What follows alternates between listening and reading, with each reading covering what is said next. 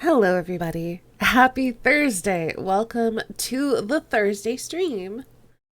If y'all don't know who I am, that's a surprise. But hello, I'm Miss Staney. I need to turn on closed captions. I'm a variety streamer and art streamer, and today we're going to be playing more Shadowrun Hong Kong. But first, I'm going to say hi to y'all in chat. Hello, Divine. How are you doing today? Hello, Jelly. Hello, April. And hello, Dirk. How y'all doing today?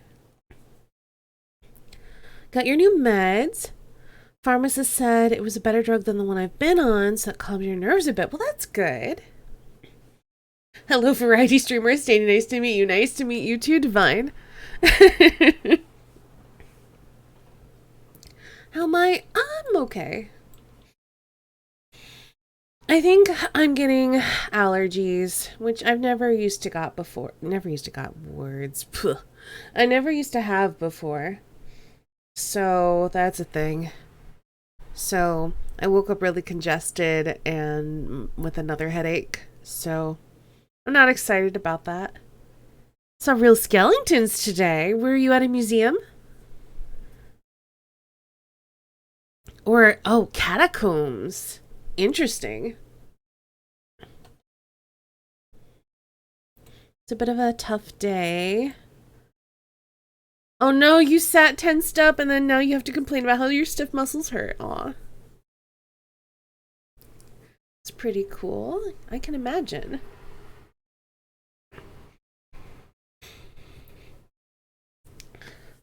The only real skeletons I've seen are the ones that have already been inside of people.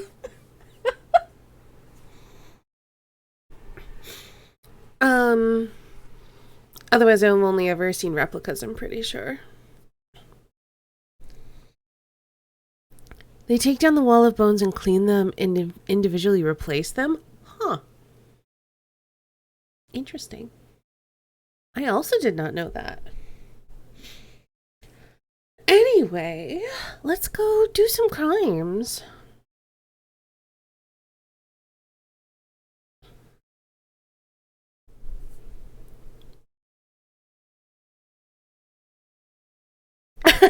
Hey, Pear. It's hard to get more than one authentic skeleton without going secondhand.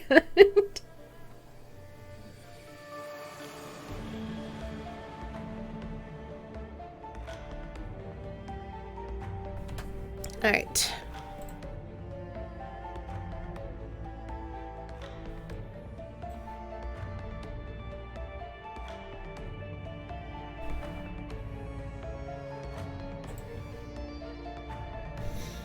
All right, let's do crimes.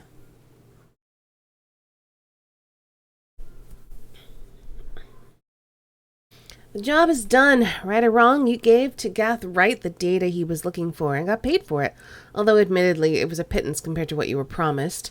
A job's a job, though. Hioi and further work awaits. So, as a reminder for the last job that we did, we were supposed to steal data that was basically researching elven immortality. It turns out that one of the tier elves wanted it because they didn't want people researching into elven immortality. Because that's like, I guess a threat to the immortal elves. Not all elves are immortal, but the ones that became elves during the awakening are. And there was this other guy from some sort of Korean corp, I can't remember the name of it now, who wanted us to double cross the guy that we were hired by. But since I'm playing an elf, I kind of decided to go pro elf on that one. And also, if we get a reputation of betraying other people who give us jobs, I mean, obviously the game mechanic probably doesn't register that, but yeah, if we got a reputation of going against the people who hire us, that's a bad reputation to have. You were like, oh, I'm immortal? Oh, wait, I'm not immortal, actually. Yeah, exactly. I got all excited and then I realized, wait, I'm not old enough to be immortal. Dang. Only one pittance. Typical startup crime snafu. I bet veteran crime boy could haggle that up to at least 1.5 pittance.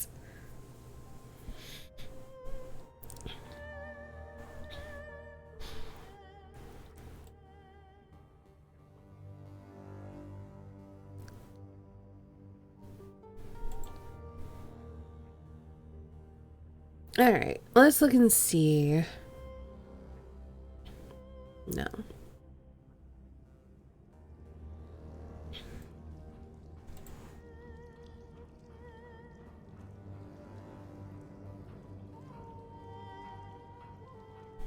Ooh, that would be useful.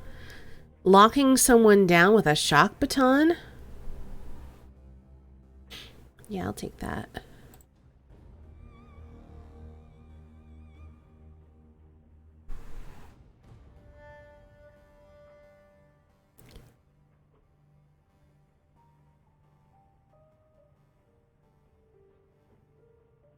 Hmm.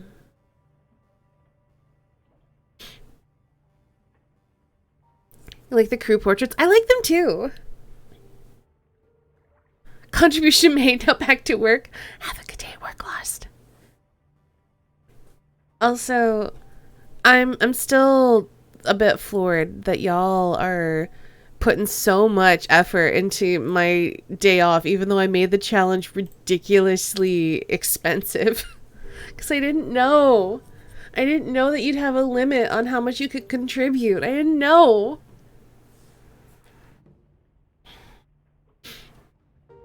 Okay.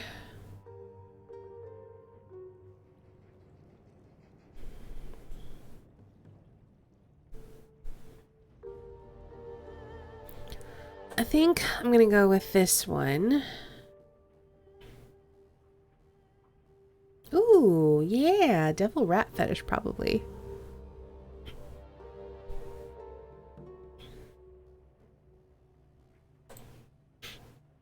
Yeah.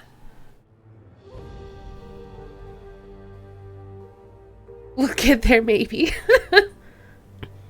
You have 17,000 starry bits left to spend on it. That's at least 8 more days.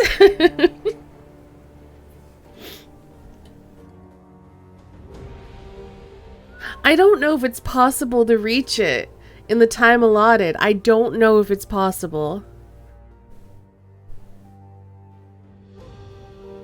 But I really appreciate that y'all want me to take a day off. 54k left. Let's see.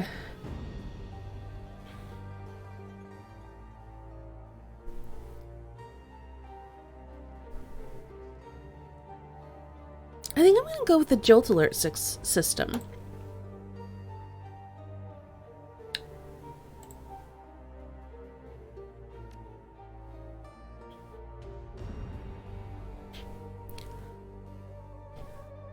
Okay.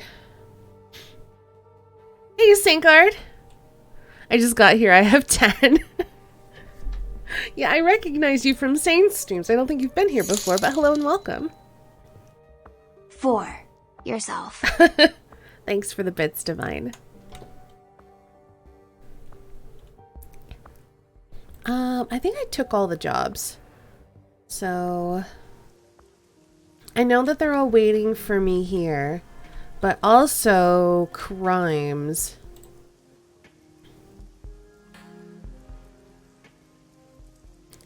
How are you doing, Saint Guard? Are you feeling any better today? And if you're not, that's okay. But I just wanted to ask.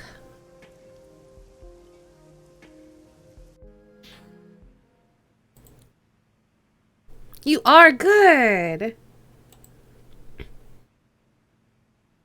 Okay. Ooh, geomantic sabotage. Or we could kidnap Rooster. Let's do the sabotage. No longer sad and angry. That's good. I'm just tired because I just woke up. You know what? I also have not been awake long. All right. So if we're doing that kind of stuff, let's get Gobbet because Gobbet and Isabel. Okay, I have thought processes. We're doing geomantic sabotage. That's magic bullshit, so we should have a magic person. So let's bring our shaman. It's always good to have a decker, so I'm gonna bring Isabel. And then I really like working with Gaichu. He does a good stab, so I'm gonna take him. I'm on the night shift. What is 7 p.m. sleepyheads? Um, why did I stay up so late? I did stay up kind of late last night. I don't remember why. Certainly was not working. You're also in Saint's chat sometimes. I am. I'm terrible with names, so I brain farted on it. It's not a big deal. I appreciate you coming by. I'm very good with names, so I set an unreasonable standard for everybody else. Let me some Gaichu. He's fun, and he also stabs. Sangar, thank you for hosting. Whoops. But yeah, Sangar and I also play games together. If Gaichu has to pay for something, does he just pull out a name and tell the seller to put it on my stab? Pull out a knife. I don't know. I've never seen him actually try to buy something. He's very eloquent though. And he used to be a Renraku Red Samurai, so he's quite a bit about that honor.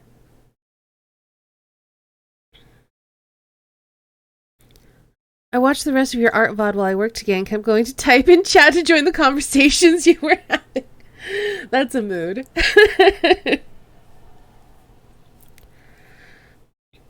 The subway flies over the tracks towards Aberdeen. Monsoon humidity clings to your skin as if it's followed you from Hioi. Or perhaps it's simply sunk this far into the earth, penetrating the stone and machine, rousing the acrid smells of Hong Kong's underground in its wake. Have I thought about doing some TTRPG stuff on my channel? I've done, like, bits and pieces. Renraku means connection. Oh, I didn't know that. I don't know. I don't know if I'd ever do, like, a regularly scheduled thing.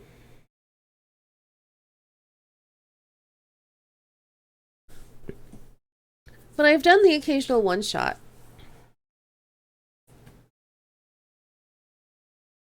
And heck, the very first streams that I did, if you don't count my test stream, was me DMing Dungeon World. So, like, I have in the past. I don't know how I feel about doing it moving forward, though. You've been handed a promising job, geomantic sabotage, with a single objective: disrupt the flow of Wujing Qi to destabilize the corporation. Your client is especially keen on the idea of Wujing's famed geomancy being used against it, the ultimate humiliation. While the corporation office spaces are free game, the main target is Wujing's treasured lotus statue, which resides within a temple on the topmost floor of the monolithic building. Your client's instructions are clear. The more damage you do, the worse the chi, and the better the pay. Should do some more TTRPG stuff. Not actual games, since that's a lot of layout work that I'm not sure I could do right now, but more random world building stuff I used to do. Should work on the games I already have. Do where your work on wherever your creativity is taking you. If you want to run a game and need players, I'll keep that in mind. Remnant from the Ashes is going to be free next week on Epic. I don't know anything about it. April, what kind of game is it? Alright. Do I have anything in here? I do have some fetishes I could give to, Gobbet.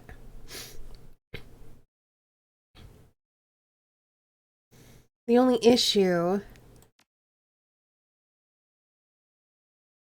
is that if I'm going to hold on to this one. I'll give her this one. The only issue is that if they don't use them, I lose them. So that's kind of the issue. Like I could fill up hers fine. Let's swap these out. Hey, outro. It's a Souls-like game. Oh. Pear, thanks for following.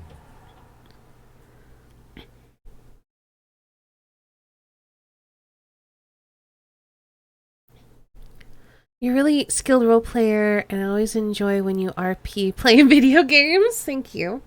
And I like to say skilled instead of talented because it references the work involved at getting good at something. I appreciate that. I also try to do that. A third-person survival action shooter set in a post-apocalyptic world overrun by monstrous creatures. Huh. A Destiny-like zombie game. I don't know if that would be up my alley. I'm going to grab it either way because it's free on Epic, so why not?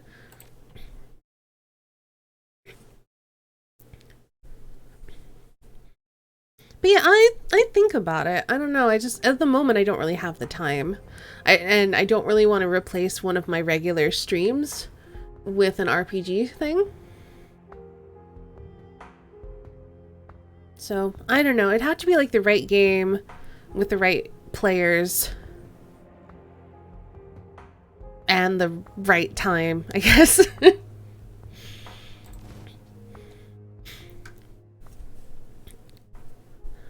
The subterranean accessway opens to one of the Wujing Sky Tower's few employee-only entrances. As the only underground access point to Wujing's restricted levels, security is tight. Want to play more games with Staney? I want to play more games with you. Y'all could come watch us on Saturday, though. That's true. Obviously, if you're over in Europe, then it might be a bit late for you. On Saturday, we play Republic City by Night, which is St. Guard's Legend of Korra Fortune in the Dark game. We're playing detectives, and it's very good. It's on Kelsa's channel. And then on Mondays over on Kelsa's channel, I play... I'm playing a long-form game of The King is Dead with Kelsa, obviously, Golden, and Dark Lavender Void, which has been very fun. It's dark and beautiful to look at. No, it's okay. We're all nerds here. We're on Twitch. We're all nerds.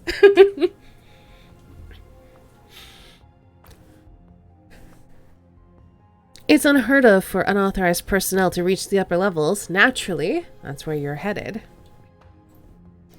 Gobbet presses a slip of laminated plastic into your hand.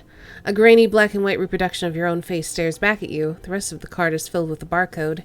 She leans in to whisper in your ear. Kindly wanted you to have this. Spoof credentials fresh off Maxim Law's card printer.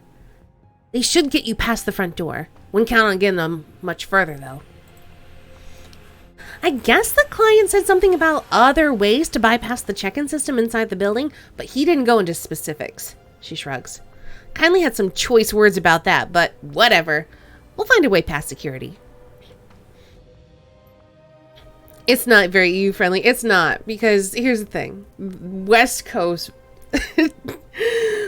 Kelsa's on the West Coast. St. Guard's on the West Coast. Obviously, St. Guard has a different shift, but Kelsa would basically start right when she's done with work. And then our Monday game starts at 8:30, so it's even later. And that's basically right after Golden gets home from work. So, yeah. I do play, you know what? I'll do this shout out then. I'm in a Dungeons and Dragons game that's very EU friendly over on Snow Chicken Lord's channel.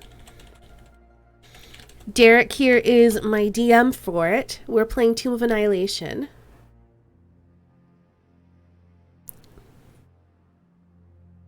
And we've just reached the tomb. We haven't actually entered the tomb. But that starts around the time that my Thursday stream starts. We're playing tomorrow, actually. No, we're not. Shoot, we're not. We're off tomorrow. But we're playing next week. Our DM's on vacation. You saved Gravy? Oh, yeah. Only once, though. But yeah, we, hey, Ori, welcome. So we'll be playing a week from tomorrow. We're basically right outside the tomb trying to figure out how to get inside. And we've all made one or two backup characters already because we're expecting to die a whole bunch. Speaking of which, after seeing that mist trap and leveling up my backup sorcerer, I picked up the spell like Misty Form or something like that. Because I'm like, well, if I'm gas, I probably can't die to gas. I probably need your official GM say on whether or not I have to breathe if I'm a gas. Hey, Kulon, welcome. I'm having a good day. How was your day? I hope it was better than yesterday. Though, yesterday didn't seem like it was too bad. I just know that you said something about work giving you trouble. Alright. Almost on cue, a sturdy Wujing security officer peers up at you from behind his desk console. Evening, ma'am. Swipe yourself in. He gestures to the ID scanner in front of him. Well, let's try it.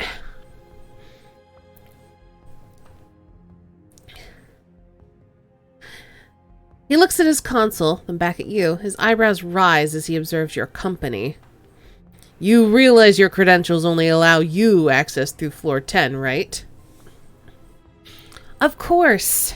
I have new credentials with guest privileges waiting for me inside. That's why I'm here, to pick them up. The officer nods curtly. Right, go ahead and grab your new creds at the check-in terminal. Have a good night, ma'am.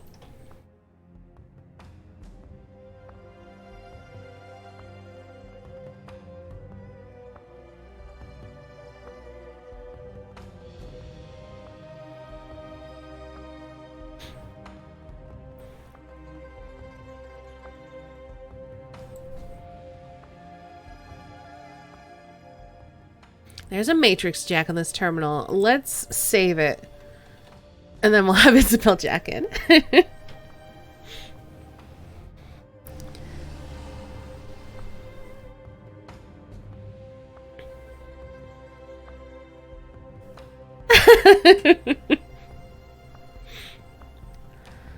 Go breathe yourself sounds like a very mediocre dunk to levy at a gaseous person. Wow.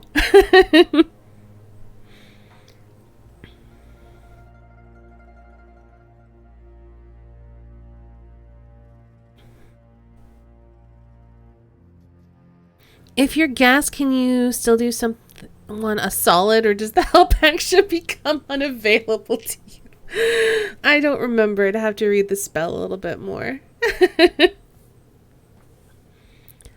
Well, I hope you all are doing well. My practice sword came in the mail today, so you're going to look up drills to practice. Oh, that's cool.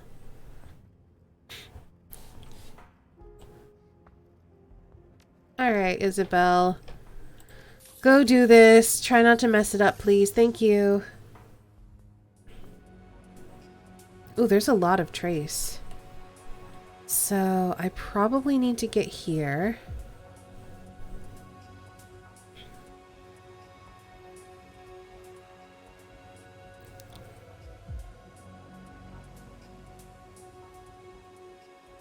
Okay. So it looks like I want to run to here. And then once this thing turns around, I can run up here? No, I can run to here. So this is kind of a bit of a puzzle.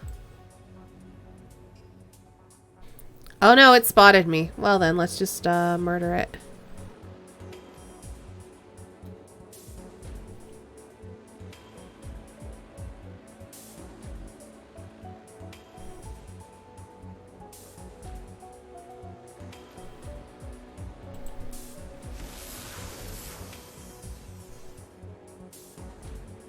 I only have one of those. I don't want to waste it.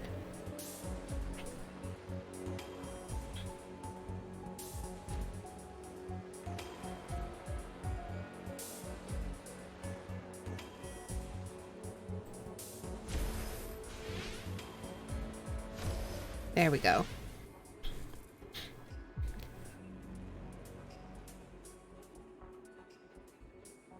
Fitting decking into action as a completely separate turn order seems like it would be a terrible idea at the table. I don't know. I've never played combat decking. I've played a decker before. But it was in a really weird text-only game. And all of the decking that I did was never in combat. It was like its own separate thing. Hopefully we'll get back to streaming tomorrow. I hope so, Gulan. Your streams are always way too early for me, so I never get to see them, but I'm sure, like, everybody misses them. Alright, let's do a hack.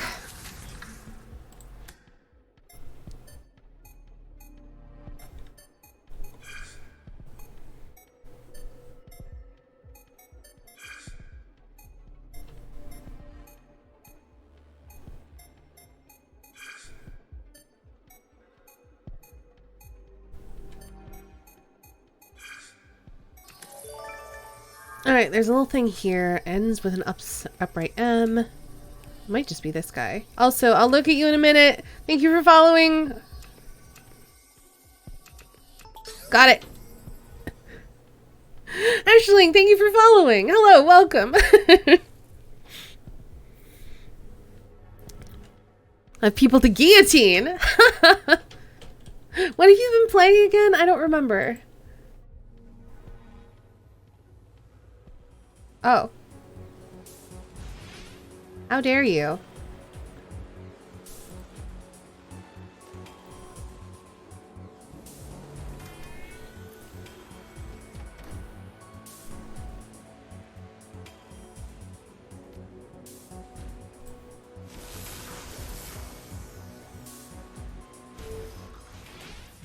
I didn't even need to summon that. Ugh. I hate it when I do that. We the Revolution. Oh. I don't think I know anything about that.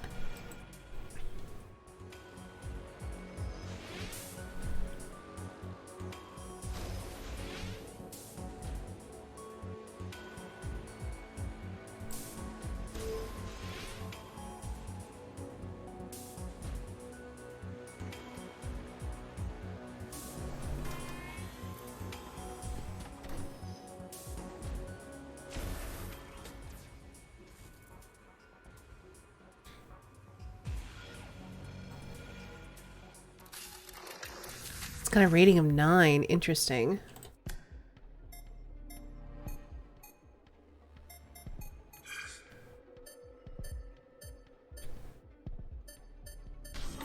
Oop.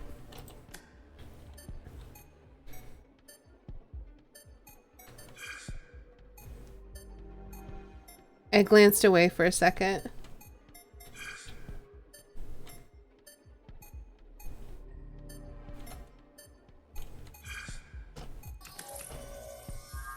So it's got one of these, and then one of these, ends in a clock, upside down M, starts with that. Ooh, this is not quite right. It's like this, but with these two reversed. I think. Wait, is it this? No, it's that. Never mind.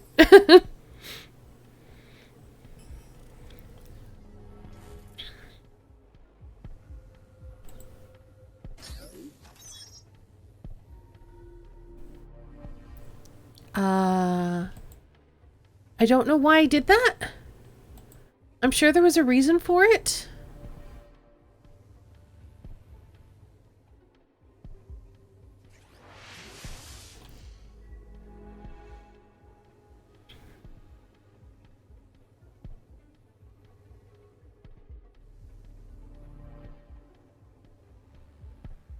So it looks like this whole section's pretty safe, maybe? Also here is safe.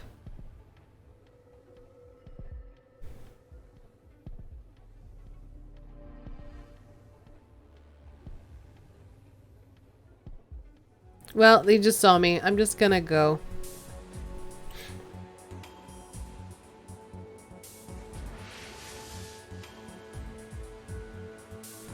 Matrix fight! Alright, then. Let's, summon a program. and then murder you all with this program.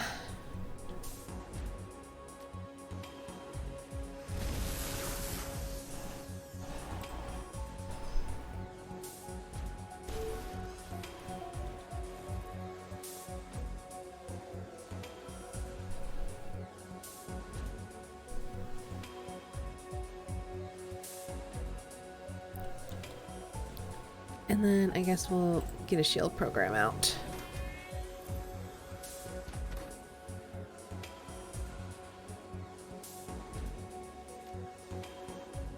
And this boy.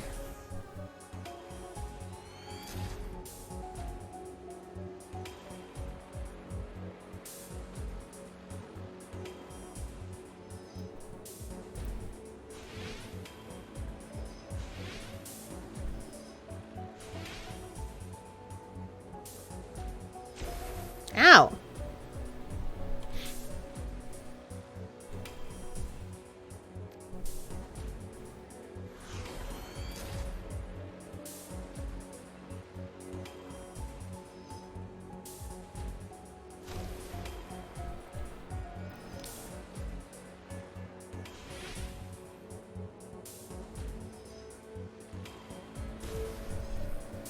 Alright, got it. And we reduced our system trace, so that feels good.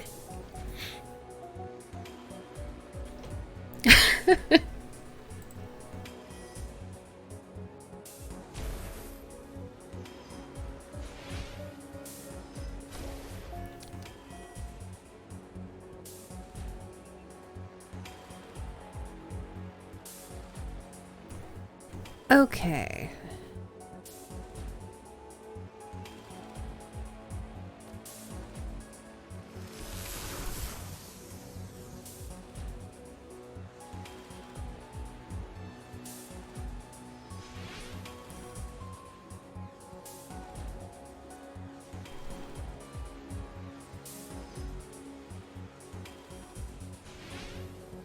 Stop missing. Go do some dishes. All right, we'll see you later, pair. Hey, Invulnerable Tide, welcome.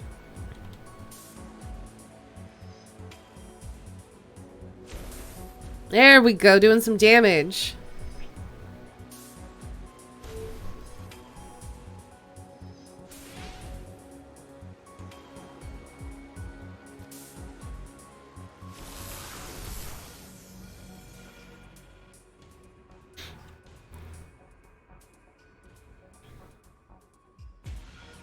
I could just force it, honestly.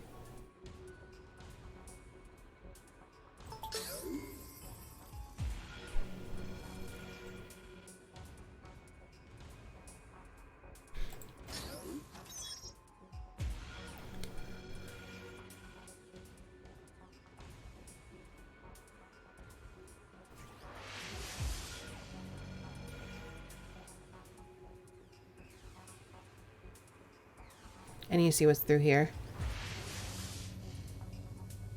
Oh, it's got to be some sort of like pay data. I need it.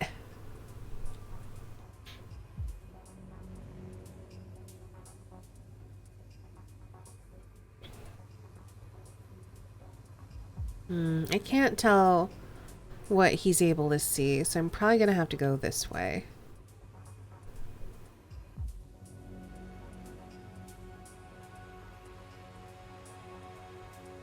Okay, so standing here is not super safe when he comes back. But I could be here. Ooh, wait. Wait.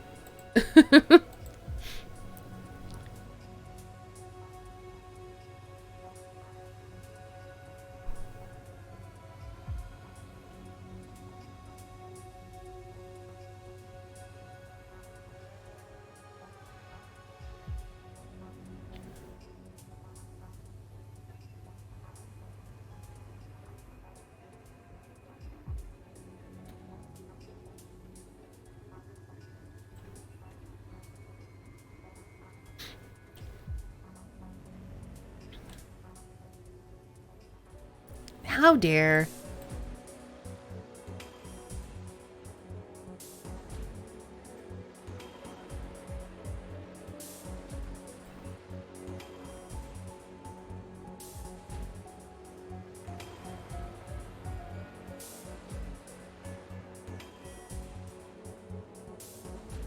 Well, we may as well heal ourselves.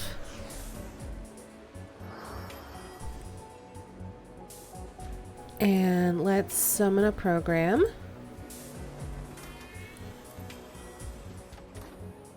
And I think we're just gonna end our turn. Actually, no. Let's summon... Oh, I summoned the shield. I meant to summon the assassin. It's okay. There we go. Now we've got an assassin. Now I want the shield to shield Isabel. I'm gonna have the assassin like move here so we can see what we can see. There we go. Let's start to attack this thing.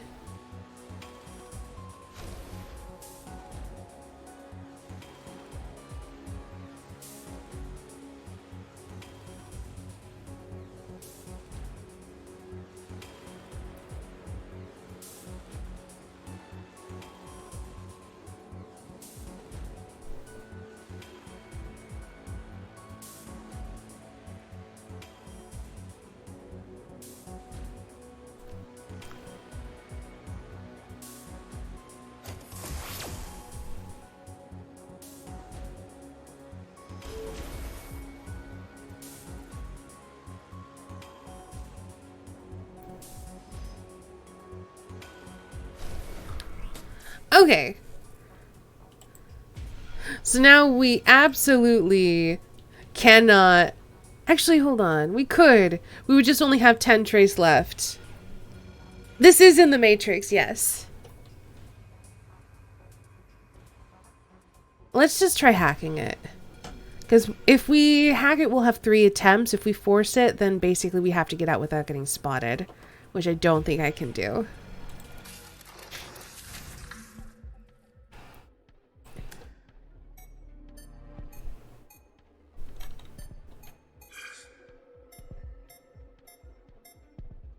Eight, 2.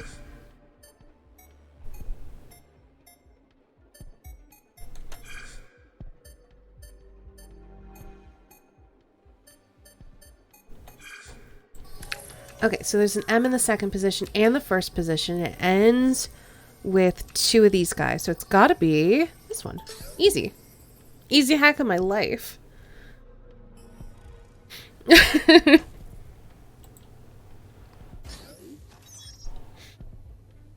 Basically, the whole Matrix section is like stealth and puzzles.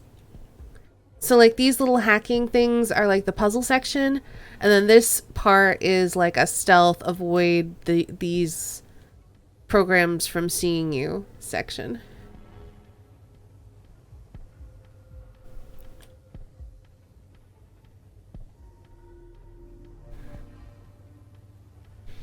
All right.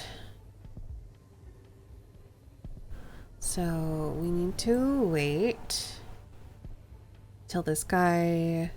Oh, he sees the whole thing there. That's a problem.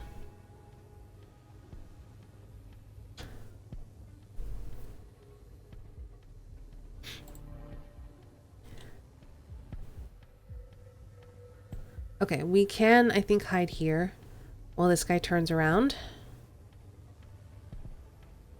Nope. That's okay. We're just gonna get out now. Bye!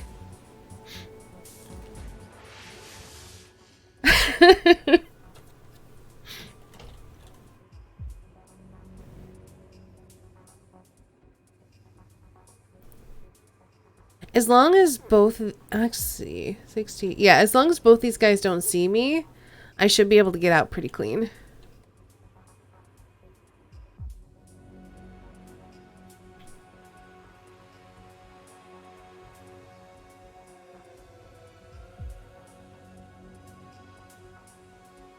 Yeah, I'm okay with one of them seeing me. I'm just gonna get out.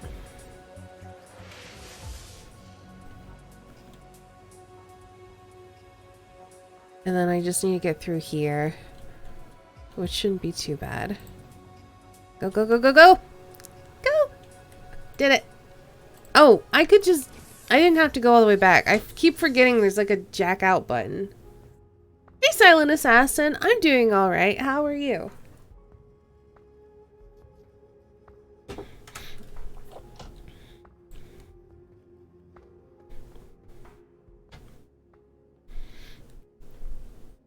All right. Welcome to the Wujing employee check-in station. Let's use our security override to gain admin access.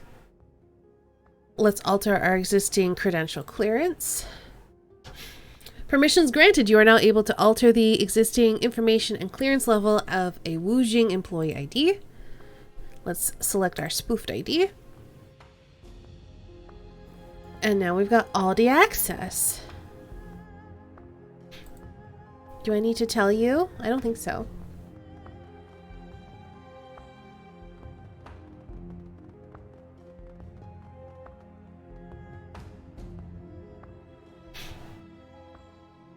The guard watches you with suspicion as you approach.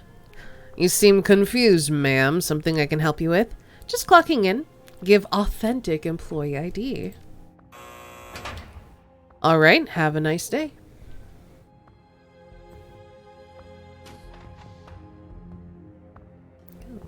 It's a maintenance employee. Ooh. Search everything first. Assortment of items scattered in the cart, but you find a badge that belongs to a maintenance worker. So if we weren't able to hack, they always make sure you have a route to success.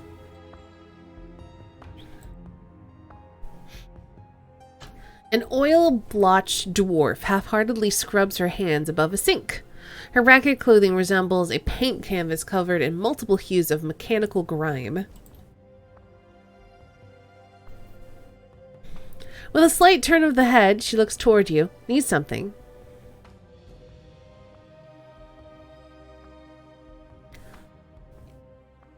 Your cooperation. I'm here to perform a security audit for Wujing. Oh, well, ain't that wonderful. Her voice is thick with sarcasm. But I'll opt out. Wujing's got me doing an air duct audit myself, and let me tell you, I made some pretty upsetting discoveries. Disgusting, slimy, biohazardous discoveries. She half turns towards you and plants a gooey hand on her hip. Maybe when we're both done, we can compare findings, but right now, I gotta get this crap off of me, so good luck to you. You're gonna need it. Alright.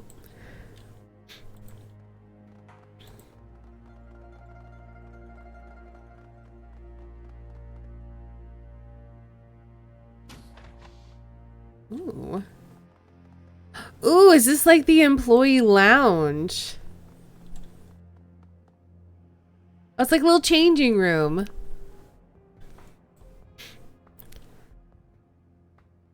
A couple of wage slaves amble about their business inside the corporate locker room. The closest man to you flings a jacket into a locker, then turns towards the showers. He stops short when he catches sight of you, his weary eyes widening in surprise. Oh. Ah, good evening. He glances behind him and, assured by something, turns back toward you with a smile. I'm Charles. Haven't seen your face before. Are you new here? New to this building? Because I can't say this because I don't have security etiquette. Charles sighs. I know how that goes. I'm pretty new here myself, still learning the ropes. I'm just trying to stay out of trouble. Know any places I should avoid? Yeah, the upper floors are off limits. Highly restricted. He glances around, lowers his voice. Not sure what's happening up there, but only company execs and security and maintenance have access. Are they allowed up there at all hours like this?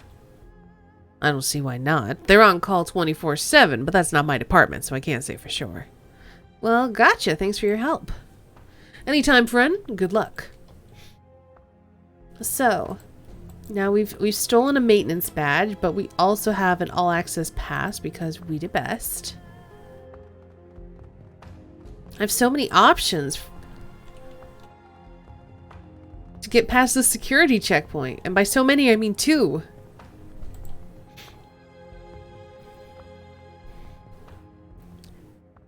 Please insert your Wujing employee identification card. I'm guessing I could walk by and bluff that I'm maintenance.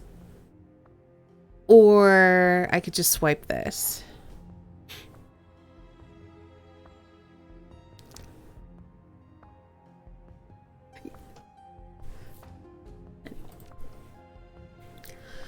Multi-personal pass accepted. Access granted. Greetings. Welcome, Ms. Sepeng. Have a nice evening. Emits a chirp of recognition. Everything checks out here. Thanks. Alright then, let's go upstairs.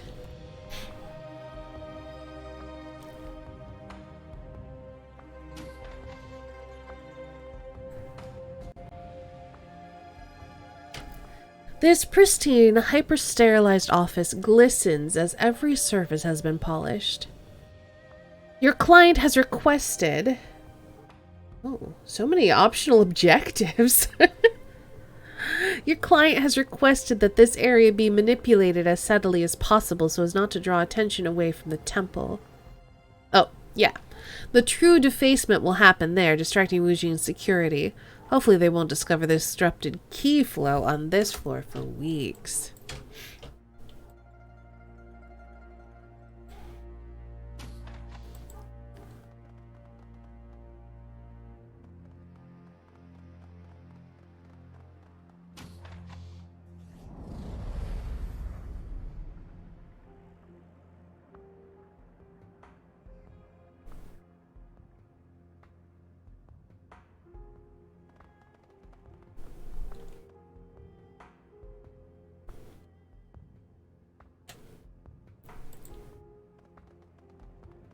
Ooh.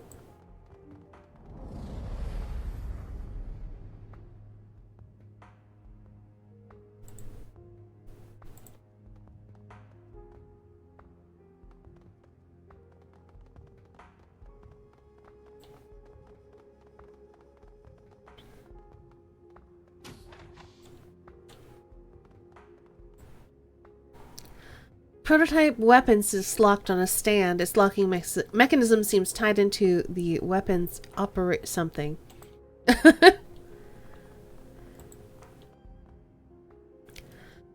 Wujing Research Terminal main menu. Welcome user. Please select from the following options.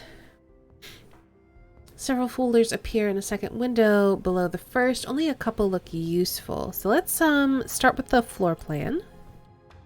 Amidst the documents, a few nuggets of information stand out. A section dedicated to Wujing's building qi details the geomancy plans and renovations they've made to increase qi flow. It appears that Wujing's already made hundreds of minuscule and a handful of not-so-minuscule adjustments to its floor plans and building infrastructure.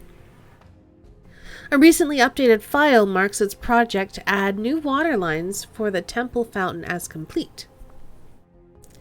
The document ends with a large list of future modifications that the company has queued for completion, all ways to improve its positive energy output. Alright, well, let's read about the weapon.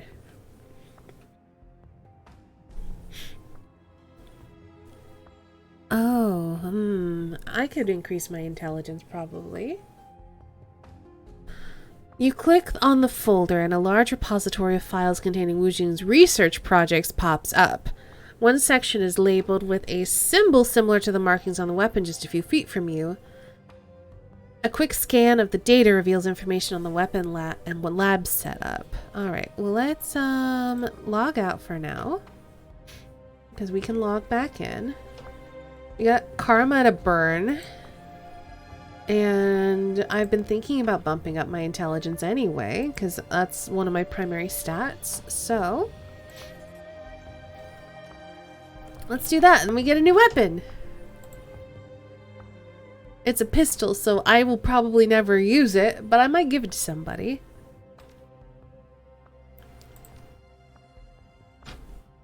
Through the specifications file, you learn the locks on the cradle are magnetized. A disruption to its current and some applied force should remove the restraints entirely. Alright.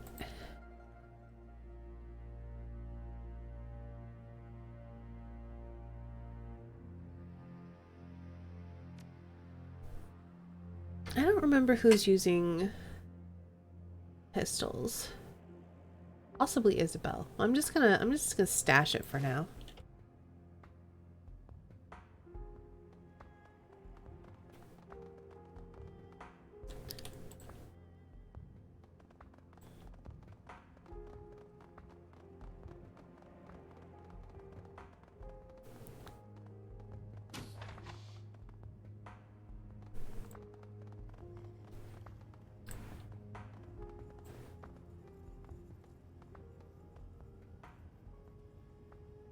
The generator rests unguarded before you.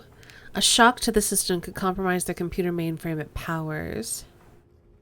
Let's just use a passcode to overload it.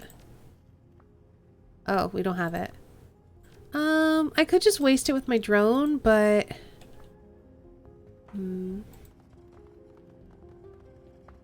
I guess, I don't know. That's gonna... I would rather just overload naturally. I'm sure it doesn't matter, but we're trying to be subtle. And having a drone just waste it does not feel subtle to me.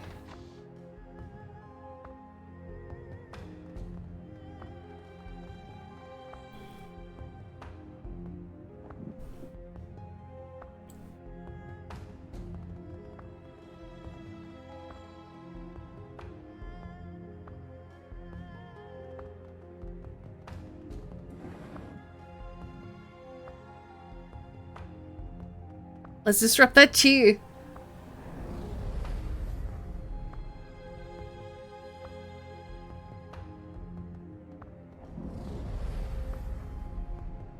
How could they not notice this? This feels super obvious.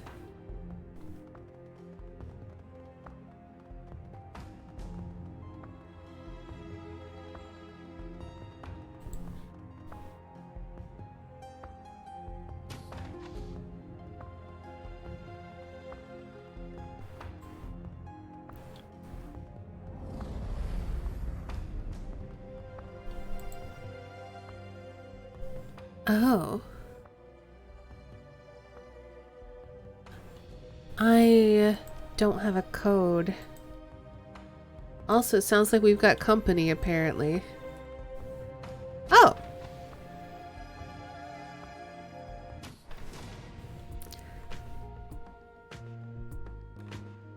Well, I don't know who you are, but Gobbit can finally use her... steal control of a hostile summon.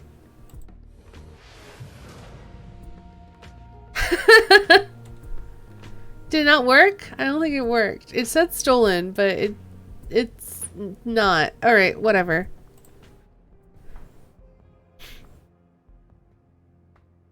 That's why you have to make a bigger distraction once you're done. You're true. You're true. Words. Why can't I words today? That is true. Welcome back, Kulan.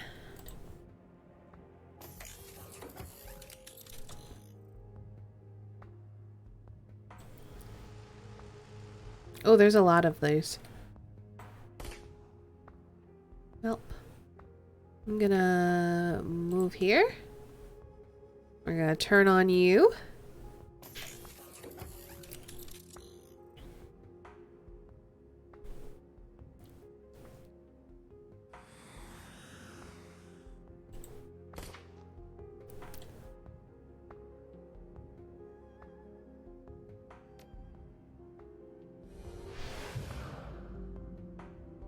There we go. Now I have it.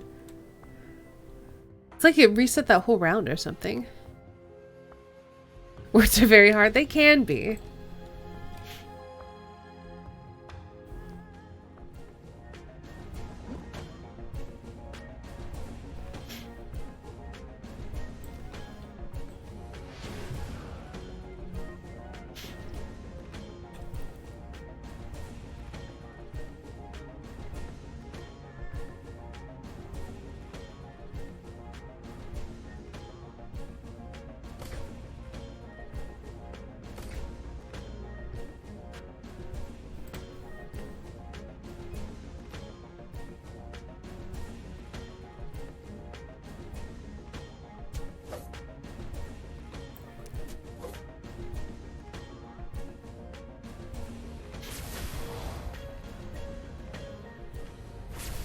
Oh, interesting. They're fighting each other.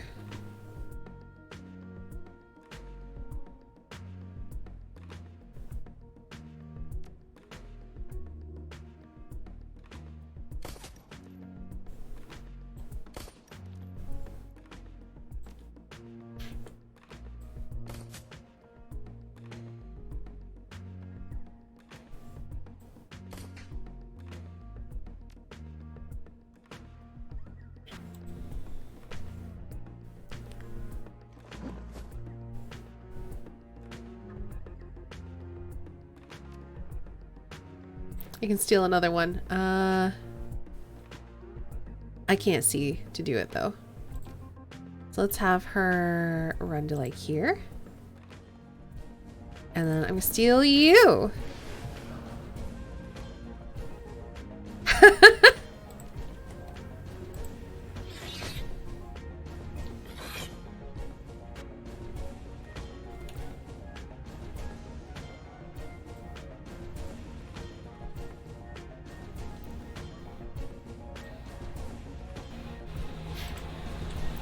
All right, it's time for grenades.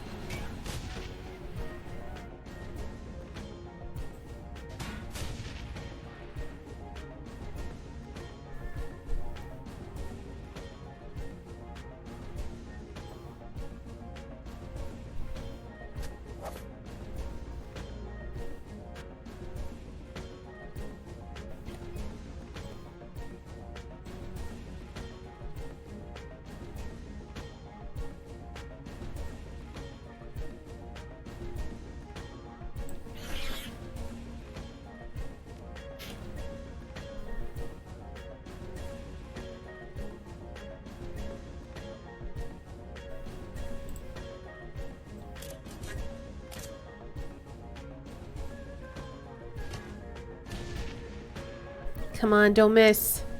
Get him. Dang it. That's annoying.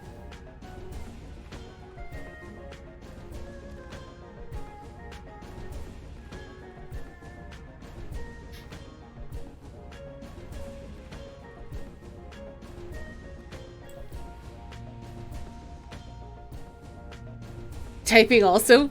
Fair.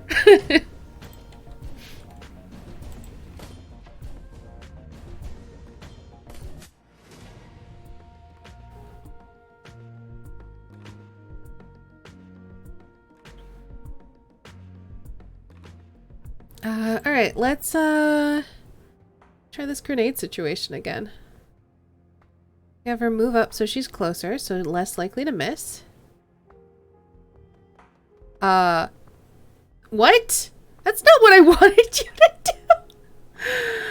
do! Could you save this little dwarf, please?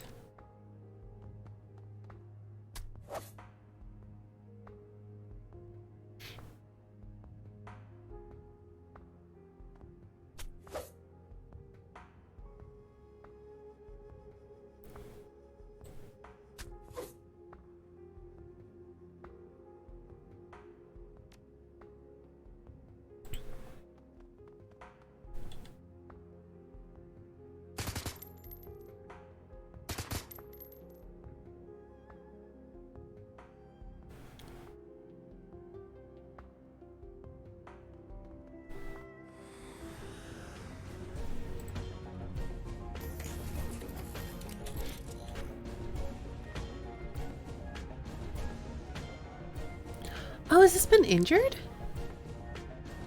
No, it just doesn't have as much AP. Why does it only have one? Oh, maybe because I only had one when I activated it. Either way, we didn't take any damage. We're fine.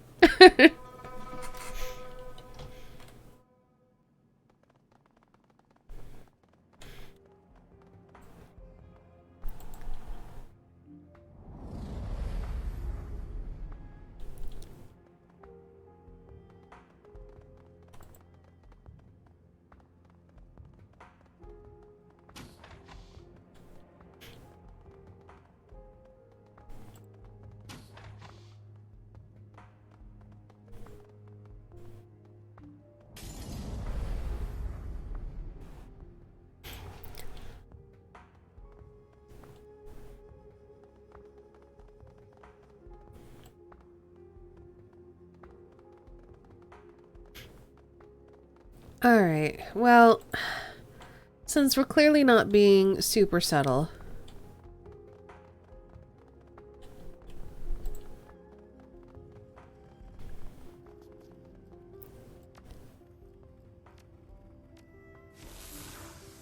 break the generator. Any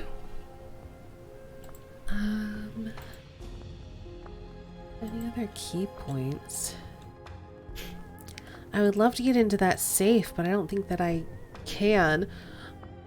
Also, look at all these grenade blasts. Those should also be disrupting the chi.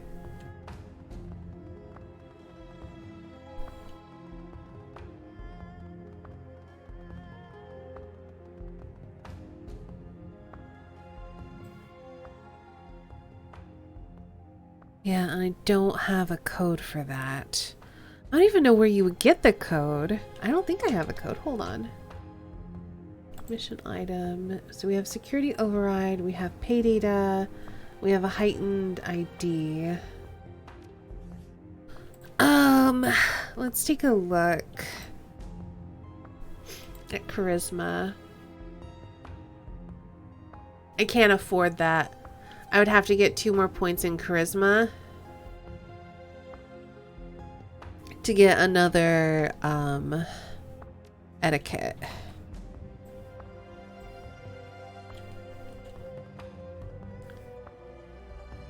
I wonder where you get the code.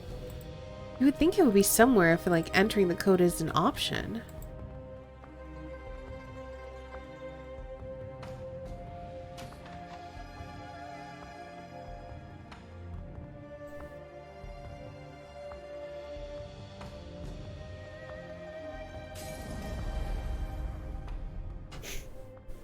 I sense that we've thoroughly upset this building's energy. All that remains is the vandalization of the temple statue, and then we must go. The key here has become too turbulent.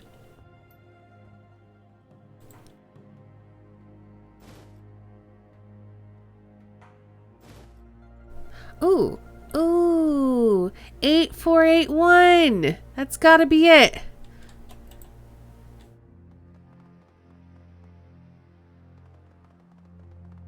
The key is becoming more and more turbulent. It has reached a point where the churning energy has a physical manifestation visible in the atrium. The disruptions are working. I swear, if it's visible, people are gonna notice it.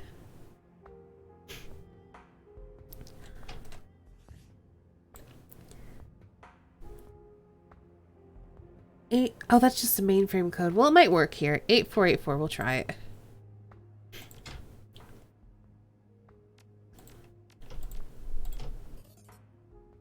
Nice.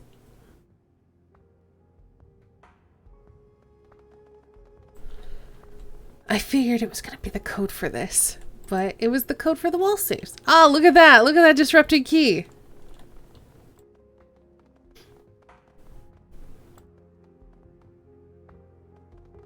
All right. Time to make a bigger distraction.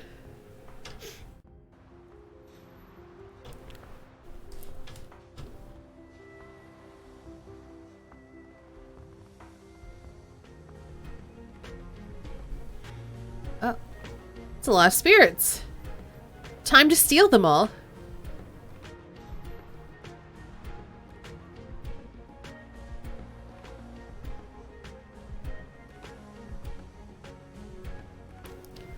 All right, Gobbet, steal this one.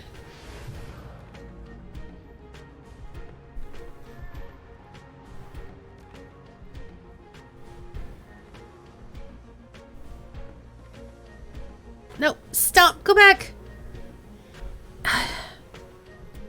Wish there was an undo button because I kept trying to click on this guy and instead I made her run out into the open. That's really frustrating.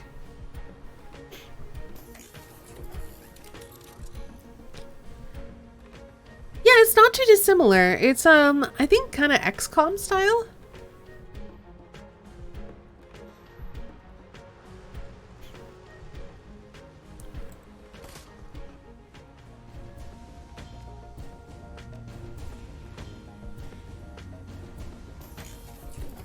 No, it's no quick load or save. I mean, there probably is. It's not that big a deal, though.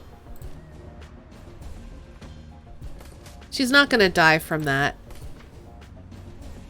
So I'm not super worried about it.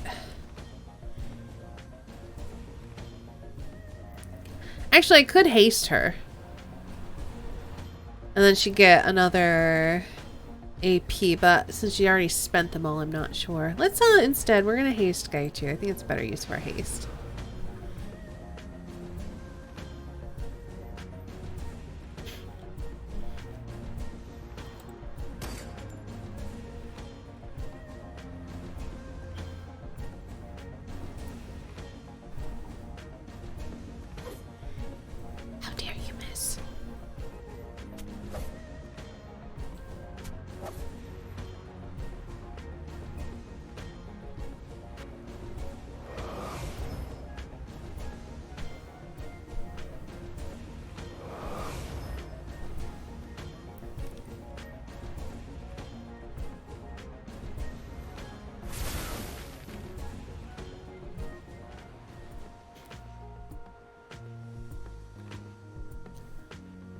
Alright, so we're gonna start with Gobbet. I want you to heal... Oh, you're too far away, I guess.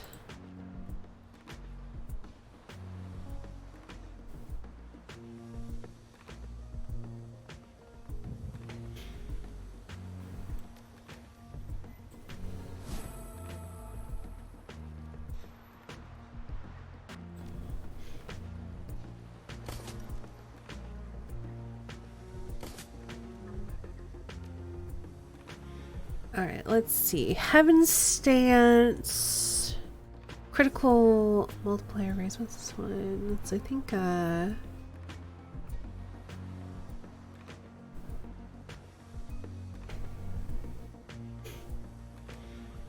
let's do Heaven's Stance. More damage.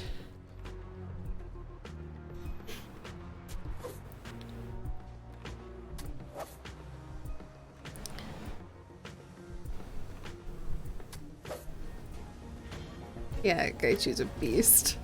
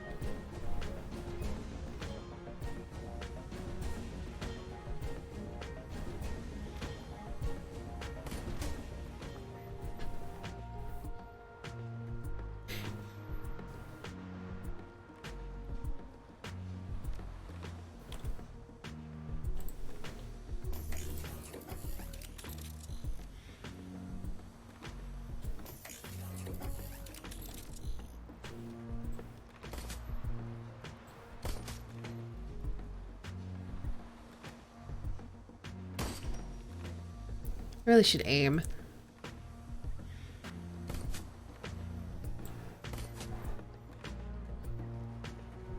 Alright, I think we got this. Yeah. Easy. Alrighty. Now, we gotta trash this place.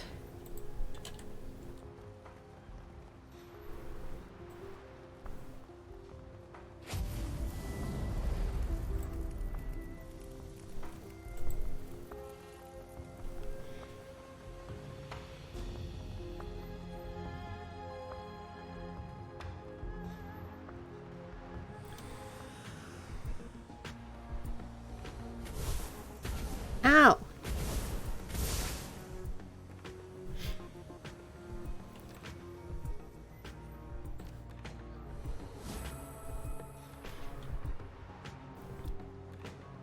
Well, there's no point in stealing it. There's only the one spirit. So, grenades?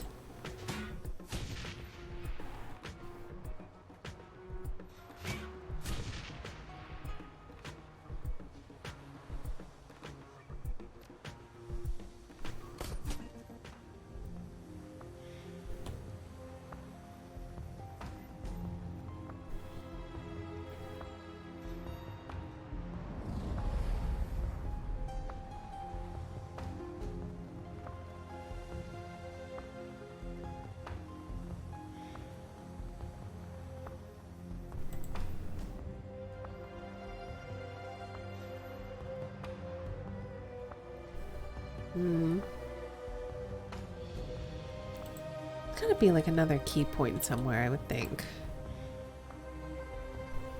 Unless this one's gonna do 15. Let's save it real quick. Once everyone's stopped.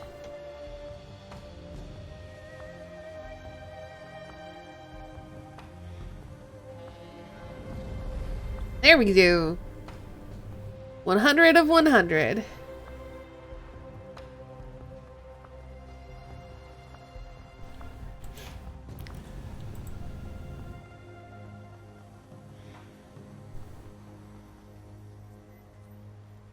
A well-dressed man steps forward, his peers staring smugly in your direction.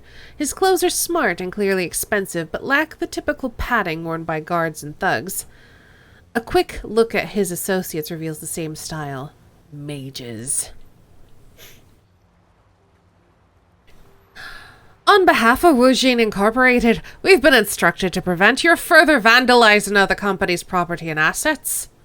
However, they never specified how, so I vote we do this the easy way. The mage motions to you with a flick of his wrist. Leave no survivors.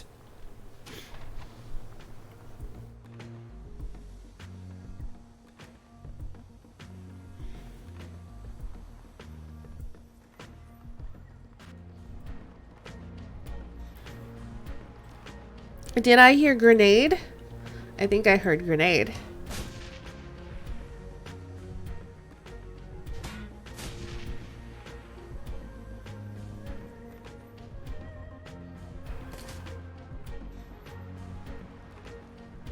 No survivors, that sounds unpleasant. It does.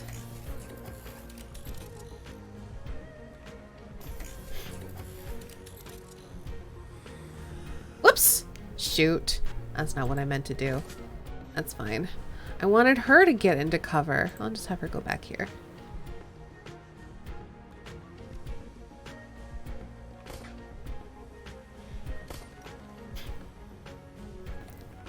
Alright,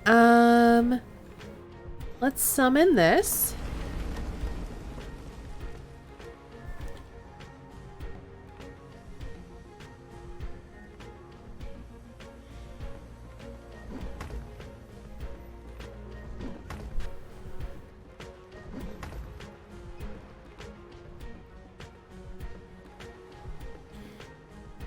Give haste on Gaichu, because that's like my new favorite thing to do.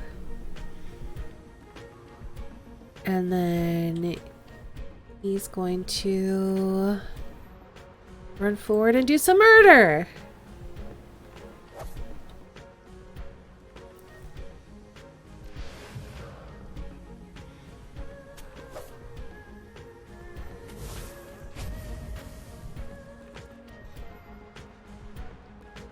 I like that the water's on fire.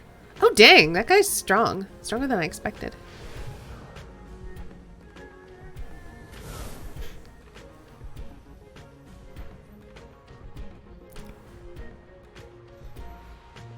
Alright, let's start with you.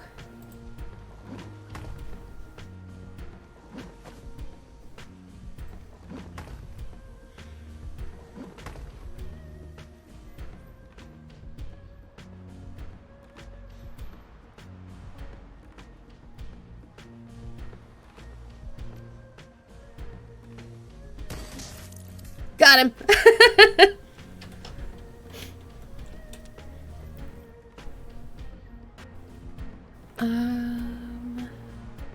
Acidic fog. Let's give it a try.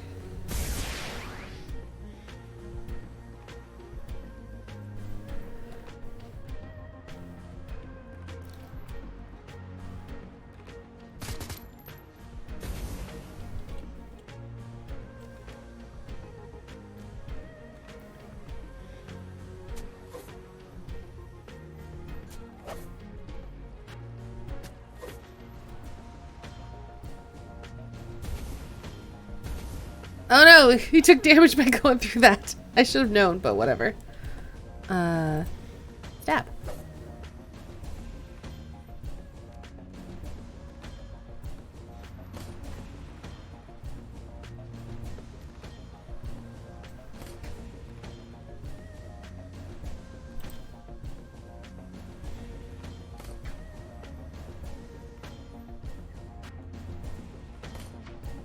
Must be too far away.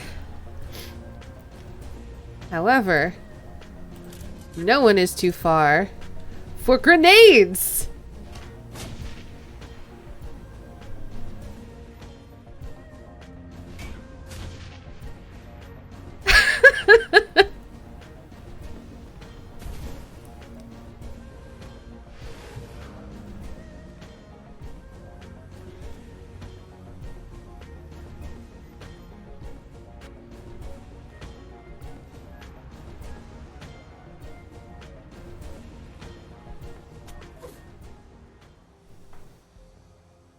Alright, let's get out of here. Such a pretty rooftop garden. I mean, it was.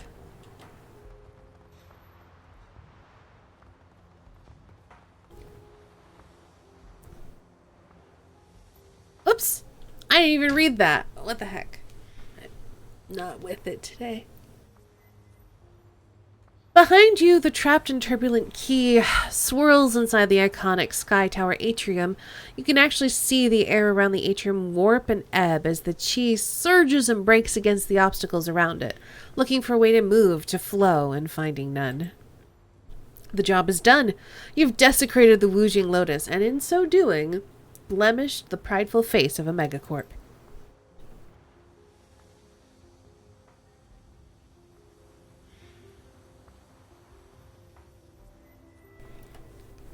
I've seen a lot of things, but I've never seen or felt Ki this way.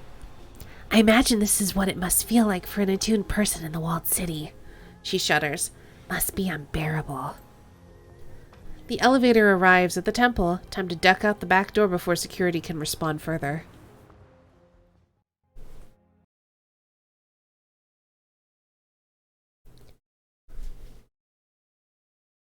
Wujing will know what hit them. The embarrassment of their own geomantic science turned against them will sit unfavorably on the tongues of Wujing executives, and maybe even get a few people terminated. They'll know it wasn't just the building you battered. You sent a message. Everyone has a weakness that can be exploited. The change in feng shui should keep them spinning for months.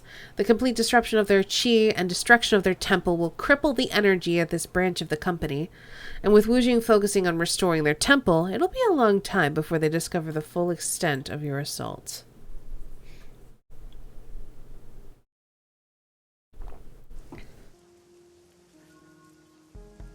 All right.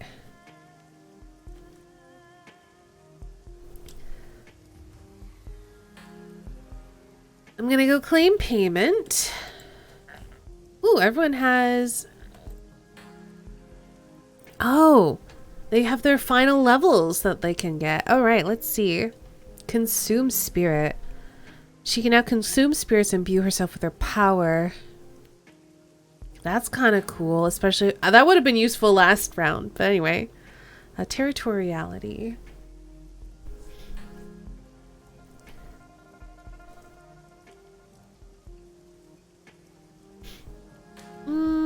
I'm gonna eat spirits. I think that's more interesting. Eat spirits.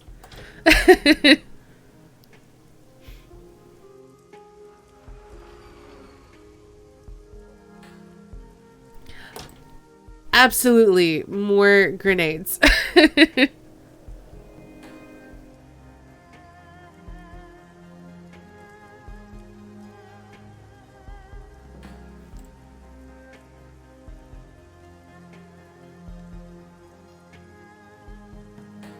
Ooh, throwing back incoming grenades?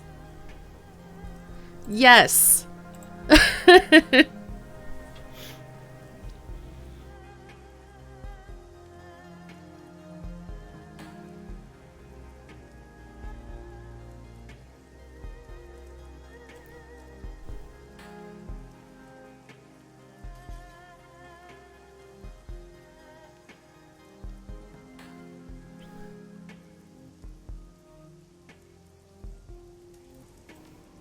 All right. Duncan just got useful again.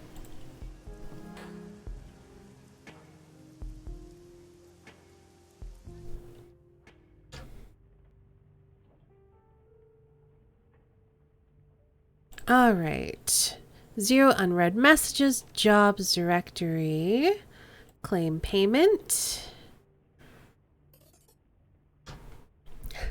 From Kylie Chang to Queen Bee, a little bird whispered in my ear that Wujing's fortunes are already falling. Their stock value dropped by 2% already. The client finds this to be an acceptable indication of your success and has forwarded your payment. I've attached your cut to this email. I didn't even look at how much we made. That's fine. Shadowlands. Post pay data.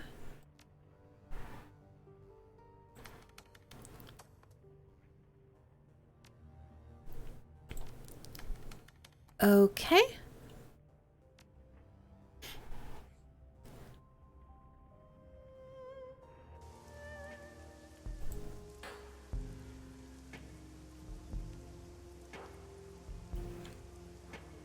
Let's go do this last job and then we can advance the plot.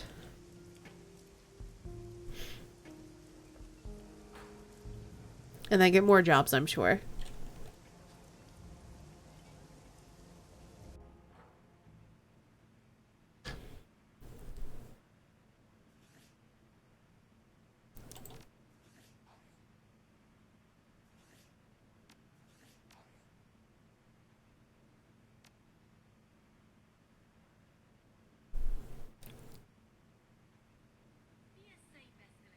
Alright, we're going to Shangri-La to kidnap Rooster Lowe.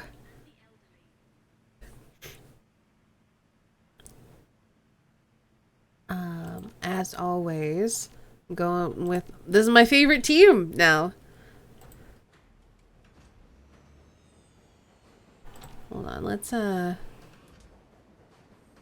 Yeah, she doesn't have that totem anymore, so I gave her a totem and then she lost it. So, I'm worried about giving people gear, because it seems like they don't keep stuff if I give it to them.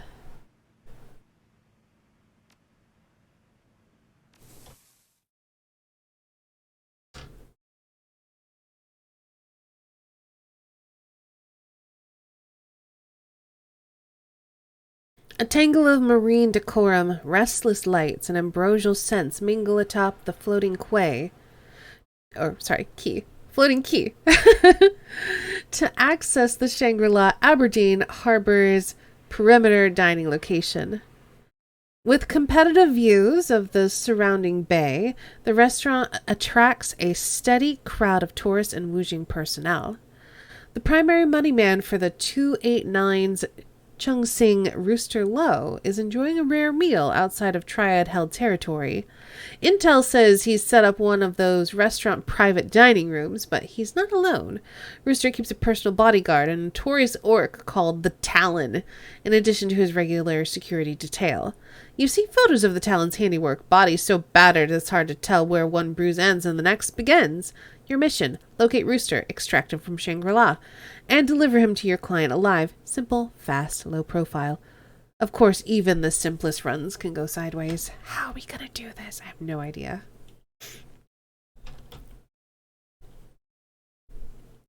Oh, did I never give that to her? It's in my stash now.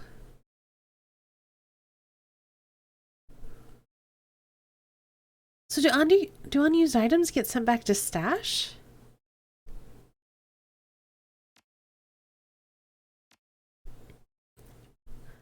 Let's test this again.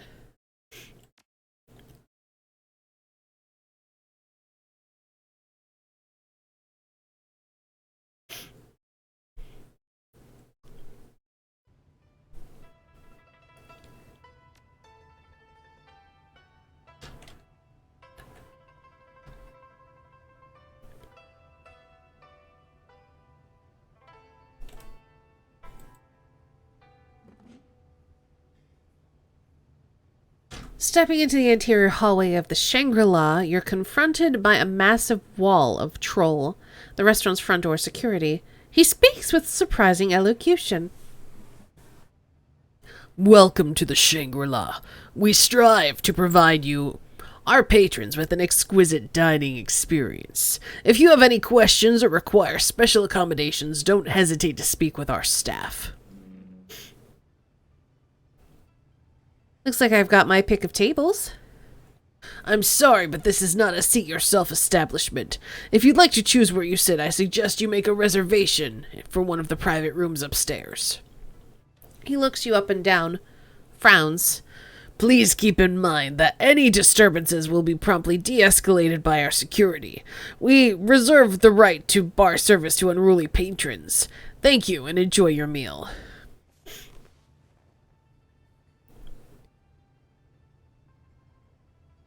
Thanks.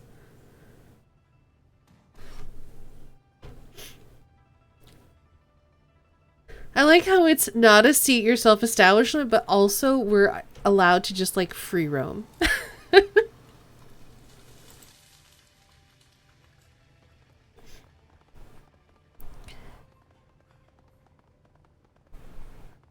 Crab was amazing, but they had to wait an hour.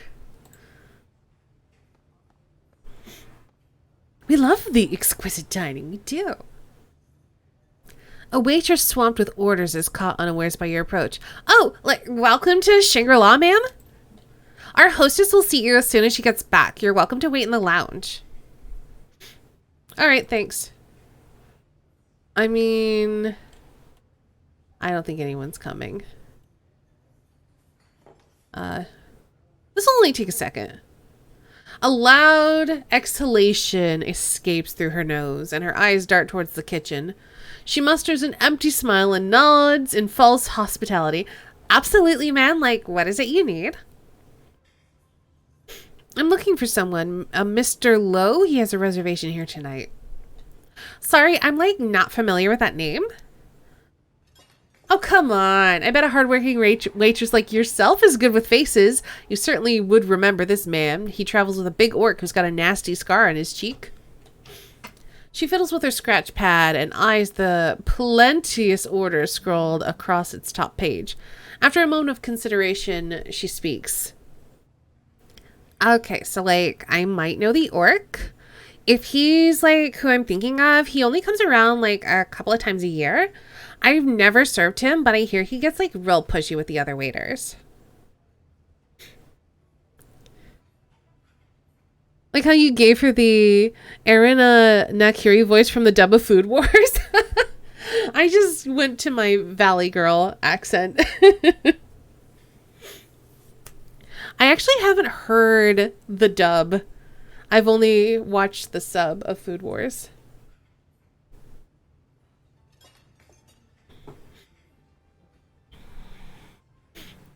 Like how with any franchise with sentient fantasy creatures also has blatant racial profiling. Yeah.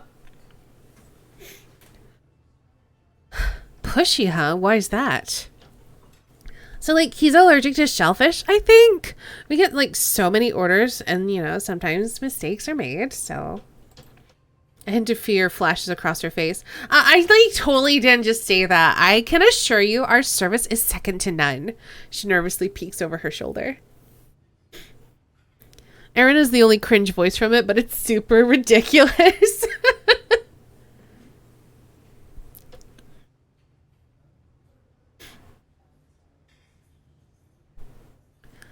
Tell me where my friend's eating, and I won't mention your little indiscretion to a soul.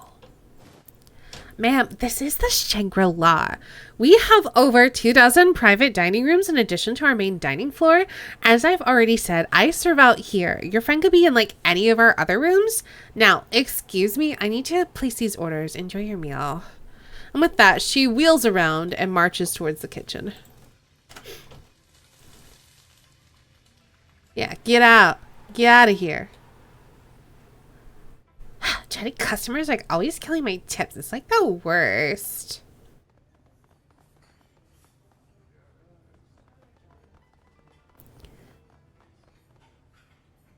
So we could wait. Or we'll do a little look around.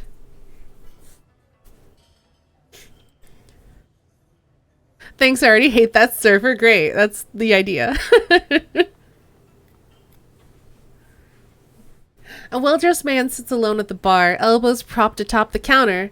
His face is hard, eyes blank. He swirls the contents of his half-empty glass as if in a stupor. Between the swollen eyes and whiskey double, it isn't hard to guess his mood. As you approach, he rubs his temples and graces you with a lazy sideways glance, mumbles under his breath, yeah, not I can dig myself any deeper. Hey, Hoobles! Rough day? He looks at you again through dull, bloodshot eyes, but his gaze drifts somewhere else before returning to his drink. Lost 2 contracts, missed a third, late for a meeting, publicly shamed by my coworker. All during the 9 to 5. New record as far as I can tell. He takes a long pull from his glass, exhales. At least I got that going for me. Your coworker sounds like an asshole. How'd you get shamed? Negligence. My coworker took 2 of my contracts while they were in renewal. I'd overlooked them for a day or two. Damn, it's just a couple of days. He sighs and begins to sway. Whether it's involuntary or to calm himself is uncertain, but his chair creaks loudly in protest. Anyway, he took my clients, made a fool of me. Been rubbing it in ever since. How'd you lose the contracts? Wish I knew. One of them was almost a done deal, but for some reason the client suddenly changed their tune, and the contract slipped away before I could officially close it. The other 2 contracts were ongoing clients. I'd worked with them for years, but somehow forgot about their annual renewal date, and a more diligent coworker picked them up. I got no credit for the long-term partnership with those clients. If anything, I now look worse for losing them, even though I brought them into Wuxing in the first place. Oh no! The bad key!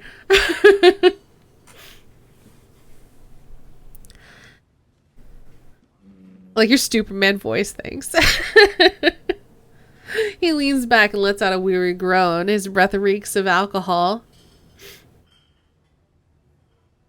That doesn't sit right. You ever forgot something as big as a contract renewal before?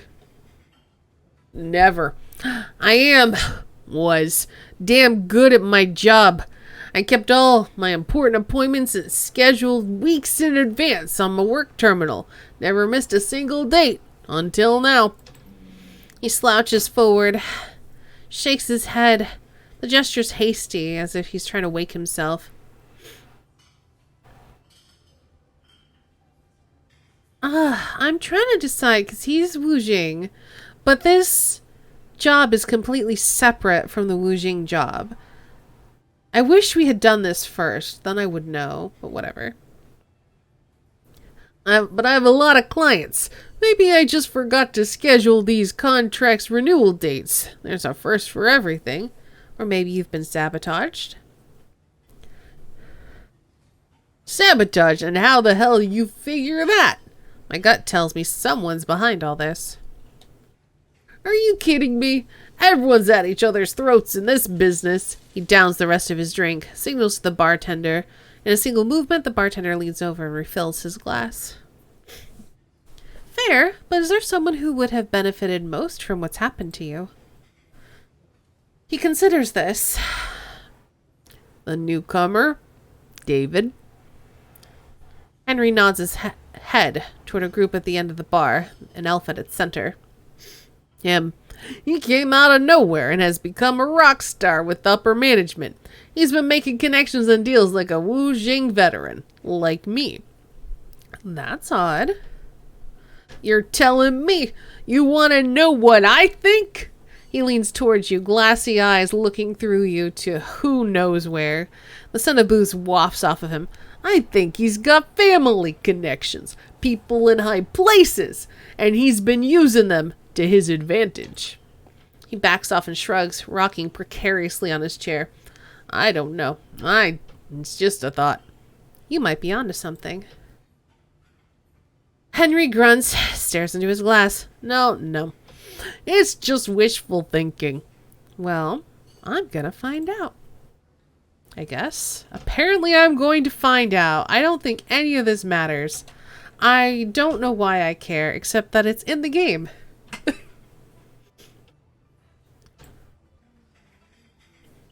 David is all smiles. He's just finished a joke to the uproarious laughter of his party. Hello, friend. Trying to get in on this joviality. You're welcome to join us for the next round. His words bleed into each other. This isn't his first drink. What are we celebrating? My recent successes. Through some hard work and a little businessly persuasion, he winks at you knowingly, I sealed 2 contracts, and a third's on the way.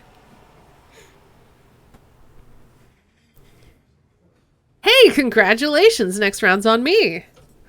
David beams. Here's a real friend. Come, let's drink. He slams back a shot and hoots with satisfaction. Much appreciated. Thank you, my good woman. So, tell me about this recent success of yours. A fresh flush fills David's cheeks. He wobbles on the spot and grins at you. Wasn't too hard, truth be told. Someone did most of the work for me. You see that poor sot down there? He gestures to Henry. We just upgraded our security at work. A few nights ago, that fool left behind a note containing his new password. I wrote it down and had some fun. Sent nasty messages to his clients, removed a couple of appointments from his schedule. That's totally what his voice would be.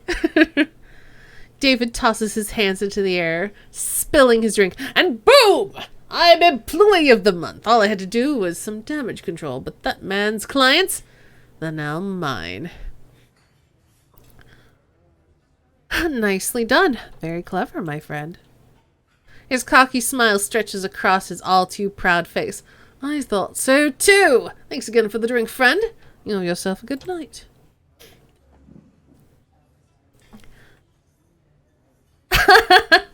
Wonder if there's ever been an anti-drinking campaign with the slogan, rounds are for squares. I don't know. Regardless of our stake in this, it would seem these two have a disagreement that must be settled. I believe we should lead them to that conclusion. Physical confrontation can end most arguments of right and wrong. Fight. Or maybe. We'll see.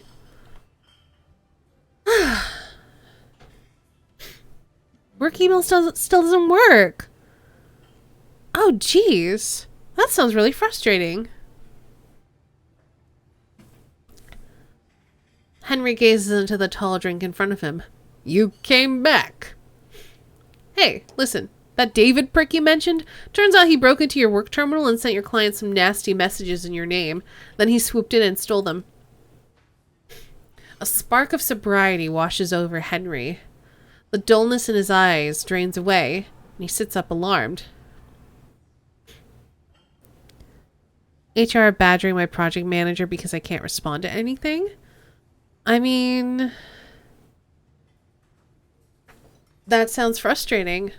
I hope that they get that sorted out for you soon. That explains why no one would return my messages. With a grunt, he smashes his fist into the counter. He turns towards David and mutters through clenched teeth. He wants to play dirty. I can handle it. I can handle him. He jumps up and marches toward David. Fight. Henry and David stand inches from one another, both men wearing the fiercest expressions they can muster. Their hatred is almost palpable. How their confrontation will play out is unclear, but one thing is certain. You have a great seat. Henry stabs a finger into David's chest and speaks in a low hiss. You stole my business, and I know it. You might have picked this fight, but I'm going to win it. Fair and fucking square. Show you how those with integrity operate, you cheat. David's mouth eases into a contented smirk.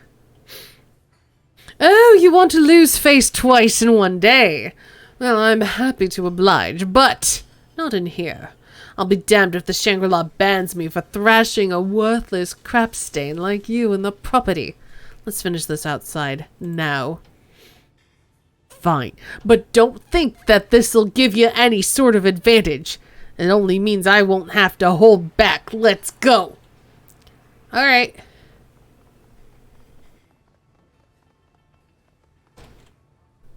Oh.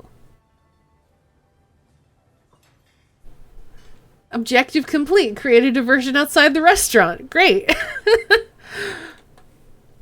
I was just seeing what happened.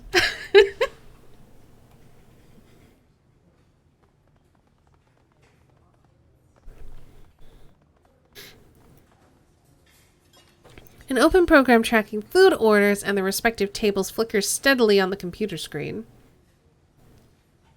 Let's look at server notes.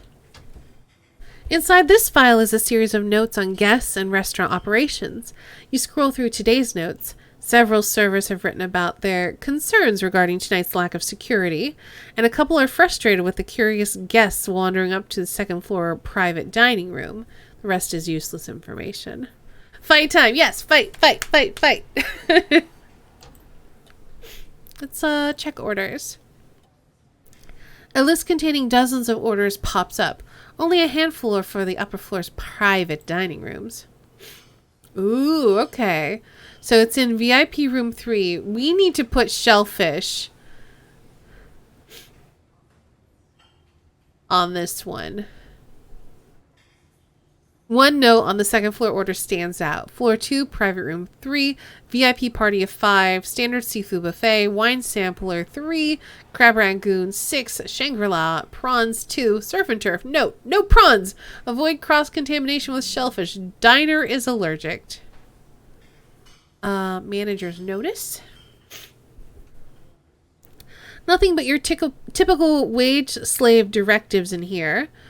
There are a few mentions of curtailing recreational activities in storage rooms and on outer decks. One can only infer the meaning of said activities. Farther down, a note in red expressly warns that the special guests on floor 2 should be served by approved wait staff only, and if the guests' orders are botched again, there will be significant and widespread consequences for all servers involved. I remember what I did at this part. Oh no! I'm gonna enter a new order, maybe? Oh, I need a server's code. A menu pops up with options to view or place orders. Following the menu is a dining room chart that's been broken down into server zones. A large comp button is in the upper right-hand corner that has a lock icon over it. Seems people are being too liberal with the free drinks. Unfortunately, it seems like you need a server's code to place an order. Okay.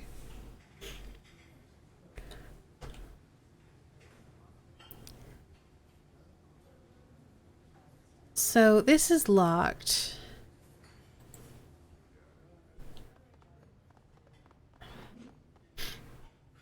I could talk to the chef. I'm very good at lying. Let's try it. A heady aroma of spices and sweat bombards your senses. As the cooks move through the kitchen, scents churn in their wake. Some sharp, some sweet, some altogether unfamiliar, but all delicious. The chef barks an order to his assistant searing fish, then whirls around muttering fervently to himself. He stops short once he notices you standing in his kitchen. I told them I needed an extra server, not a hobo. Shoo! He gestures towards the door and returns to tasting an array of sauces. How do I get a server uniform?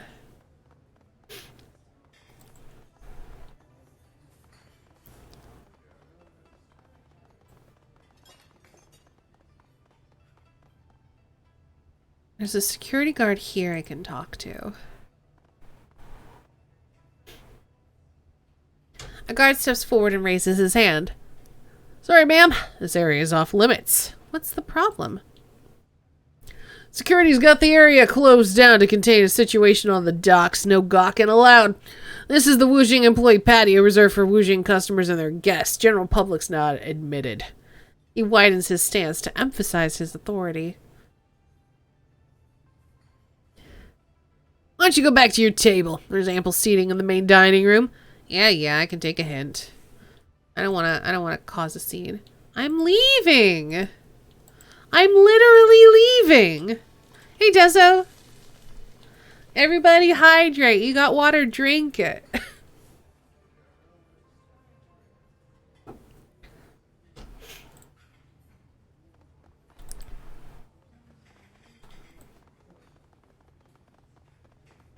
Alright, so there's a door I can't open. A server I can't talk to. A terminal I can't hack. I'm gonna go bother the chef again.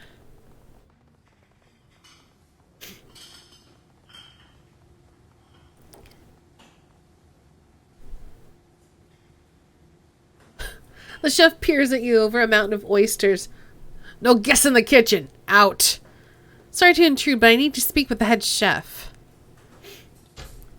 He grabs a towel off a nearby rack and wipes his hands, grumbling to himself. You have orange juice. We'll drink that then. I'm head chef.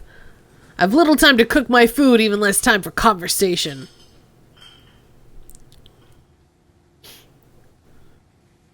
It'd be in your best interest. Nah, it'll only take a minute.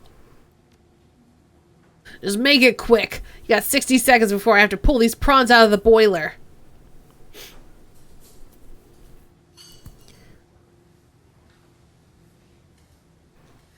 I'm looking for someone in the restaurant, Mr. Lowe. He's like one of the private dining rooms. Yeah, I did not want to ask that. I wanted to change the order. Do you have any idea how many orders I prepare? Frustrated, he makes an exaggerated shrug. I don't know where they go. I cook them, place them on the counter, and they disappear. Only time I care about who's ordered what is when the dish is sent back with a complaint. I see. Maybe I should ask elsewhere, but if I don't get my answers, I'm coming back. Please don't. He flings his towel onto his shoulder and shifts his attention to a pot of boiling prawns. Time's up. Out with you. I guess really all I can do is wait. Optional poison the Talon's food. I don't really see how I can do that at the moment.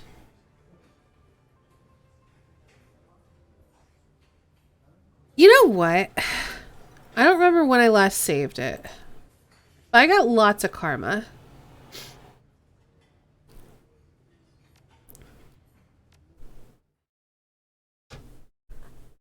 I could get socialite,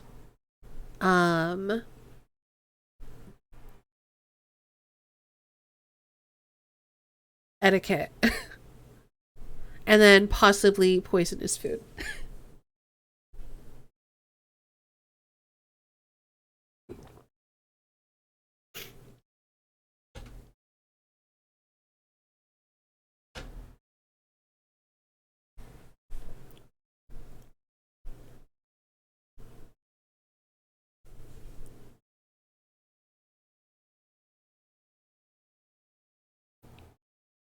That's the only way I can see to do this. I don't know how I'm supposed to be able to get access to the computer. Okay. I don't, and it's not even an option anymore. I guess maybe it would become an option if I had a code. I don't know. Anyway, I'm gonna spend some karma.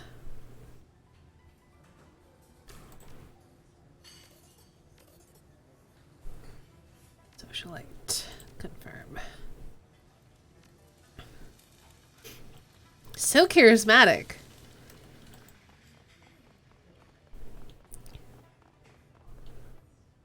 Okay, we've read that. He tells us to leave, then we go talk to him. Aren't you young, Lonso? Word of your magnificent cuisine has spread even as far as Seattle. I'm honored to finally meet you in person. His brusque demeanor relaxes. Ah, a fellow epicure. I suppose I can make time for a fan all the way from... Where was it you said? Seattle? Quite the trip you've made. What is it you need, ma'am? I won't keep you long. I just have a question. This is the same. Ooh, this is different. That's a polite way to put it. Gave two of my cooks broken ribs and a matching set of black eyes the last time you stormed my kitchen. He waves a hand. Yes, I know that orc. Got a shellfish allergy and he's overly keen on hounding us about it. As though this wasn't the top seafood restaurant in the 6th world.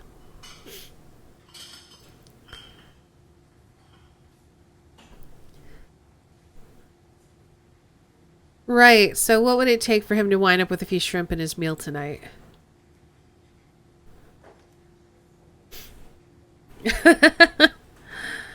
I'll pay him for this. What? He balks at your suggestion. After a moment's recovery, he looks straight at you, nostrils flared. You can't possibly say you what I think you are. You want me to poison a diner? You're deranged. I'm calling security. I just need your hand to slip an extra ingredient or two. The chef nervously wrings his towel between his hands, stares at the sumptuous plates of food waiting to be eaten. A glance over his shoulder, a shake of his head. And he smiles, a small, wry thing.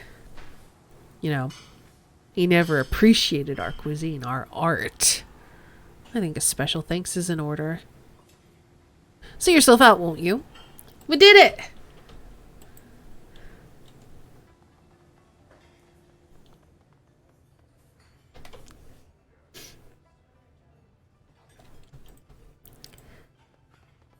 All right. Watch that be most of what we're getting paid for this, though. Poisoning all the people. Hey, Dragonlord, just one nasty orc. And by nasty, I mean mean.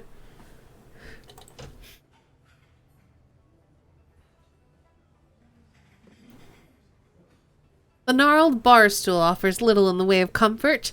A quick look around reveals the display between this restaurant proper and the bar, the latter of which appears neglected in comparison to the pristine dining room. Old, dried drink rings dapple the counter's uneven surface, and angry scratches run down its length.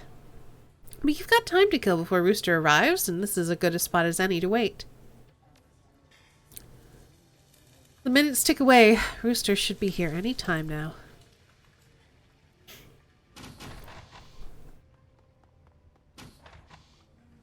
An alarmed waiter in a tousled uniform stumbles into the kitchen. Chef, we have a problem. A big problem. Got the drama cork, mage. We're working here. We got a fight out front and a sick diner, and you're still in here glazing dumplings? Our second floor's guest is pissed, and his head of security is spewing up prawns and looking for someone to blame. Better brace yourself for a mouthful of fists.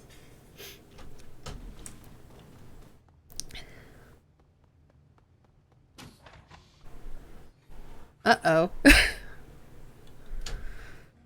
A howl and several thumps catch the cooking staff's attention. Apprehensive glances are tossed around the kitchen, their fear abruptly confirmed as a huge orc bursts into the room. The jagged scar on the orc's cheek matches your client's description of the talon, or it would if the talon's face weren't a lumpy, swollen, seeping mess. Oh no, they gave him a specific portrait for if you give him his... if you give him something he's allergic to. Oh no, poor bud. The talon's face flushes in anger. Or perhaps a side effect of his allergy, and he raises a knobbly finger to the room. What is wrong with this place? His swollen lips spit more saliva than sounds. Excuse me, sir, you're holding the kitchen up. If you have any questions or concerns, speak to our host up front.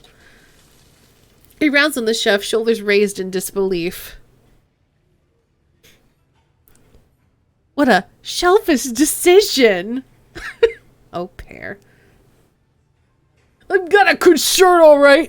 A concern regarding the shithouse you call a restaurant. His voice booms. This is the third time you slubbers have fucked up my order.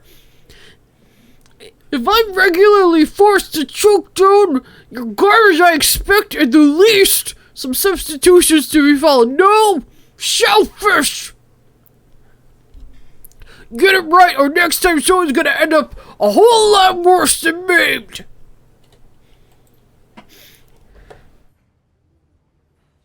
Gaichu's eyes narrow. His anger at this establishment is misplaced. He should speak to his employer instead of venting at the chef. Yeah, probably. He nods and inclines his head toward you. It seems the Talon's left his post. I suggest we make our way upstairs while the room is unguarded.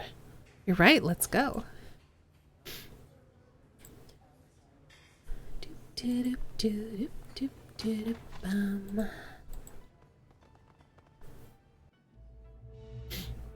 When Gaichu was a teenager, was he called Gikachu?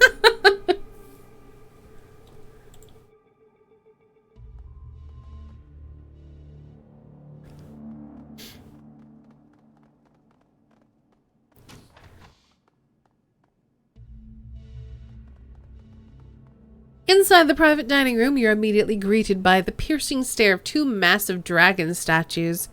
The flickering lights are just bright enough to illuminate their bronze bodies, the effect an eerie illusion of slithering scales. Across the room stands your target, Chung Sing Rooster Low, hands trembling at his sides. A single, anxious guard stands near the door. Something has them on edge. The talon is missing. Sweat drips down Rooster's gaunt face. His eyes dart back and forth across the room, trying to size you up, assess the situation. Without support, he appears nothing more than a trapped rooster who, without his talons, is defenseless.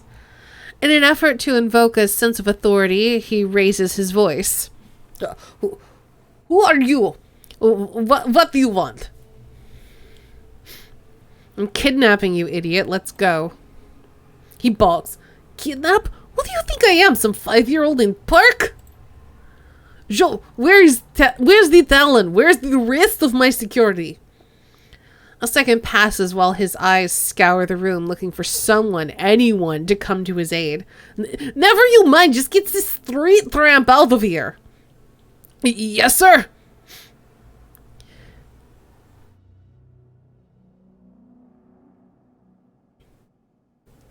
You don't want to do that. It's my job to scrag those like you. You really want to fight me? Not exactly, no. The triad thug bolts for the door. That's what I thought.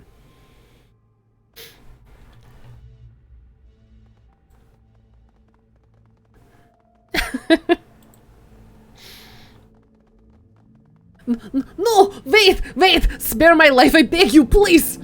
Drops of spit spatter from his mouth, his desperation obvious. Jesus, shut up.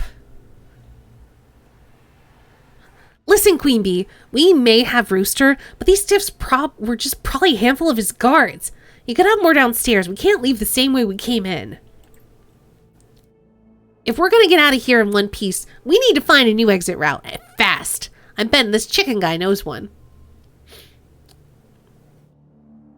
So, how about it? Where's the door you used to discreetly make your way in here? Rooster's teeth are clattering inside his head. His frame shakes uncontrollably. The realization that he's at your mercy, with no one left to defend him, is setting in. Well, Mr. Lowe, mind pointing us to the exit? Rooster stammers incoherently for a moment, but his words soon catch up with him. He's just outside of this room, to the right, but it's locked. And you have the key, don't you? He blinks, confused, his shocked mind slowly processing your implication. Yes, I do. He reaches into his coat pocket and withdraws a small key. I'll take that.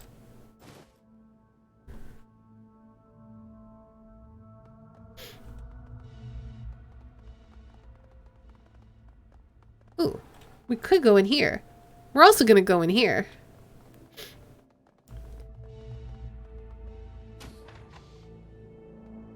Ooh. Is he still Rooster if he's no longer acting cocky? I don't know. A monolithic, extravagant aquarium dominates the restaurant's lounge. Awakened sea anemones open and close along the tank's rocky bottom, unfurling to reveal a riotous explosion of color. It's like a natural fireworks display. In the upper reaches of the tank, multicolored fish of all shapes and descriptions circle and swarm. Schools of tiny prawns dart in and out of the rocks as skate-like things. The size of koi glide through the water above them. Something like a lionfish made of bronze beats its frilly tail, causing shafts of light to reflect and refract through the water. Some of the animals in this tank must be exceedingly rare and expensive. All right, fishy, you're coming with me. Good thinking. She eyes the largest, shiniest fish in the tank. I don't know what you are, but I do know you've got a date with a bowl of noodles when we get you back home. It's worth more alive, Gobbet. When we sell it, I'll buy you a mackerel. Oh, Gobbet. You pop open a feeding port on the side of the tank. With a deft hand, you grab a large spotted fish and plop it into a hydration bladder that you find in the dispenser on the side of the tank. The fish stares at you, bumping its head against the shimmering plastic. Secure in its bladder, it should live until you can find a buyer after the run.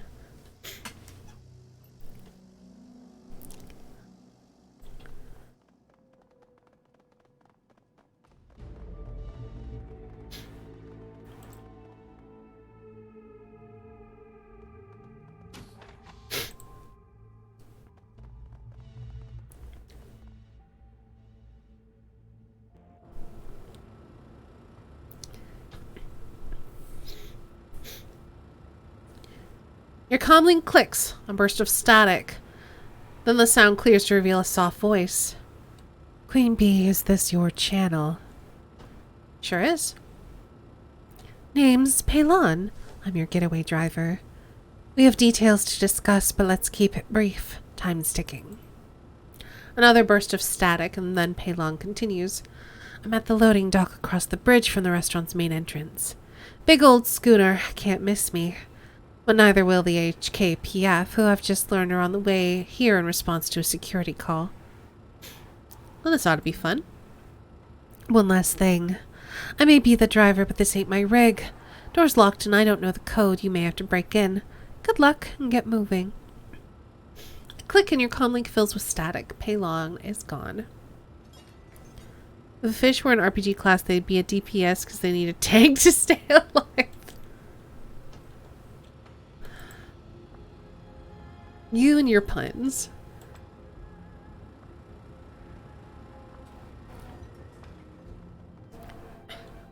A pair of tried gangsters block your path. Man, help me! The words start pouring out of Rooster's mouth so quickly that they blur together. You free me! Get me away from here, and I guarantee you'll be rewarded! Million favors, power, whatever you want! The two guards exchange a look, then turn back to Rooster, smiling. Actually, we like in the position we're in now. You begging at our feet. The idea that maybe, once you're gone, we can move up the chain. You know, Rocco here's pretty qualified to take your seat. In fact, we might as well make sure you don't make it out of here alive. Rooster looks up at them, irate. His fury fizzles upon spotting the thug's various and ample gunnery. No! I can make you rich! I can...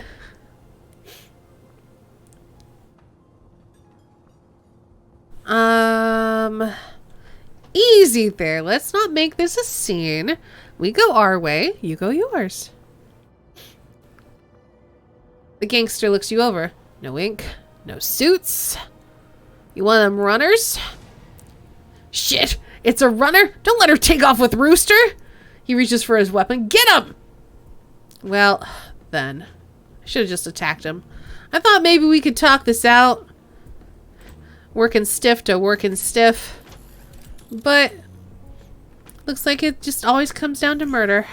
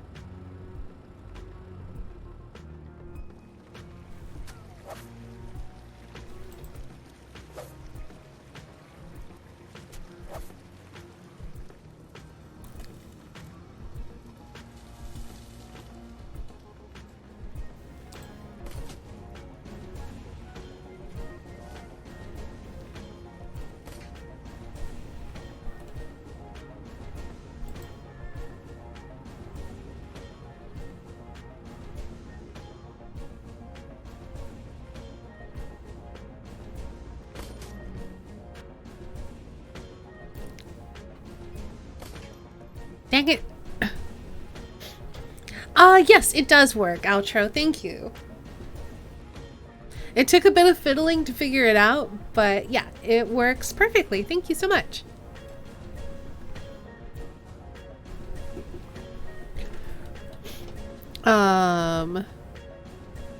Yeah, you just hide back here, bud.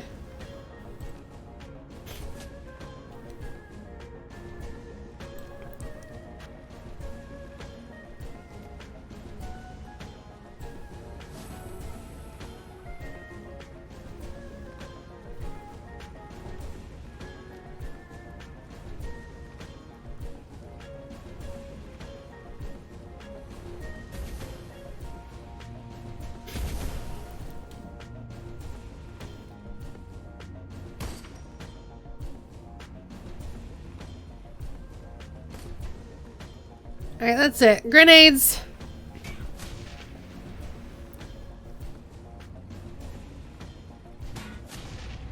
Am I planning on playing it on stream? Would love to watch your playthrough. I don't know.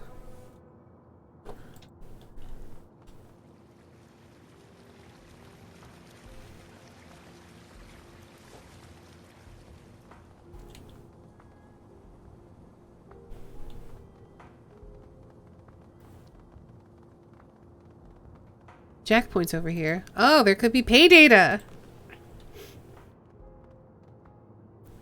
Or we might need to break into the boat. I don't know.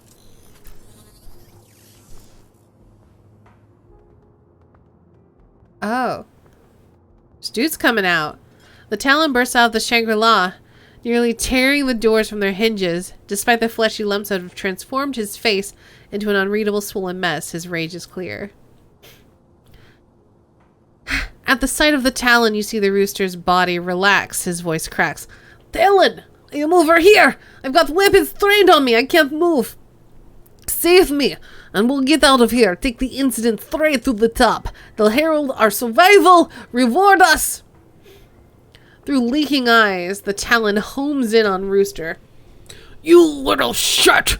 Dragging me to this restaurant! Over and over! Making me eat filth! Or watch you stuff your goddamn face full of it! And now here you are, turned traitor in a blink! Rooster's trembling with fear, or anger, or both. He raises a shaky finger and points it at the Talon. You can't speak to me that way! You're beneath me! I am still Red Bull, and when Triad comes for me, I will see you flayed for those words. Ha! The laugh punches the air. The Talon's lips curve into a clumsy smile, eyes gleaming. You all get shit from the 289s.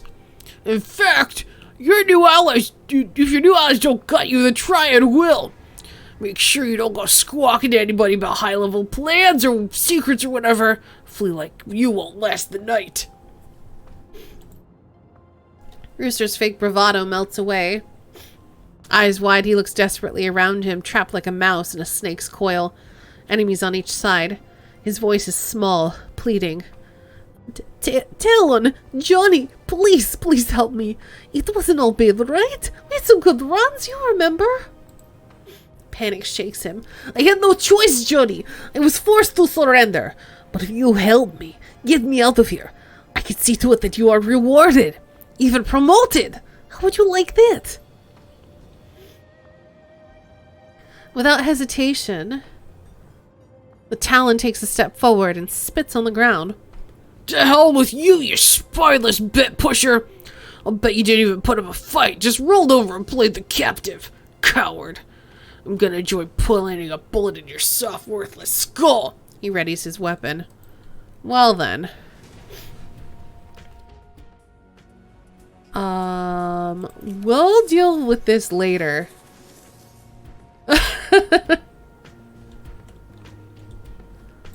Alright, first things first. Where even are you? You can't even go there. Alright, I gotta get drones out of the way. So let's turn on my drones.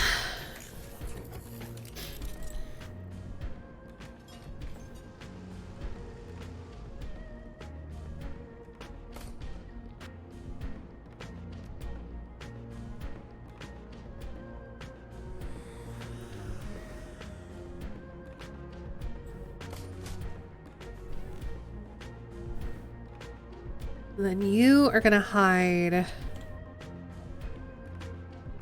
right here.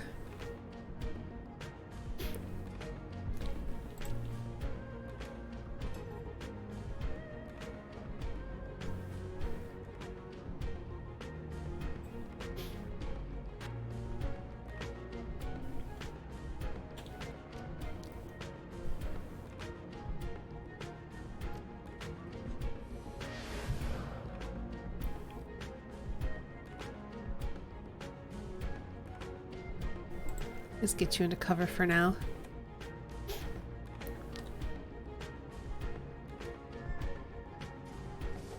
Ooh, he can just run forward and hit this boy. Let's do it.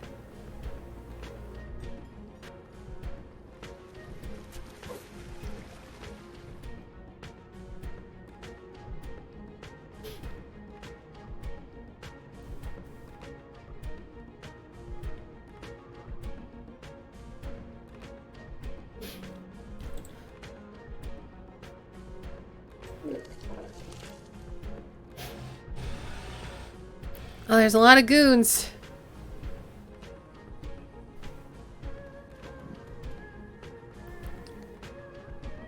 There's a lot of goons.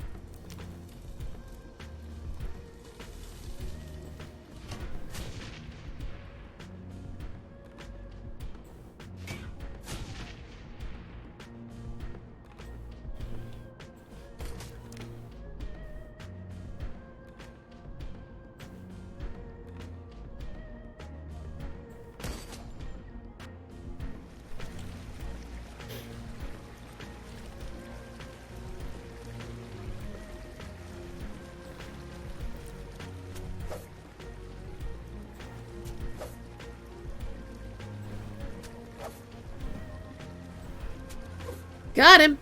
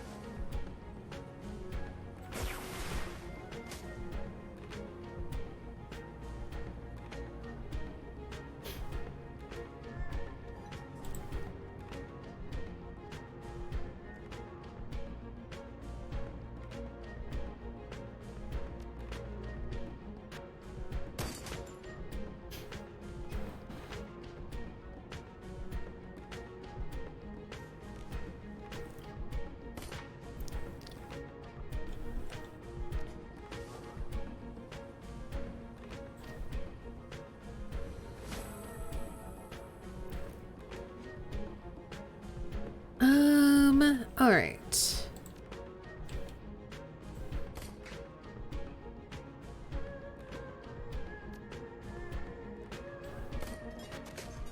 Ooh, nice.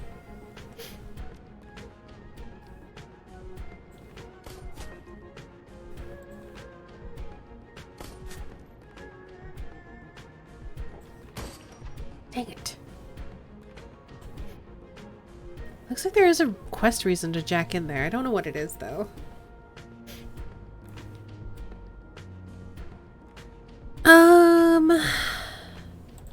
Let's reload.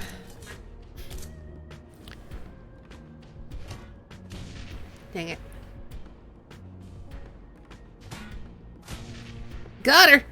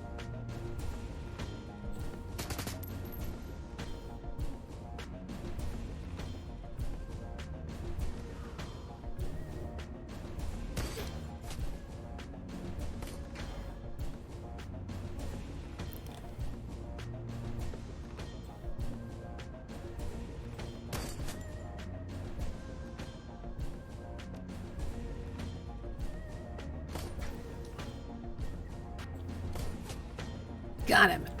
Nice. I think it's just this one left.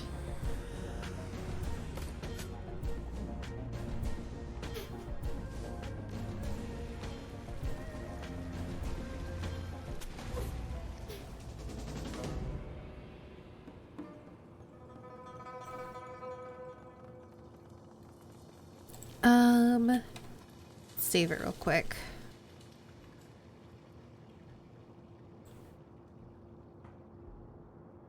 Then we'll have Isabel Jack in.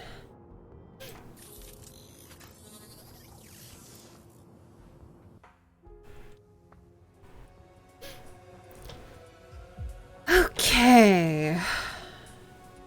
So I can stand up to here. I need to find a good path to get through.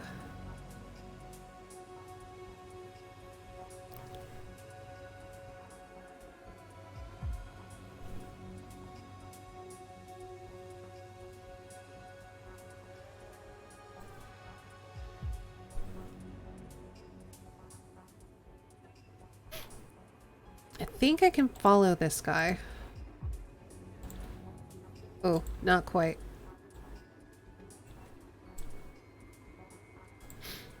All right. Oh. Yeah. You know, I'm just gonna run through.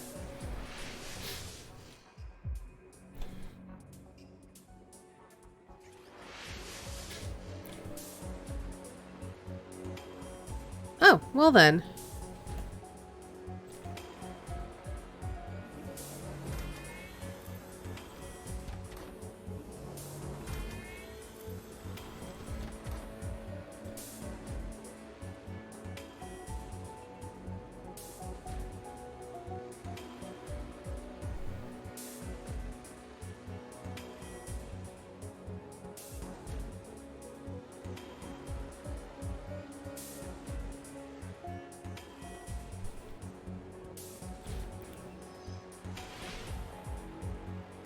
All right. Shield. Then shield Isabel.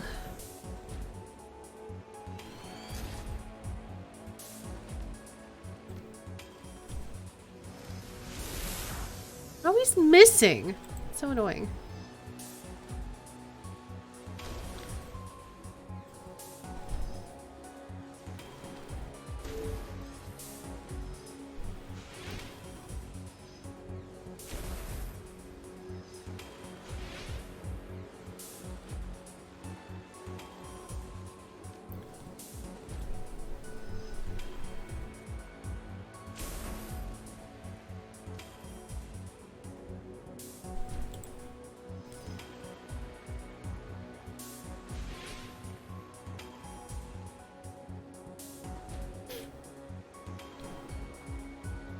So I want Isabel to run over here.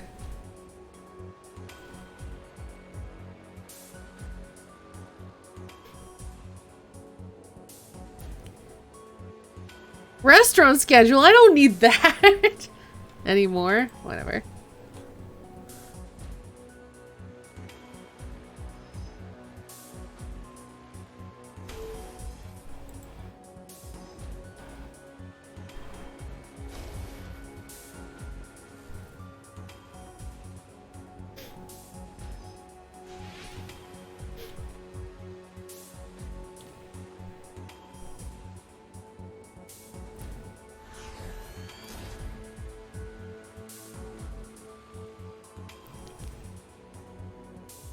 Doesn't look like I can attack the Watchers.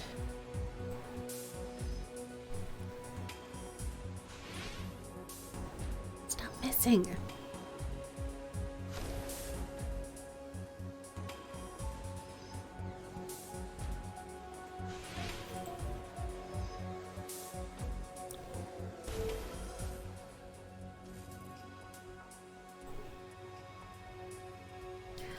Maybe I can use it, like, sell it or something.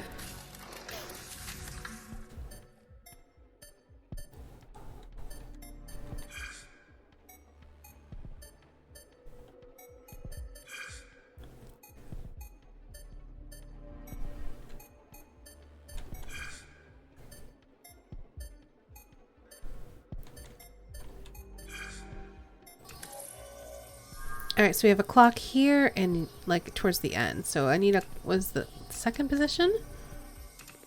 No, first and like almost last. So like this one, but with an M in the second position. So maybe this guy? Does it end in M?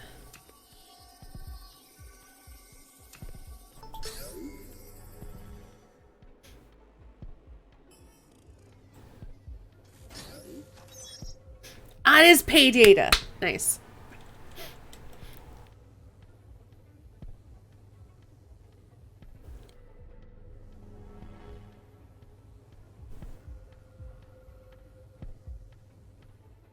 So I think I can just chill in the middle. Wait for them to pass. And then run past.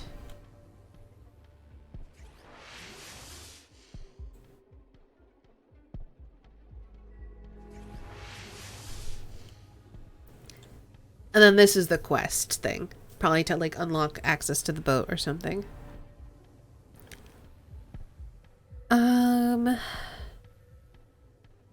Okay. So I can go up to here, it looks like.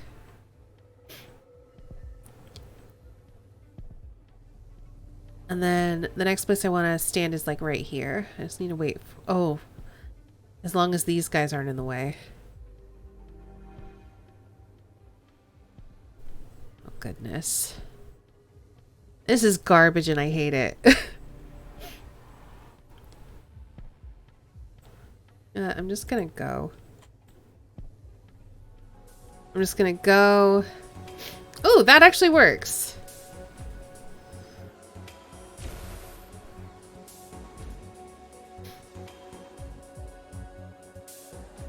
Alright, so I want to summon my programs.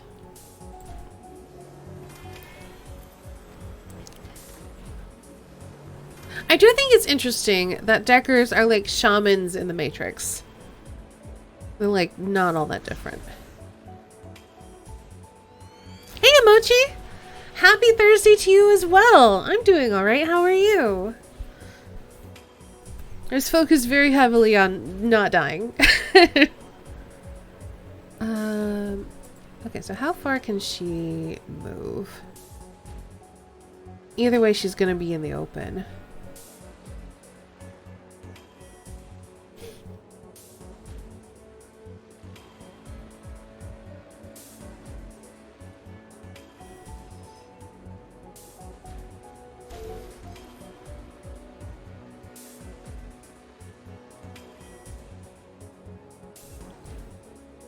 Wish I could tell how much HP they had.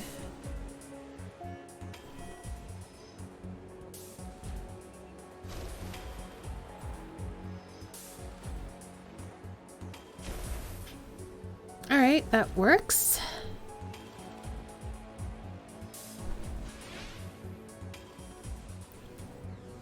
We've aggroed this boy as well. Alright then. Actually, let's use erosion.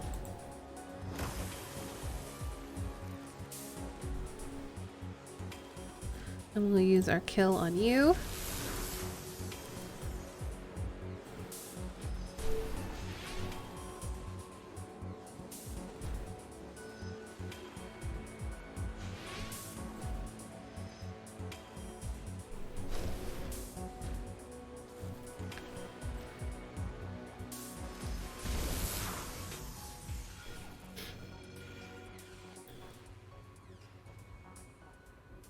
Are you being a criminal? I am. I'm kidnapping a dude right now, believe it or not.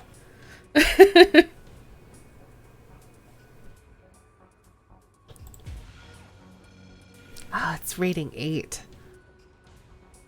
We could force it, but that would immediately force up the trace. I'm gonna try hack it.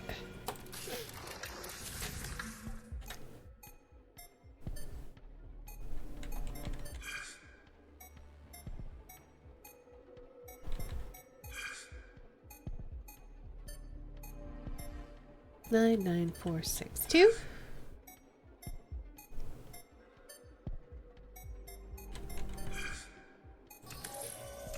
All right. So we have this in that position, and then there's something else next to it. It starts with an uppercase, ends with an M. No, it's here then a clock. Is it this guy? No, it's not this guy. It's very similar to this guy. This one? Yeah. We're forcefully repositioning target personnel? No, we're kidnapping him. It's fine.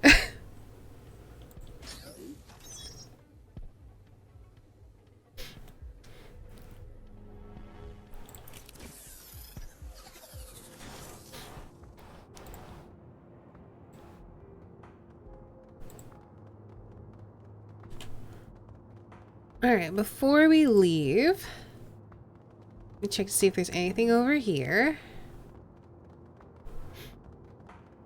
No. Okay, cool.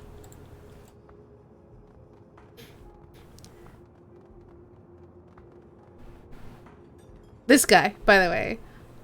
His name is Chung Sing Rooster Low. I've given him a very bad Russian accent.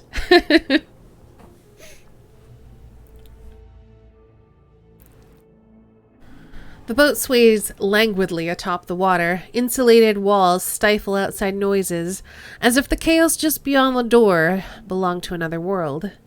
Its interior is cramped, made smaller by maritime equipment protruding from the walls. The scent of sea and moldering wood dominates your senses, ripened from years of perfunctory cleaning. Finally, a safe place to rest. Rooster flinches at your approach. When he speaks, he tries to sound confident, but his voice cracks. The 289s are gonna jam you up for this! Doubt it. With you out of the way, someone's probably nabbed your job by now. You heard the woman. If you know what's good for you, you'll shut your trap, chicken man. She grunts in frustration. Could this schooner go any slower? I want to get paid already. There's a cinnamon bun stall in Kaitok with my name in it. Hang in there, Gobbet.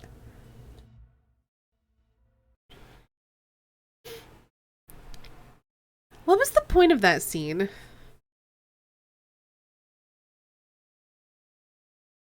Why didn't they just end the run with us getting to the boat?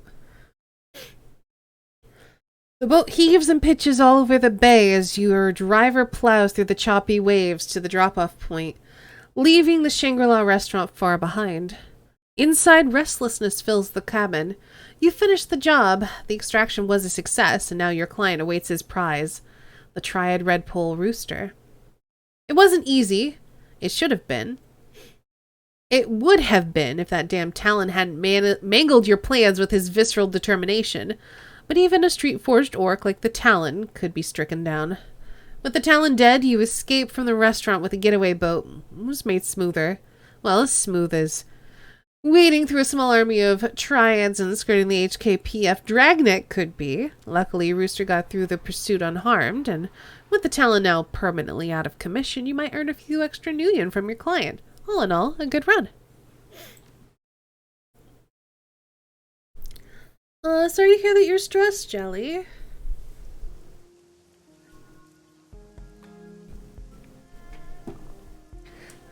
Let's get paid.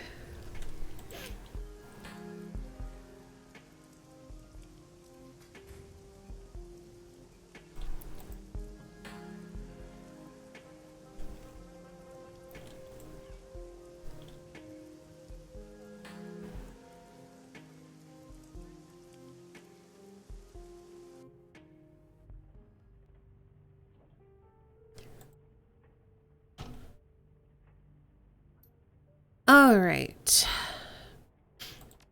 Jobs. Let's get paid. Finished. Ooh, 1,600. That's actually pretty good. The client is pleased with how you handled the situation. Rooster Low has been very contrite and forthcoming, due in no small part to the violence with which you handled the opposition. You even earned a little extra for taking out the Talon. Your payment is attached. Kindly check. BBS. Post pay data for sale. Guest list. And then let's claim our payment for the logistical data. 150. Well, better than nothing. Oh. Hey, Queen Bee, I was able to cut out the proprietary bits of the file we recovered that work a few new yen. Well, there was a lot of junk data none of the buyers wanted. I decided to archive the leftover paperwork, requisition orders, etc. Nothing special, but I figured I'd keep it on hand. Alright. Before we continue the plot, I think this is a good point to take a break. Because it's right before we're going to continue the plot. Let Estani's smooth, calming voice lull you into a false sense of security. Get comfy and pull your legs up for Estani streaming. Work being so busy because they decided to open the September intake, but also not hire the staff we need because they can't afford it. Well, that's a shame. That sounds very frustrating.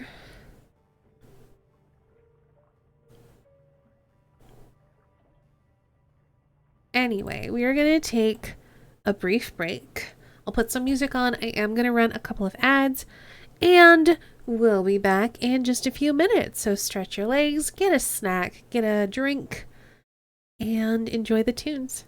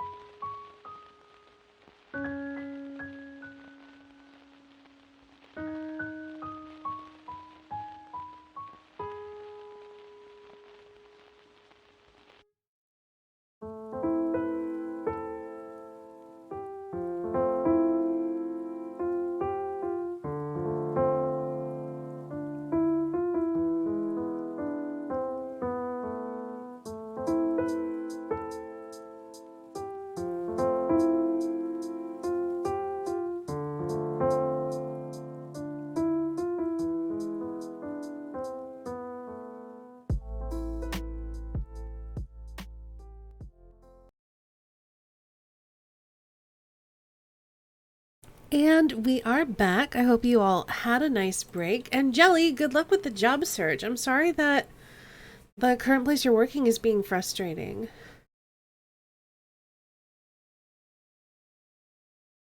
Um, let's do more crime.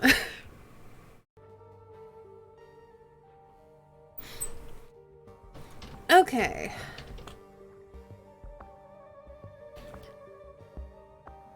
They'll be lucky to have you because you work so hard. I believe it.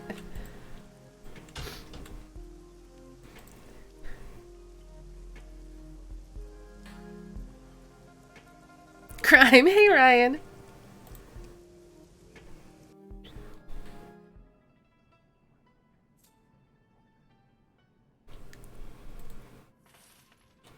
Kindly Cheng is in the midst of emptying 2 plastic shopping bags when you enter. She places the contents in a pile on her mahjong table, 2 liquor bottles without labels, a box of her thin black cigars, an assortment of individually wrapped gourmet chocolates, ooh, I want those, and a large caliber pistol with an electrical tape wrapped around its grip. Okay. Like part of the crime gang? I mean, we would love to have you.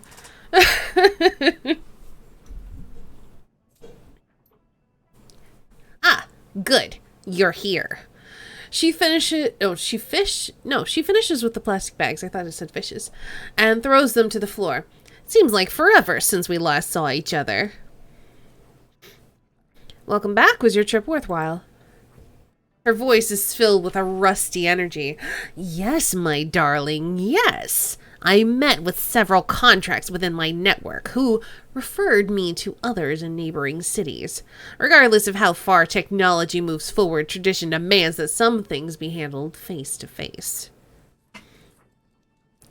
I've returned with information that will lead you to the plastic-faced man, the man who killed Raymond Black.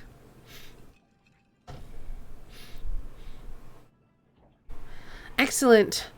While you were gone, we uncovered a relationship between Josephine Singh and Raymond Black. The Triad woman's eyes narrow. Did you? And what was it you uncovered? It's fiction. Made up. His real name is Edward Singh. Fiction, eh? Her brow furrows. Josephine's son, Edward. So, that explains where he went when he disappeared years ago. Seattle. Any idea why he disappeared? No, just that he went missing after Josephine completed rebuilding.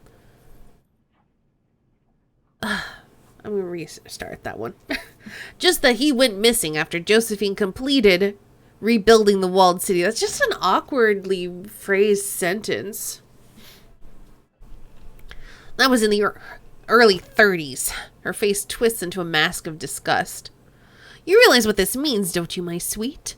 That inbred little goat whore was cold enough to have her own son executed.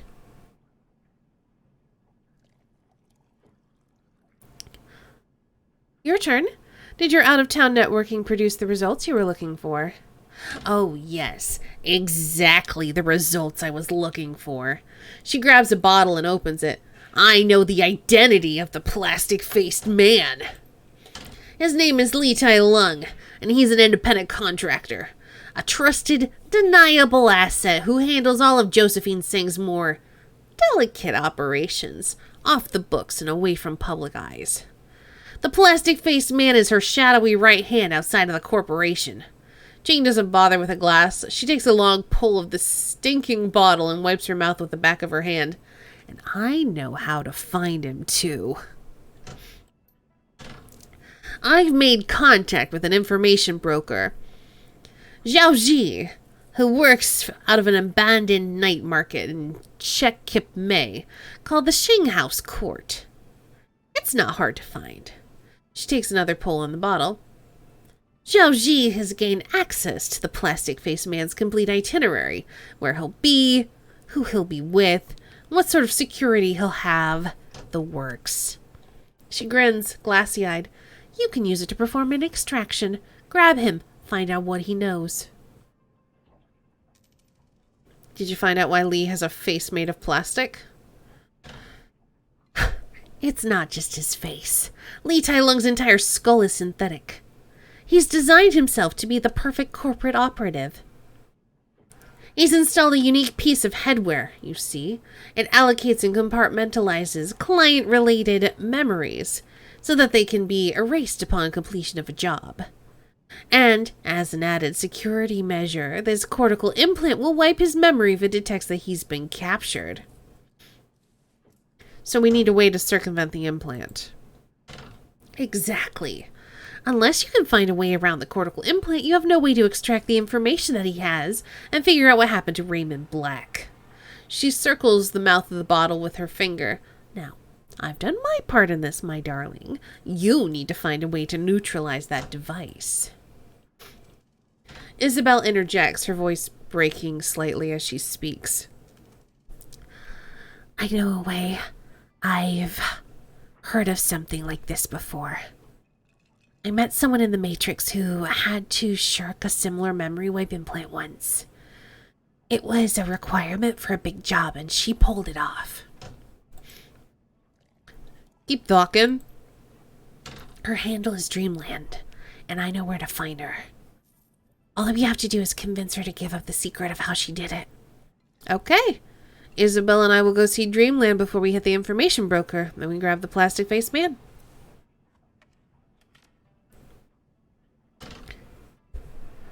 No matter who you choose to help you snatch this guy, I'm gonna be there when you extract the information about him, about Raymond. Luke crosses his arms across his chest and tilts his head towards you. You got it, I? We should all be there. Gobbet's eyebrows arch high. I know I want to see this. Very good, my darlings. Now, listen to me. After you get what you need from the plastic-faced man, I want you to end him. You understand? The Triad Mouse taps the table with her finger. I need you to send a very clear message that this is what happens when you mess with Kylie Ching's operations. With Kylie Ching's people. Josephine takes Nightjar, I take her plastic-faced man.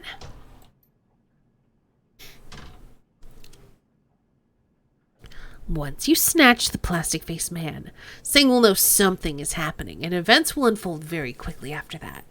You'd best close out any pressing business you have before heading to Shek Kip Mei to see Zhao Ji. You understand? Yeah, I get it. Once we set the ball rolling on this, there's no turning back. That means we're almost to the end game. That's right, my darling. No more side jobs and no more dalliances. Kylie Ching wraps the mahjong table with an imitation ivory tile. Just be sure your affairs are in order before you head to see the information broker. All right.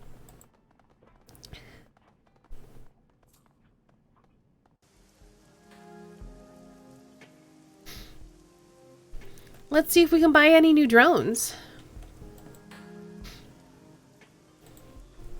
Hey, you Crit Witch.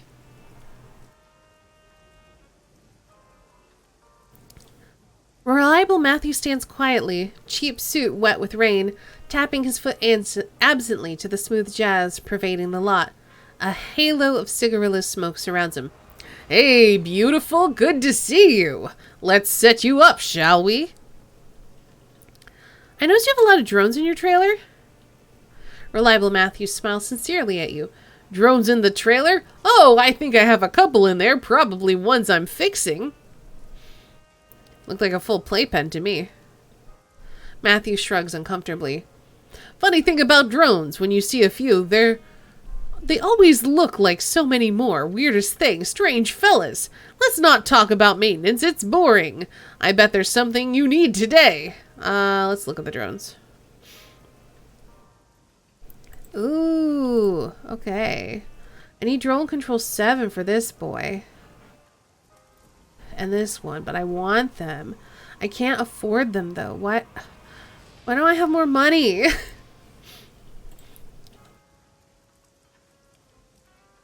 I'm not buying anything else but drones. I also don't think I have the karma to... Actually, I might. I think I can get drone control 7. Oh no, it's not even at... No, wait, yeah. I can. I'm getting it. I'm buying a fancy drone. So first let's sell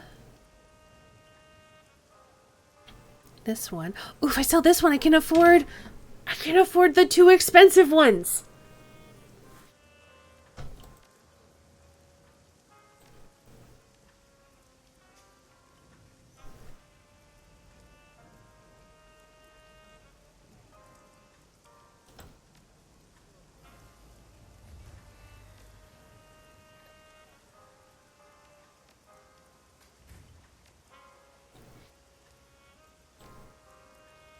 There we go.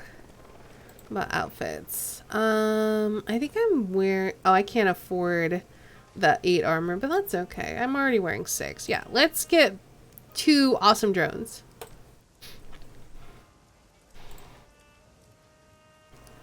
Look at my cool drones! They're so cool!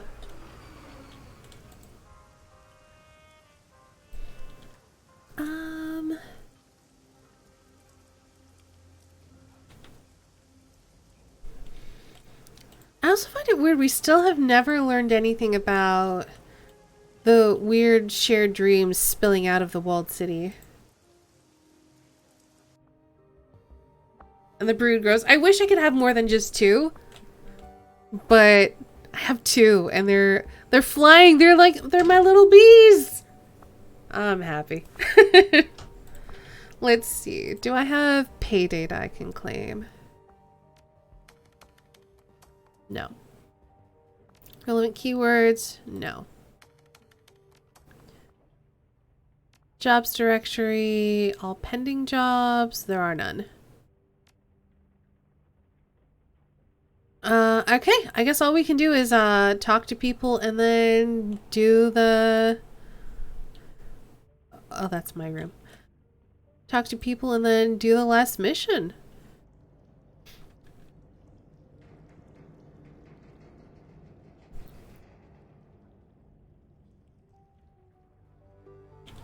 The clanking of metal followed by grunts from hard exercise erupt from the hatchway of Wu's cabin.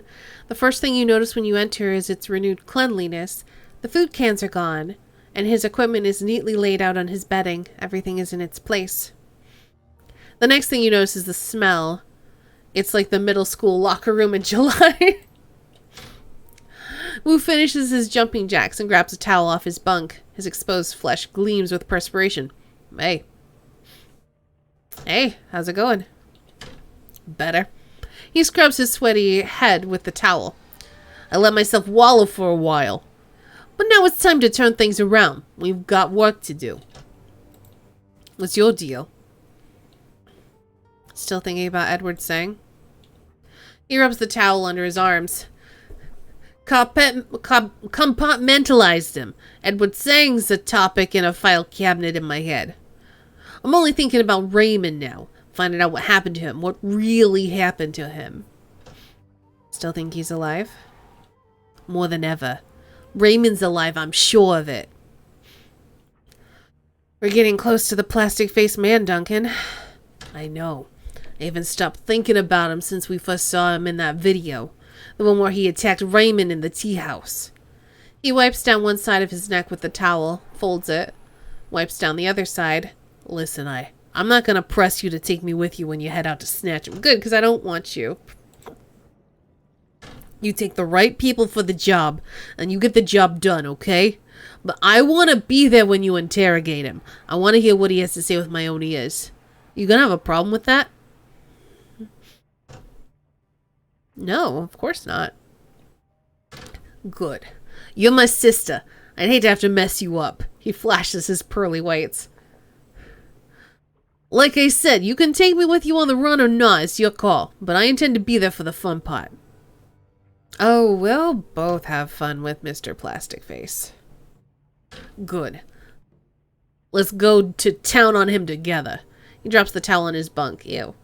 It's all sweaty though, why would you do that? Now your bed's gonna be smelly. This is the guy who knows what the hell is going on. The one who may have killed Raymond. I'm gonna squeeze him until I find out what his fucking ancestors know.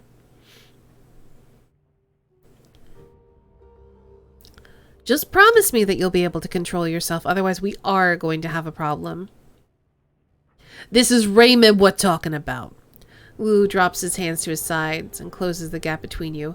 His voice is calm, sober, deliberate. I'm not gonna screw this up, I promise. You told me you were resentful when I took off, but maybe it was about how Raymond handled that thing with Double Tray. Nah, it was about you disappearing for 8 years without a word, but we're past that now. Wu pulls his right elbow across his chest with his left hand, gets a good stretch. But that was a messed up night. A lot of things happened, and I wouldn't be surprised if some, I don't know, emotions got jumbled together. About the fight with Raymond? Yeah, mostly. We'd butted heads before. I'd broken plenty of his rules in the past, but I'd never seen him so disappointed. I'm still not sure why. Why don't you walk through it from the beginning? Start with when Lockjaw showed up at Ray's house. Wu pulls his left elbow across his chest. Let's add a motorcycle. Let's out a little groan. So, this was back in 2045. Years after the summer we moved in with Raymond. We hadn't seen DT or Lockjaw or any of the gang in forever. Raymond's rules: no contact with our hoodlum friends, no visiting the squad to check up on them, you know the drill.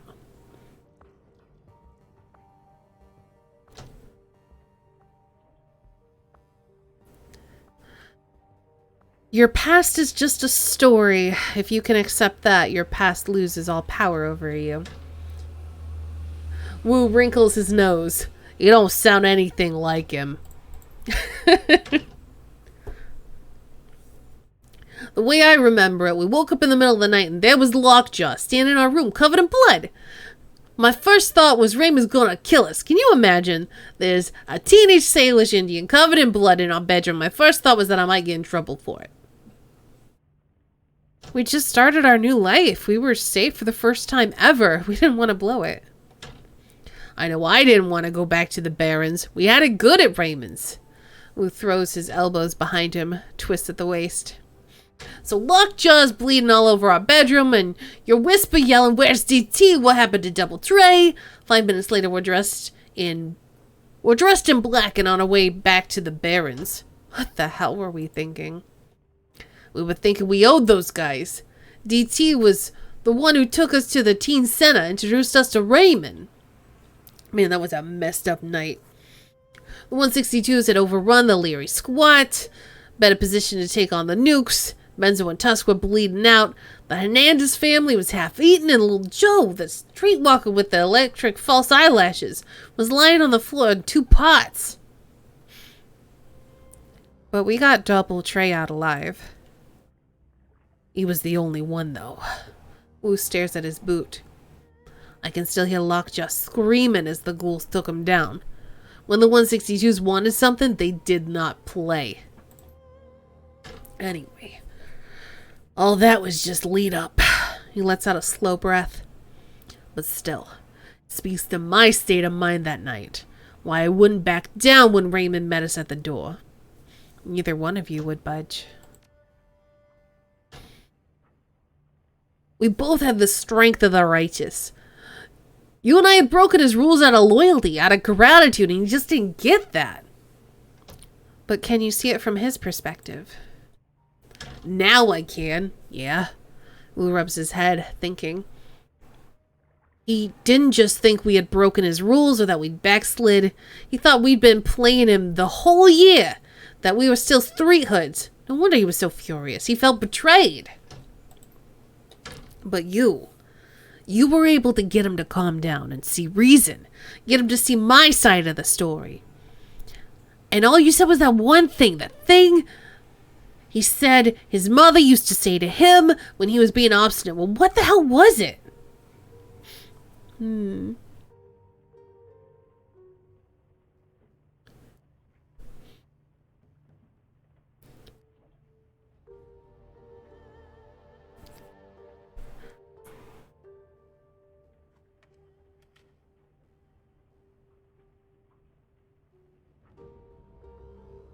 like the first one or the third one.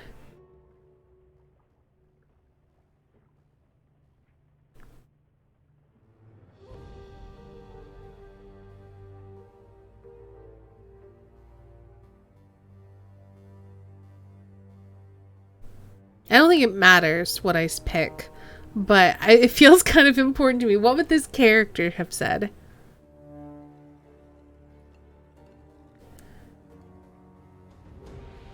I feel like if she was just some punk teen from the Barrens, she probably would have said this rather than this.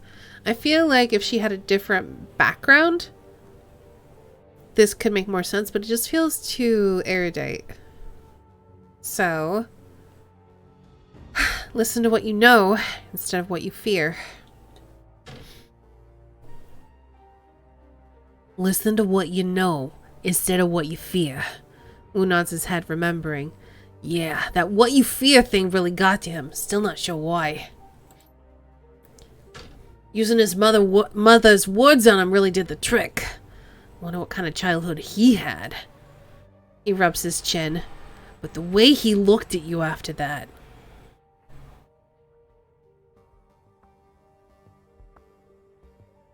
We were never the same. Yeah, well, look. You and I are cool now, and as for Edward's saying, maybe he got mommy issues. Wu chuckles humorously. And who knows? Maybe I got a few daddy issues to deal with too. Guess I should try and keep an open mind when we see him. We'll talk later. Anytime. Oh, Duncan.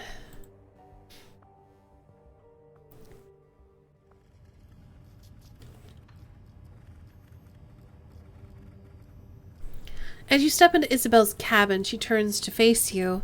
The desk she's been working at is a mess. Food wrappers and computer expansion cards lie together in a heap. Isabel herself doesn't look much better. Her eyes are badly bloodshot. Her lips have been drawn into a deep frown. You're back. Hey. She shoves a box of assorted mounting screws aside with her foot. What do you need? Any thoughts on that last run? Pretty simple, all things considered. Get in, nab the guy, get out. Can't say that I've taken many jobs that are that straightforward. There's also something kind of refreshing to have the upper hand on for a Triad Red Bull, even if he has a small-time outfit like the 289s. It was fun, I'll admit it. I'm also glad to have been able to put down the Talon. I knew a lot of people like that back in the Walled City. The kind of psychotic bullies that would torture protection racket victims even if they were gonna pay, just to prove who was in charge. I owe that kind of people a world of hurt. Anything else you wanted to know? I'll let you know after I drink some more water. How you holding up? Not great. I'll manage. Anything I can do? I seriously doubt it. Appreciate the offer, though. When I unlocked these old memories, I told you that they were crystal clear, right? Every detail was perfect. It's still that way, and I think that it always will be. Why? Because they've been stored as data in an archival format. They're never going to fade. They'll never grow less intense with time. Aw, Isabel! Oh no! It's like having an eidetic memory. I'm stuck with a perfect record of every shitty thing that I saw and felt during my childhood in hell. It's not an easy thing to live with.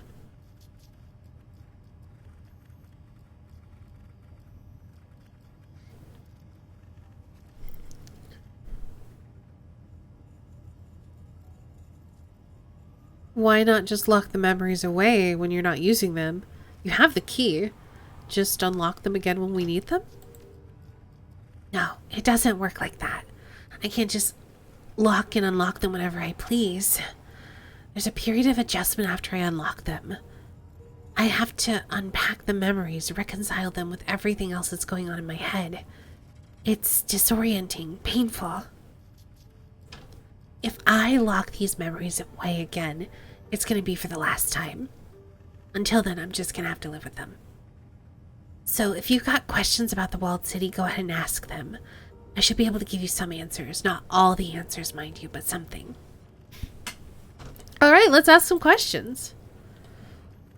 She runs the tip of her tongue over her lips, nods. A look of fierce determination seizes her. Go on, ask me a question. I'm ready. How did you get out of there when you were a kid? How did you escape? She heaves a sigh. Gobbet led me out.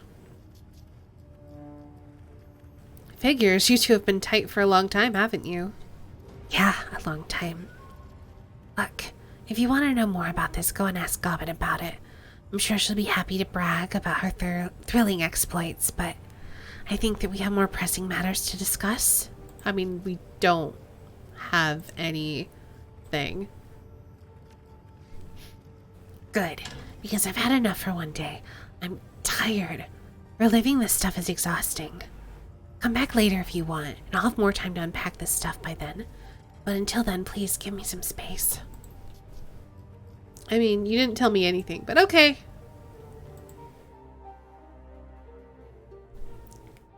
Stepping into Gobbet's cabin, you find her crouching on the floor.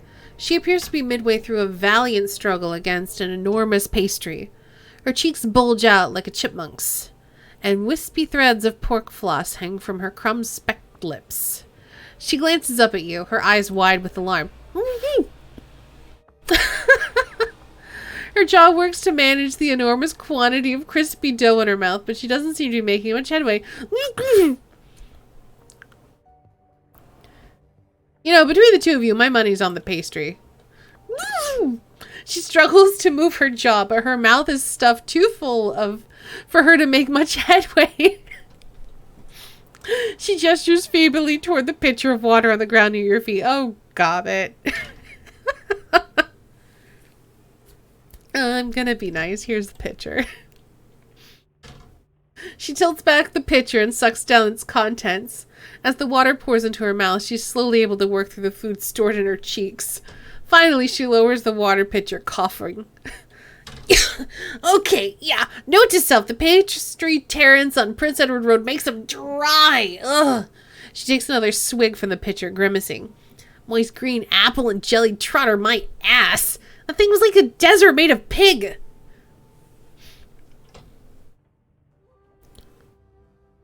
Maybe you should have tried to cram the entire thing into your mouth at once.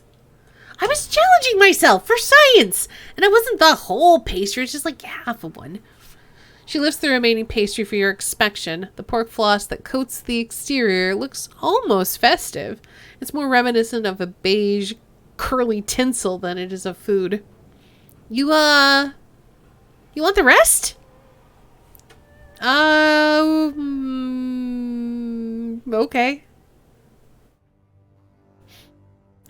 She blinks in surprise. Really? Sure then, it's all yours. Here, catch. She tosses the remaining pastry to you. It sails through the air, glistening suggestively in the dim cabin light. You snatch the flying pork brick out of the air. Pork brick! Pork brick!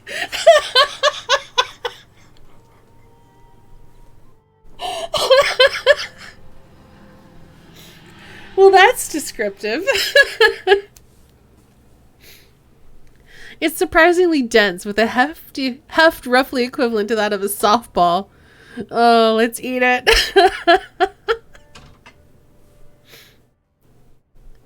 You raise the pastry to your lips and take a bite. Seconds later, you can feel all the moisture in your mouth evaporate. Gobbet wasn't lying. This thing is dry.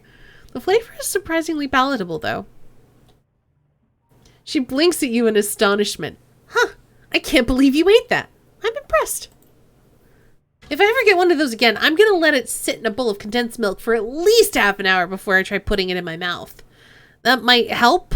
I don't know, reconstitute it, I guess? I don't know, it might work. Anyway, you probably want to talk about what happened on the raft, huh? I think that in your place I would. Yeah, let's do it. Yeah, okay, we can do that. She sighs. First off, I should thank you. You and Iz came to help me, even though I didn't ask you to or want you to. Actually, maybe I should be upset about that. But the important thing is that you did help me. I'm not going to say that I couldn't have handled it without you, but it would have been really, really dicey.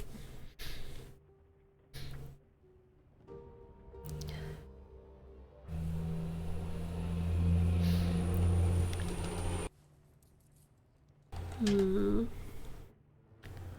can say that again. The situation on the raft was pretty bad. She nods grimly. Yeah, it was definitely that.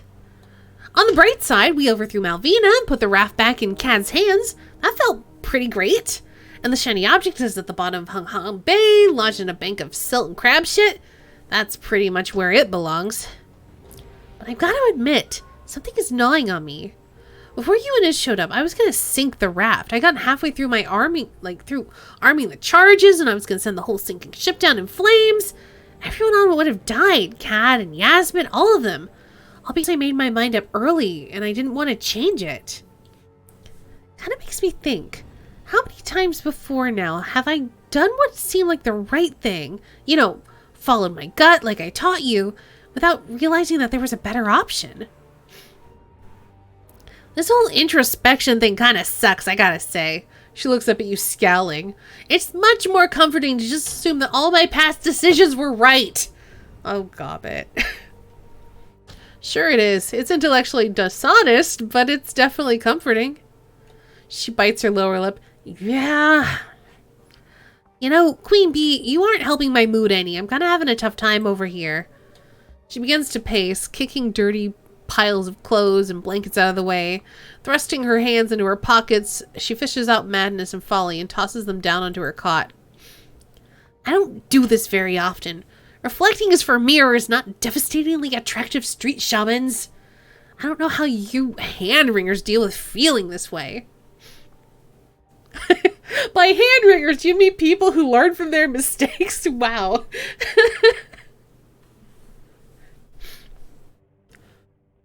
You know what? I'm going to go with that one. By hand-wringers, do you mean people who learn from their mistakes? I guess. Maybe. I don't know. Like I said, I don't really do this kind of thing. So tell me exactly what to do next. What comes after this?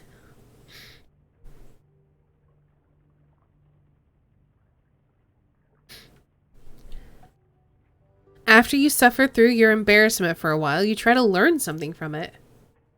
Huh.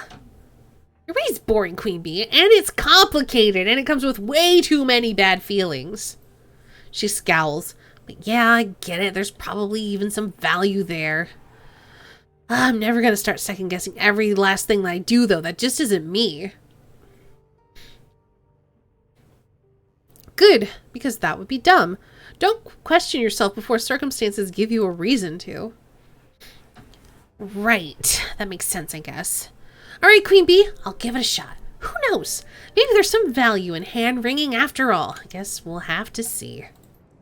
Anyway, things turn out the way they did.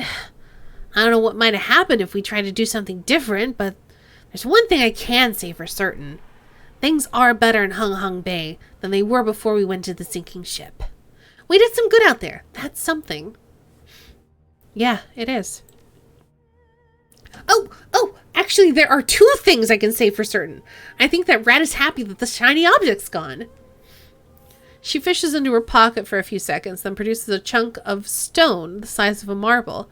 It appears to be made of the same marbled red jade as the shiny object was. Check it out! She gave me a present! Do you know what it does? Beats the hell out of me. I mean, I'm sure that it does something. It has to, right? Rat wouldn't just give me a normal rock. She's a trickster and all, but that'd be mean. So you mark my words, Queen Bee. The next time we're in the field, something magical is going to happen. I mean, like, literally magical. With, like, explosions, maybe? I mean, it's like, too early to tell, but, you know. She nods sagely. It'll be a journey of discovery for both of us. I'll be looking forward to that. Me too. And, thank you, Queen Bee.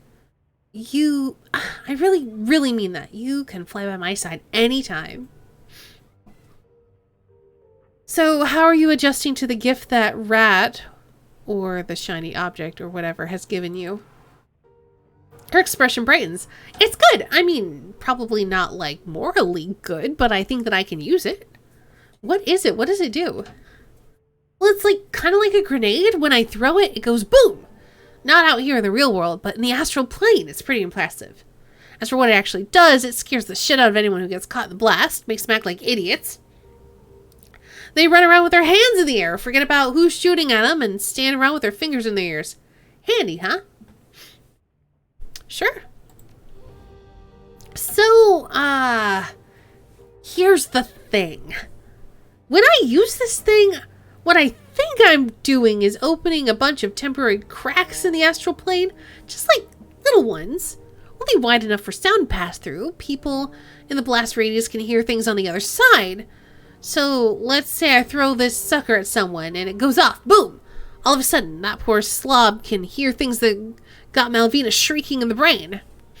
Sounds unpleasant. Yeah, it's a bad time for them. All those voices at once, yelling and babbling and cursing and doing their Rat King thing. It'll drive you nuts, right?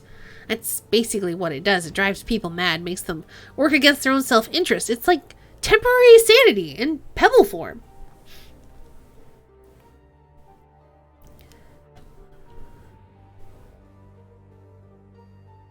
As long as you're comfortable using this thing, I'm all for it. How many did Rat give you?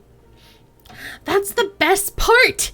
After I use one of these and go to bed, I find another one in my hand the next morning. I tried it a couple of times now, and it keeps happening. Toss, explode, nap, visions of dancing rats, and ta-da! New magic pebble. Using this feels right in a way that the shiny object never did. I think that it's Rat's reward to me for taking Malvina down or something. I don't know. I've never heard of this happening to anyone before. Anyway, it should help with us moving forward, and considering where we're headed up against, I think we can use all the help we can get. Alright, Gobbet. We've finally gotten back on track, so got another lesson for me? No, Queen Bee. No more lessons. You don't need them. You're as much of a runner as I am now. It might even be a thing or two that I can learn from you. All that can wait, though. We got this whole situation with the walled city and your foster dad and gun show and all that to take care of. It's kind of a mouthful. Lots of players involved. Tons of intrigue. Honestly, I'm enthralled by the whole thing. Can't wait to see how it turns out. Me either, Gobbet. I guess we'll see how this plays out together. She nods sagely. You're damn right we will. Oh, and Queen Bee? Yeah? The pot on the hot plate, it's always full. I keep a soup going on that thing 24/7. If you ever want any, you're welcome. Just come on in. I'd love the company. Aw, Gobbet. You got it, Gobbet. I'll be here with bells on. Leave him off. The jingling might scare Folly. There was this terrible incident at a Christmas pageant once, and, well, she gives you a sly smile. She bites. And now, Queen Bee, if you'll excuse me, I'm gonna go crash out for the night. Maybe sleep through tomorrow and get up when the sun goes down. That sounds nice right about now. I swear all that you do... No. Yeah, tell me about it. She smiles and waves you off with the back of her hand. Scurry along now. Your former mentor needs her rest. Oh, we got a Gobbet achievement. Lessons learned. Probably because we did the whole Gobbet. We asked for all of her lessons. Hey again. Did you need something? I got a question about Isabel, actually. Oh, yeah? Well, sure then. Ask away. She told me that you let her out of the walled city when you were kids. Care to fill me in on the details on that? Yeah, I guess I'm not surprised. This has never been big on padding a story with unnecessary details. Want to tell your side of the story? Seems that I've got a vested interest in the walled city these days. Yeah, sure. Why not? I'll share. She taps her chin thoughtfully. To start, I guess that you're going to need to know what the walled city was like when me and Iz were kids. She didn't tell you anything about that, did she? She dropped some hints, but I'd like to hear your take on the place. Well, for starters, you should probably know that the walled city wasn't always as bad as it is now. It was always dangerous, but 10 years ago it was just run-of-the-mill slums. Still safe enough that walking in didn't qualify as a suicide attempt. Keep going. Back then, I used to play in the walled city. Rat would lead me into all the nooks and crannies that grown-ups were too big to fit through, and there were other young shamans in there that I used to play with. His name was Happy or Lucky, something like that. He followed Pig. Nice guy. Good card player. Obviously, none of this was a good idea. A teenage girl going into the walled city by herself? That's a recipe for disaster. I didn't realize any of this at the time, though. I loved playing in the alleys and crawl spaces of the walled city. It was fun. Is that how you met Isabel? By exploring the walled city as a kid? Yep. Inside the wall, there are all these districts. You were in one earlier when Cheng sent you in after Strangler Bao, the Lotus Den? Yeah, I remember. Well, Isabel and her family lived in the Mansion District. It's sort of a holding pen for refugees from the Middle East or Africa. Basically anyone who isn't Asian, European, or goblinoid. It's less pleasant than it sounds. Why was it called the Mansion District? The locals named it after Chungking Mansions out in Simsha Sui. Sort of like an inside joke. The mansions are the unofficial African quarter of Hong Kong. Most of the free enterprise zone's African immigrants settle there if they can afford it. The destitute refugees like Iz and her family don't get to go to Chungking Mansions. They get herded into the walled city, and once they're inside, the Mansion District is where they wind up. Forced relocation, huh? I guess some things never go out of style. No, they don't. And once the refugees arrive in the Mansion District, their prospects don't exactly improve. The only thing that most of the people in the mansion had in common was the color of their skin, and the fact that they were living in crushing poverty. Yeah, this is kind of fucked up. They didn't even have a common language to speak. It was a pretty rough place. Lots of infighting, lots of gang-on-gang violence. People did band together for protection, but there wasn't a lot of hope. Everyone lived in fear of being sent deeper into the slum towards the center. Once you start getting dragged in that direction, you don't come back. Reminds me of life in the Barrens. Yeah. Imagine that the two were pretty equivalent back then, before the walled city got really bad. Anyway, this is where I met Isabel. It wasn't long before we were friends. She was interesting. I think that's why I let her latch on to me. The girl was smart and savvy, but cripplingly shy.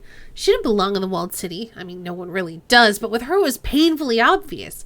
She was a little mouse crammed into a box of weasels. It was only a matter of time before somebody snapped her up. But you got her out of there before that could happen. She nods. That's right. More accurately, Rat got her out of there. She came to me in a dream, showed me that whatever was going bad in the walled city was getting worse, and the whole place was just like rotting from the inside out, choking in bad chi and lost hope. I decided to go inside one more time. I found Isabel. If I found her, I'd offer to lead her out, and if I didn't, well, she grimaces, spreads her arms. I get it. You don't have to explain yourself to me. Thanks. It isn't pleasant to think about, especially considering what a shithole the walled city is now. The truth of the matter is, if I hadn't pulled Isabel out of there, she'd probably be dead by now. I get it. Someone did the same for me and Duncan once. She nods. Yeah, I knew that you'd get it. And I did bump into her, and she did follow me, and Rat got us both out safe. So there you have it. Happy endings all around.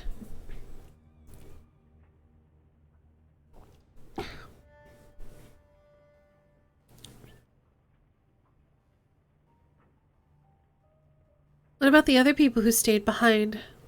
That other shaman that you knew? They went bad. Crazy. That pig shaman that I knew wound up going on full-on toxic.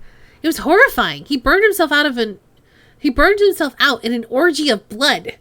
She shudders. Nasty business, and not for me. Wait, what does that mean? When a shaman goes toxic, he goes bad. It's like if you invert the usual meaning of a totem, that's what a toxic shaman does. Dog shamans are loyal and friendly, and like all good dogs are. A toxic dog shaman is rabid. They're both dog, but they're different aspects of dog. Get it? Yeah, and your pig shaman friend went toxic. That's what I heard. You don't want to know what happened to him. What became... He was pretty bad at the end. Before the locals overwhelmed him. A lot of people died. And what about Isabel's family? She said that they were still in the walled city. Why didn't you bring them with you? You think that I didn't want to? She sweeps a loose strand of hair out of her eyes. Look, it was going to be dangerous enough to get Isabel out on her own. Dragging a whole family out with her would have been impossible. Why? Because they weren't like me and Iz. They hadn't grown up on the streets. They were upper-class people back in Somalia before they emigrated to Hong Kong. They were hopelessly out of their element. Even if I had managed to find them, they probably would have done something stupid and gotten us killed. So you just left them. Damn right I did. Even if I managed to convince them to come with us, they would have gotten caught. The Yellow Lotus would have kidnapped them if they were lucky. If they were unlucky, the Thrill Gangs or the Organ Lakers might have gotten them. It wasn't worth the risk to even try. She sniffs. Besides which, Isabel didn't want to bring her family. She wanted to get away from it as much as she did the walled city. Nothing can get her to tell me why, though. Alright.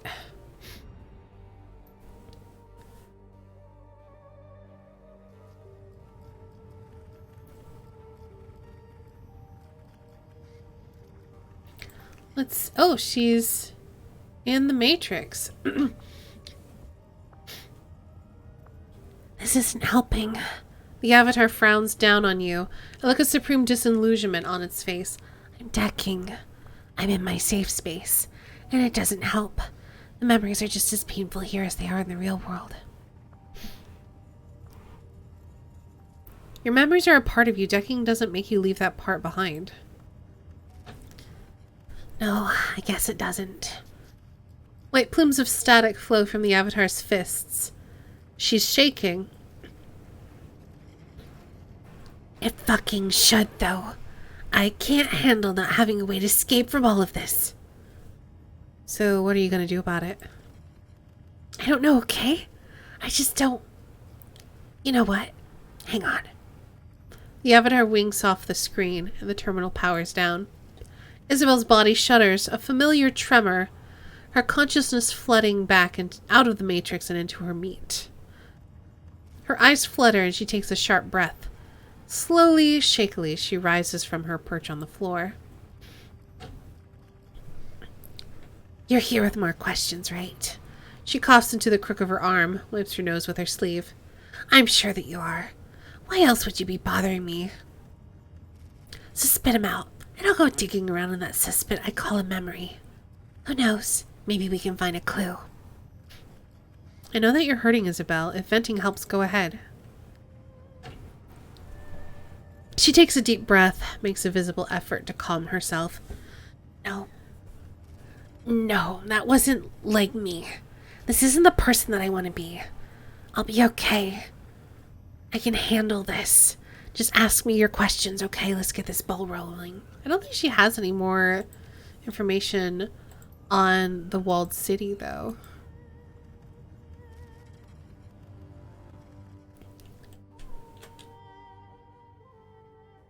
Alright, let's talk to Roctor and, I can't remember his name. I want to call him Raichu because Pear made that Pokemon joke.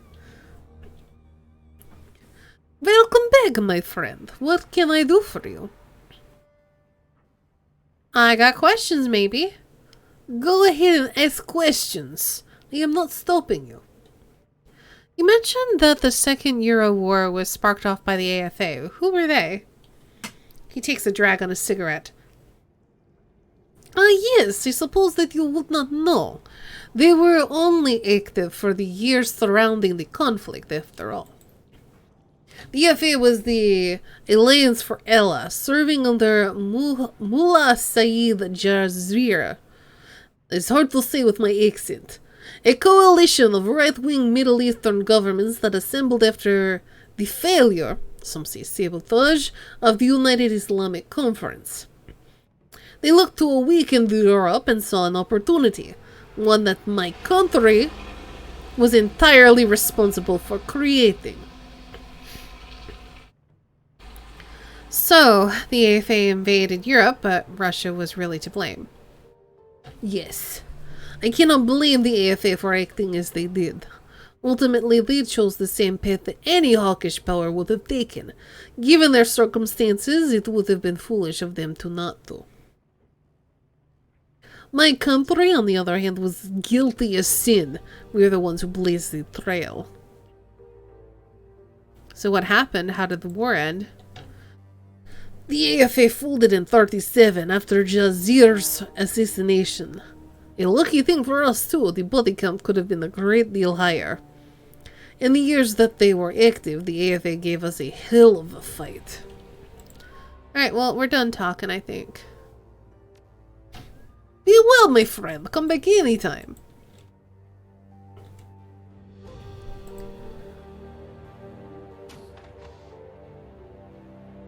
Gaichu, there we go.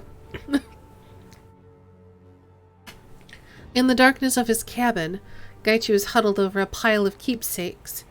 He has unpacked most of his box, and the contents are lying strewn about the floor in a disorganized mass.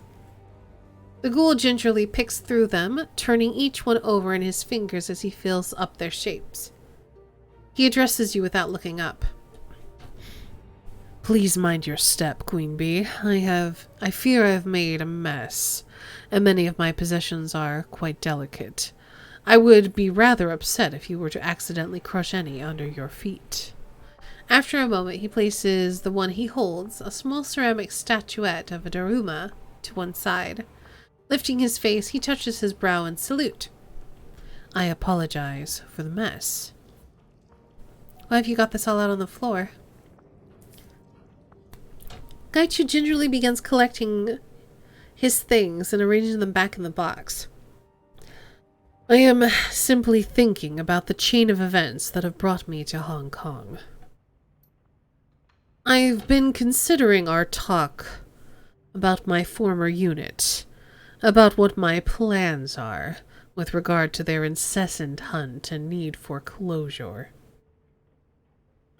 I began to think that I, too, need closure. An end not only to the hunt, but to our dance around the core issue. One of us must die that the other might live. As it is, we are locked in stasis. How do you plan to accomplish that? That is the question I have bent my mind to answering since we last spoke. It is not an easy question to answer. My initial thought was to strike at a secure Renraku holding, something valuable enough to draw the attention of the Red Samurai, and ensure that Renraku reported that a ghoul was involved in the mission. Turns out that was not necessary. I began searching the Shadowland BBS for any jobs against Renraku holdings here in Hong Kong. Gaichu taps his braille reader with one toe. It is surprisingly easy to use the Matrix when you can read postings with your fingers. Slower than direct interface, but certainly possible. I also began to offer a reward for information on Red Samurai teams known to be in the city. A modest reward, nothing that would attract too much attention, but enough to keep people interested. Gaichu grins thinly, cradling his chin in one hand. This bore fruit. A Red Samurai team arrived here a short time ago, smaller than normal size. Sounds like it could be them. It is definitely them. My contact described Ishida and Takagawa perfectly, as well as a new heavy gunner, most likely from another disgraced squad. What's more, he described a woman who looked exactly like Sasaki, but with a scar here, on her forehead. Gaichu draws a finger across his brow over his right eye, precisely where I cut her. I expect you want to catch them off guard. Gaichu nods firmly, his expression grim. Surprise is the husband of victory. This is an essential law of combat. There is no such thing as a fair fight, only a fight you win or lose. I have no intention of allowing them to set the terms of the fight. I have found a job I am certain will draw a Red Samurai response. Renraku is moving a prototype drone through Hong Kong, on the way to a research facility in Chiba. It is a new design implementing machine learning and pseudo-intelligence. Gaichu stands, smiling wryly.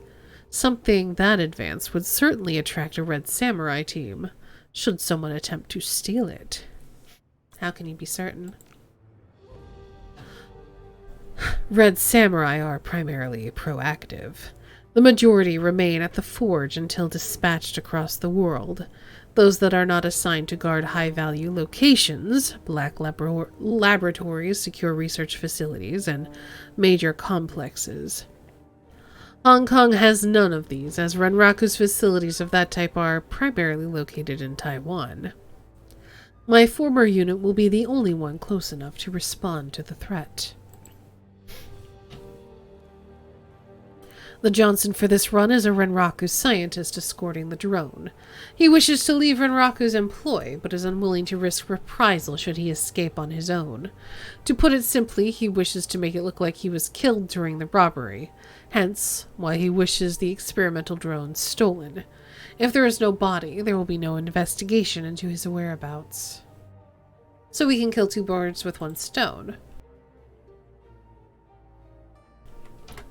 Gaichu inclines his head in agreement. Precisely. I can rid myself of my pursuers, and he can be free of their yoke. While I owe this man no loyalty, I think I understand his sentiment. Besides, we will be receiving payment for a job. Sounds good to me. When do we leave? As soon as you are ready.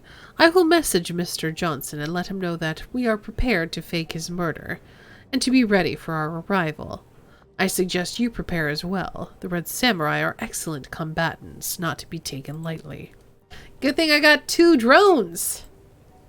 Good night, Divine. Thanks for hanging out, and I hope you sleep well.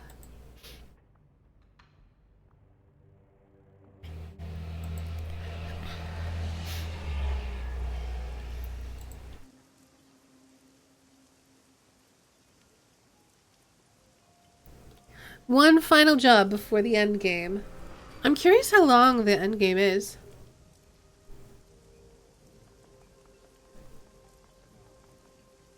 I think I'm going to try to finish this today if I can. I dropped bits and flee. Thank you so much for the 54 bits, Divine. Have a good night.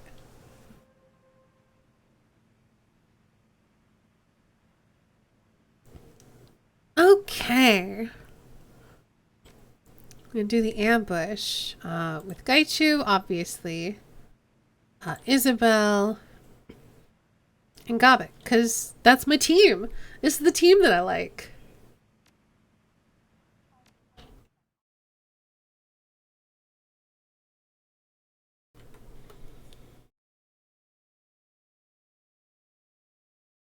Can't decide if I want to wear glasses or do eye makeup for the show tonight.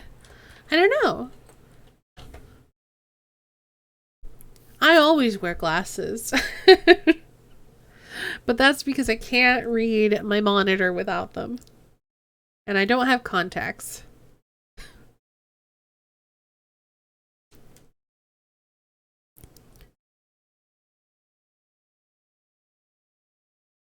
Glasses make eye makeup weird? It can. It depends on the glasses that you have, I think. Like, it definitely makes it so you can't see it quite as well. And it's also hard to put on eye makeup when you can't see your own face. I don't wear a lot of makeup, though, because usually I can't be bothered. The Tello Harbor Industrial Complex is a sprawling maze of warehouses, auto fabrication facilities, shipping container mazes, and corporate power. If something corporate owned is shipped through Hong Kong, it invariably moves through these streets. My character has super dramatic makeup, so I wanted to play into that. That's fair. Like, when I was doing, Skyphos Dive with Kelsa, I was playing, Ray. He's my, Rockstar Revolutionary character. And basically, to get into character as him, I couldn't skimp the eye makeup. For me, I like to do something to kind of convey my character. Beard hair rips up applicators? I bet it does. I bet it would. So yeah, I feel that. When I was playing Ray, it was basically heavy eye makeup all the time. even though I was wearing glasses. Especially if it's freshly shaven. Really? I didn't know that, but obviously I don't have a beard, so I wouldn't have experience with that.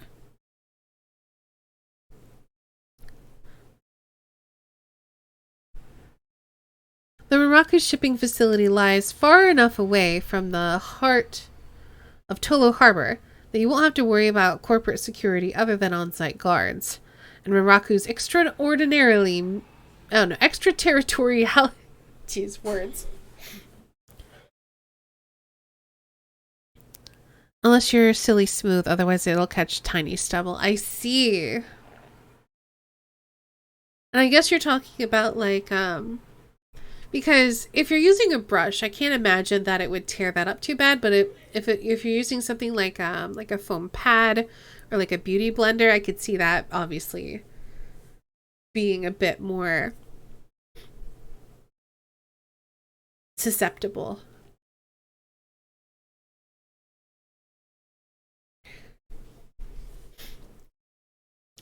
Renraku's extraterritoriality means that any fighting won't risk backup from Rent-A-Cops.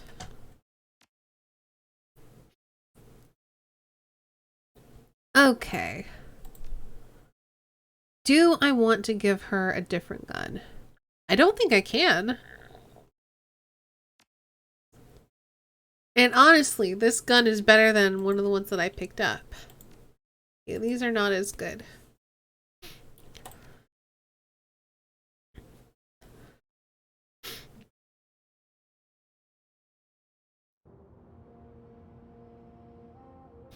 As you exit the MTR and step into the Tolo Harbor streets, you're blessedly spared from the rain. Oh, that's different. An ebb of the constant monsoon, combined with the sweltering heat, has left the concrete in your body blessedly free of moisture. Gaichu casts a glance at you, and he nods in satisfaction. This is the facility. Past that fence is the warehouse and the test laboratories. Ashida and his team should arrive mere minutes after we breach their defenses.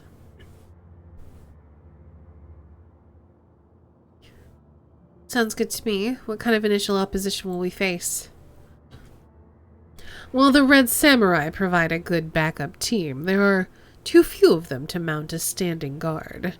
This means that we will be facing standard Renraku security forces. While they are not as potent as better equipped security, Knight Errant for instance, they are still skilled combatants. Gobbet grins widely, tossing her ropes of hair over one shoulder. Great! I love dealing with corporate security. They're like a steak. You're never surprised by what you get, and you're never disappointed either. This is sounding just fine, Nibbles. Inclining his head respectfully, Gaichu matches Gobbet's grin with a small one of his own. I'm glad it meets with your approval, Gobbet. I would hate to think that you were bored.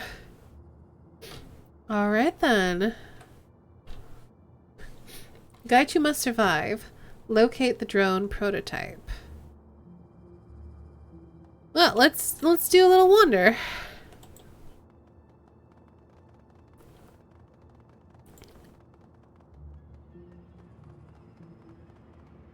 There isn't really any place to wander. I guess we're going this way.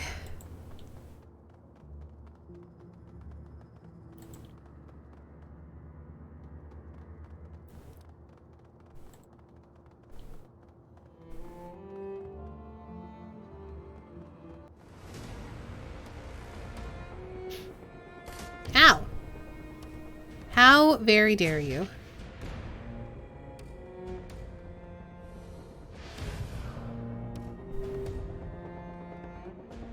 That's right. Y'all cluster up together.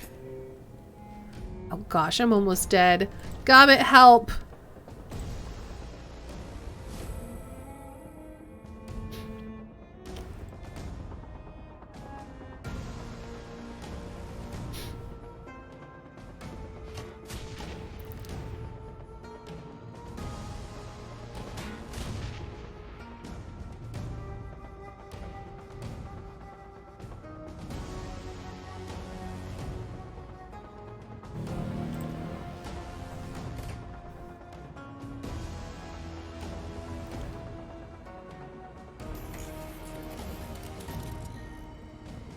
Alright, time to test out my new boys!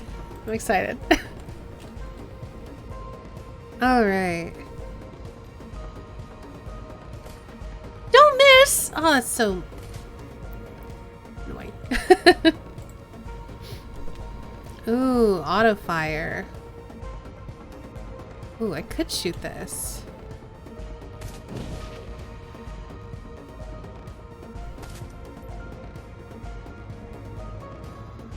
Wait, what? No!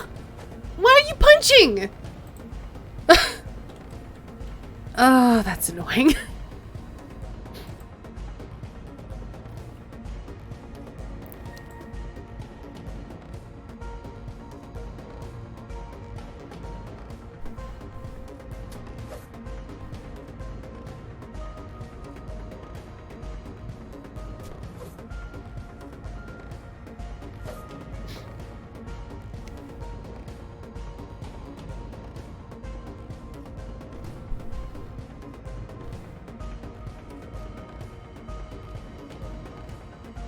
Oh, I don't think she can haste anyone who, hasn't gone yet. Oh, she doesn't have the AP for it, maybe? No, she has 2 AP.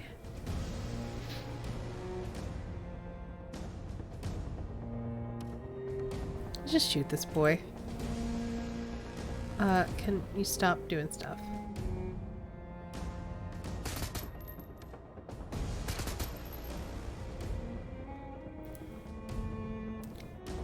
I had Consume Spirit selected. I noticed that I clicked on that afterwards. I didn't realize I had it the whole time. Alright, there we go. Switch to this. Snipe this boy. Why do you keep missing? Why you suck? Also, why do you not have... Oh, your drones are stunned. So I can't actually turn them on. That's annoying.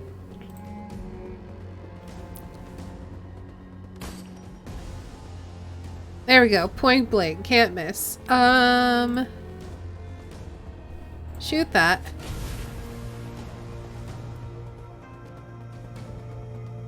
And you can run up and stab this boy.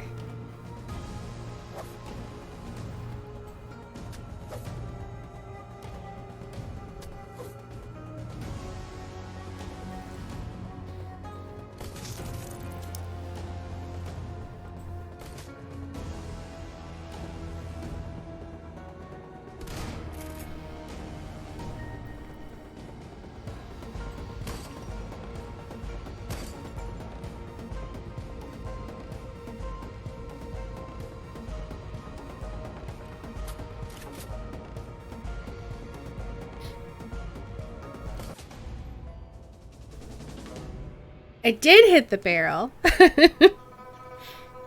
Slugcats, thank you for contributing to my self-care challenge. That sniper rifle range penalty is killing her accuracy? What do you mean? I don't know anything about that. Hold on. Let me look at my gear.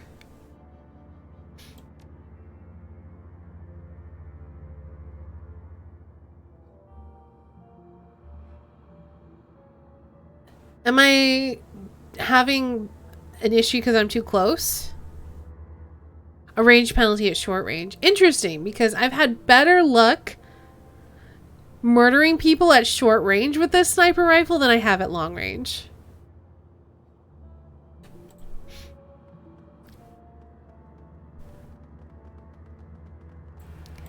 I'm pretty sure Blasting that guy in the face with a sniper rifle was the first time I hit with it. Ooh.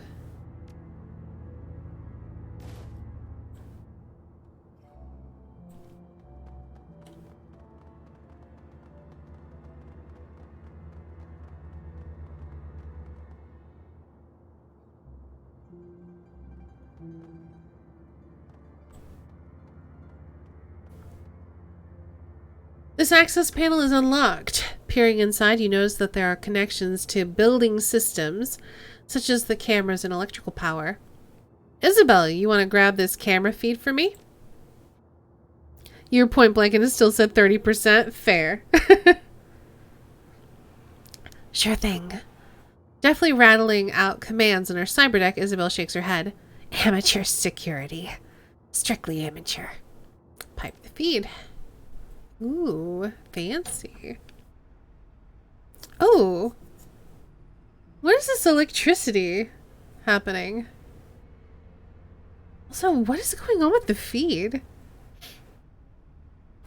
Your comlink screen springs to life, and you are suddenly viewing what must be the interior of the facility.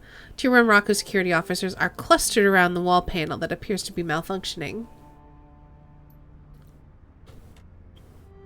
Ah, yes, drone control! This thing's been giving me trouble all week. The gas pressure control circuit's running 55 amps, running at 100,000 volts. Anytime there's a glitch in the system, it shorts out. I don't know what to tell you. I ain't a mechanic. Boom! The panel explodes in a shower of pressurized gas and sparks, searing armor and burning exposed flesh. Can I do it again? No. Well, that was fun.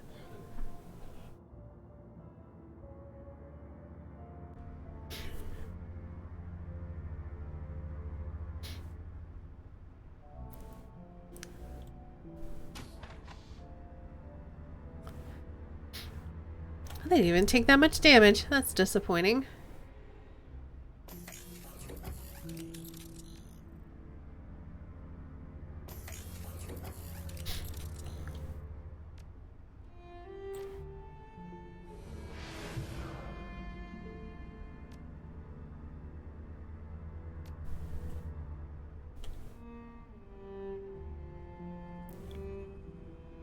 I'm worried about running across this line, but I'm gonna stab this guy.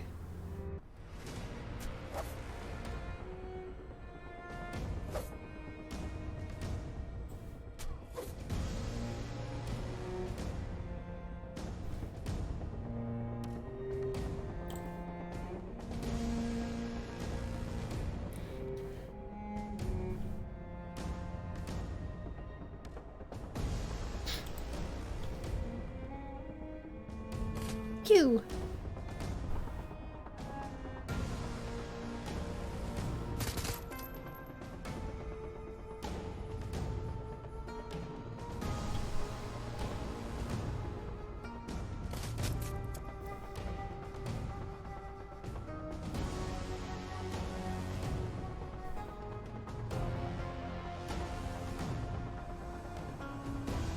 Just a normal day as a guard, and then a samurai runs in and slices your friend to death with a sword. What a day!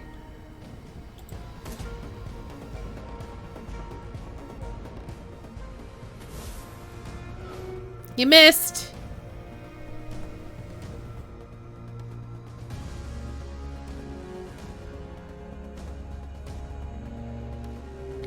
%. This has gotta be long range, though.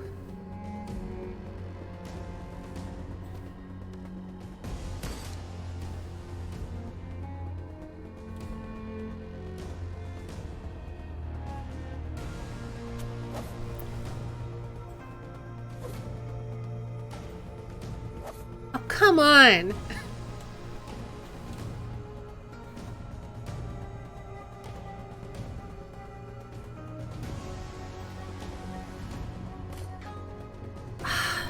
%80 on that.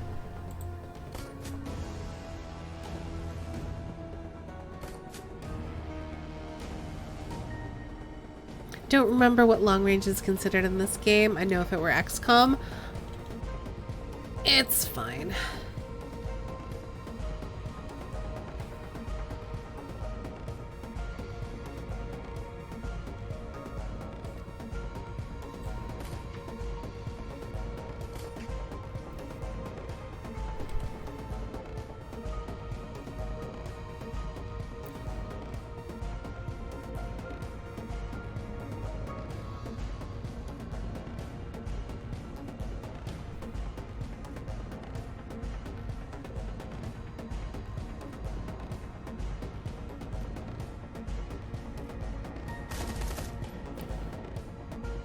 Well, that's one way to geek a mage.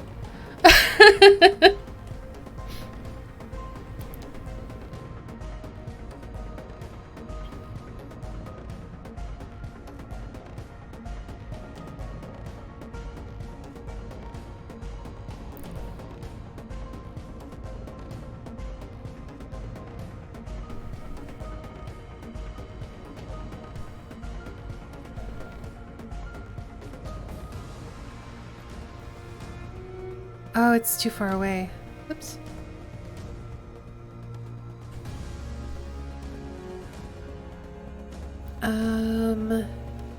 Let's run forward to here, and we'll see if we can reach.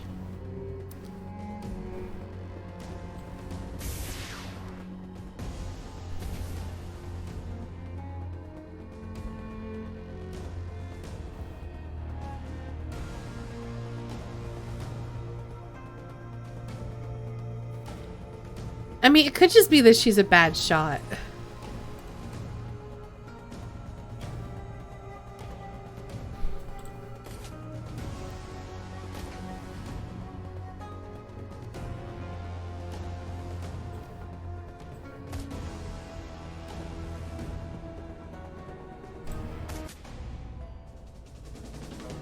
It's not her focus. She's got drones.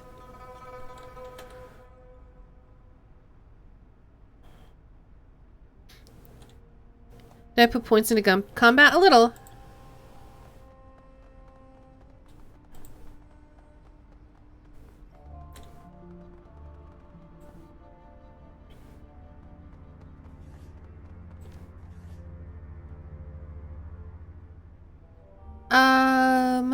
Yeah, I've got a 3 in rifle and a 4 overall in ranged combat. So honestly, it's not that bad. It's not that much worse than my drone combat.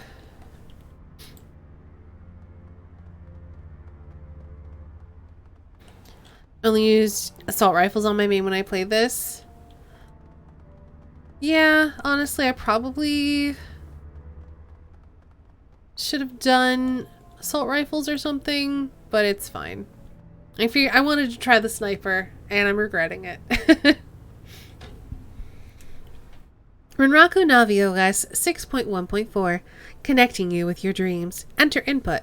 Gaichu, what is this thing? Next run? I've sold it. It's not a big deal.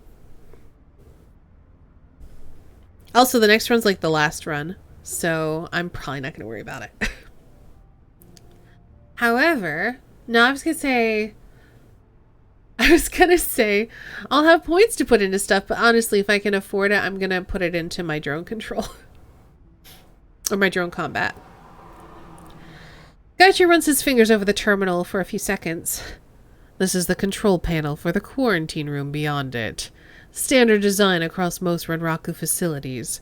Parazoologists use it to study the response of paranormal animals to external stimuli. I don't think it's the last run. I mean, this is not the last run, but the next run I think is the last run. Because they literally told me once I start that one, there's no coming back.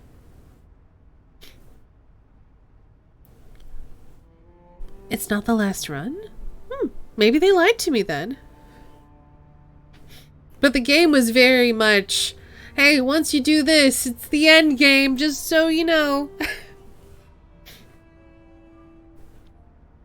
That sounds ominous. Isabel spends a long time looking past the glass into the room beyond. What kind of stimulus are we talking about here? The animals are exposed to high voltage current, open flame, toxic gases, etc. The primary purpose of these experiments is to identify the best specimens and reserve them for breeding. Those that are of sufficient stock survive, the rest do not. Such survivors make excellent guard animals once cybernetically controlled. Okay. So we got an elevator door we can't get to. Oh, we got a vent! Send in a drone!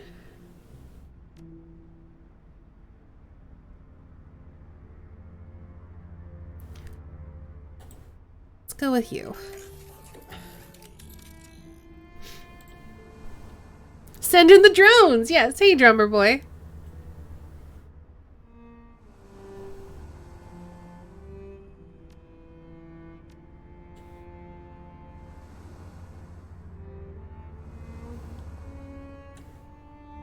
Was there a point to this? Oh, because it's locked on the other side. Okay.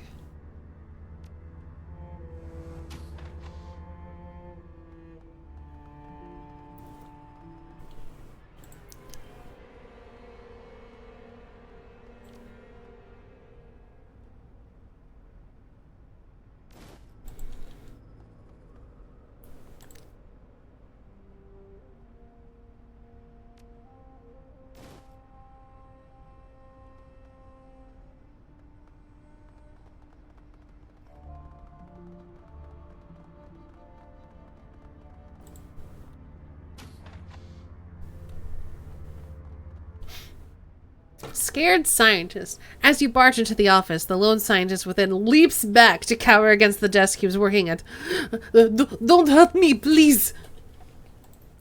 A split second later, the scientist stands upright. An expression of profound shock spreads across his face, and he takes an involuntary half-step forward towards Gaichu. Wait, is you, Saru? The man's amazement is apparent in his voice, which barely rises above a bad French whisper. Renraku management said that you were dead, but I knew that they were lying. I didn't expect that you would be the one to answer my request. It is a good omen, my friend. Gaichu, in turn, seems just as surprised as the Renraku employee. Indeed, you were lied to. The shame the Red Samurai suffered due to their inability to kill me is undoubtedly something they wish to hide. I am glad to see you are well, but I am no longer Saru. That codename is long gone. Now, I am Gaichu. You know this man, Gaichu? Yes. His name is Tanjiro Sasaki. A senior researcher, he has served Renraku for more than a decade. Gaichu smiles faintly, waving a hand towards Tanjiro. Do you recall how I said I had guarded similar facilities? They were usually in service of protecting Tanjiro's projects. Tanjiro is slowly relaxing, although the tremors in his hands indicate that adrenaline is still thick in his blood. Is true? And believe me, I can help you with what you're here for.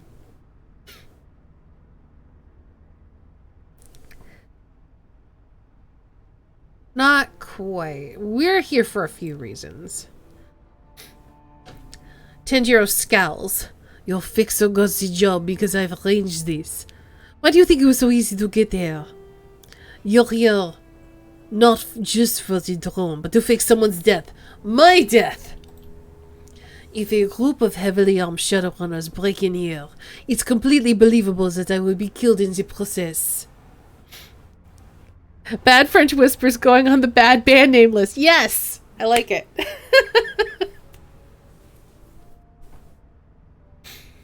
Tanjiro lets out a heavy sigh and wipes his brow.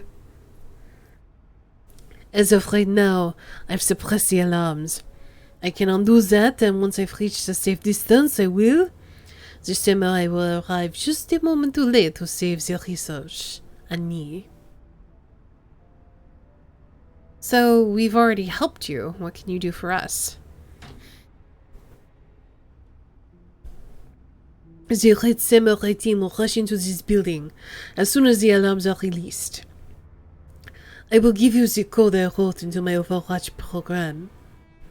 Just use it on one of the security mainframes when you are ready. You will have time to set up any ambush you like. Cradling his chin in one hand, Gaichu's eyes narrow. Typically, we would send the main force in through the front, leaving one team member aside to flank the opposition. It would be advantageous for us to isolate one of them and pick them off before the main force engages us. Gaichu snaps his fingers suddenly, looking at Gaichu. Tanjiro snaps his fingers. Misspoke. You can use the quarantine room. It can be programmed to destroy containments or apply lethal amounts of electricity. Regardless of what you pick, it should certainly kill anyone attempting to pass through it. Yes, that could work. Gaichu nods to you, expression bright. If we were to make the quarantine room look like the point of ingress, they would send at least one of the team there, while the main squad utilized the standard routes, namely, entering through the front door. Queen Bee, we should let Tanjiro go. He has given us more than enough to accomplish the task at hand, and he is a friend of sorts. I would be sorry if any harm came to him. Okay, get out of here, Tanjiro. Tanjiro bows low. Thank you. You have no idea what it's been like living under Renraku's thumb. You are giving me this chance to start again, hopefully with a better life. He turns to face Gaichu, smiling faintly. And you. It's because of you that I found the strength to leave Renraku. That they couldn't find or kill you was a sign that I could escape as well. I admired your tenacity, your drive. You've turned him into a frond? I guess so. Thank you, Tanjiro. That means more to me than I think you know. Gaichu points towards the door. Go. They'll be coming for us soon enough. I want you to be well out of here when they arrive. Nodding, Tanjiro bolts towards the door.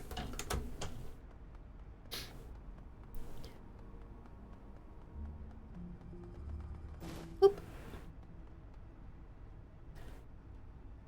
Okay, so we got a terminal here. And we've got that thing to mess with.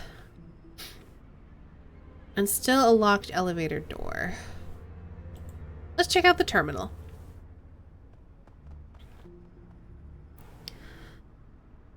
Unguarded jack point. Isabel, go in.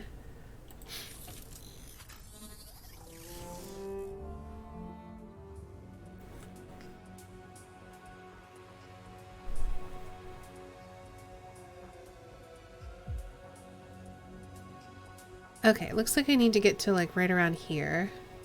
I can stand here safely.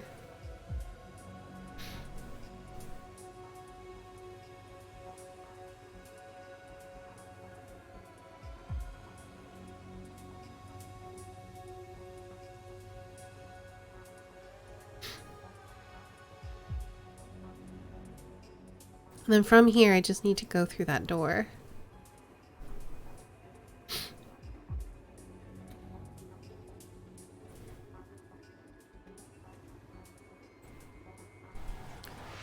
Okay. So now I think I need to go through this door. Okay, I think I'm safe here. Here even. Looks like there's another door over here as well that we might end up getting to. But first, let's go the easy way. Deliver barrels to basement? Yes, please.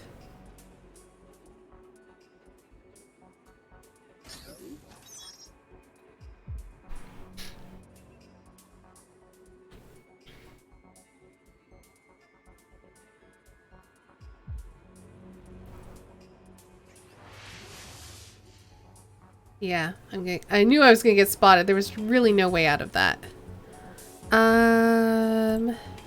Yeah, let's pop an assassin program.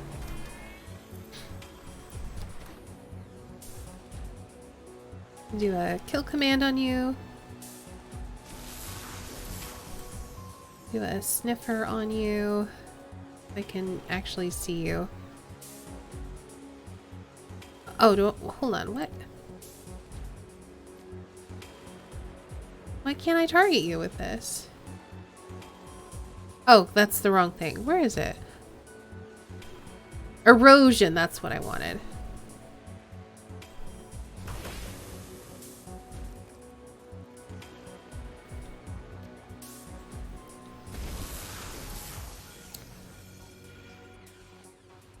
Unfortunately, there wasn't really a good way to get out of there without getting spotted, I don't think.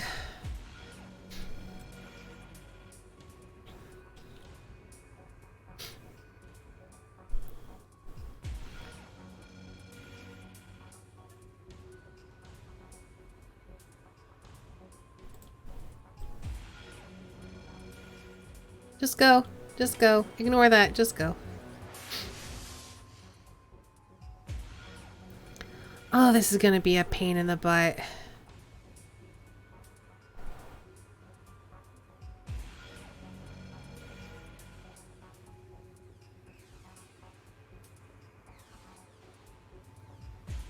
I wish I could just preemptively turn on combat rounds. This guy's gonna see me. Oh, he didn't!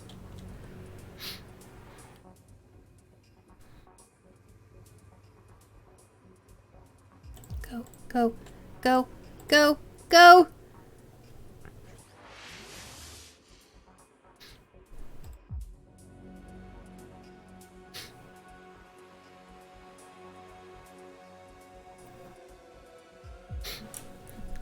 Okay. Let's hack this.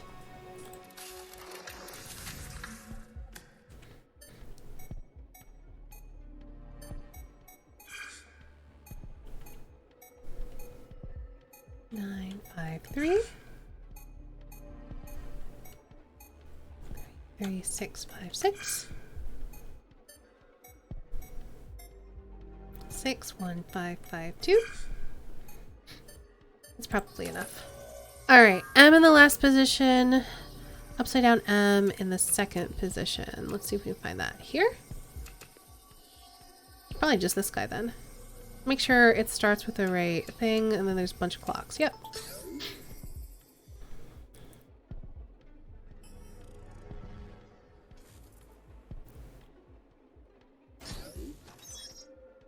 Got some pay data, and we are gonna unlock these elevator doors, and then we get out.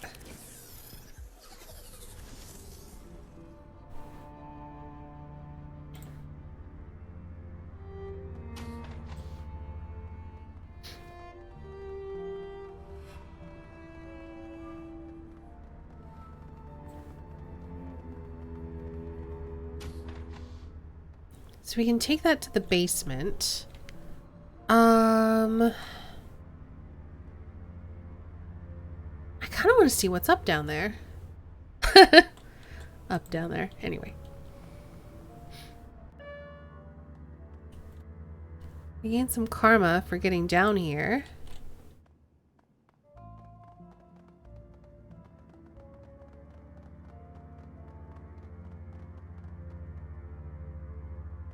So many medical supplies.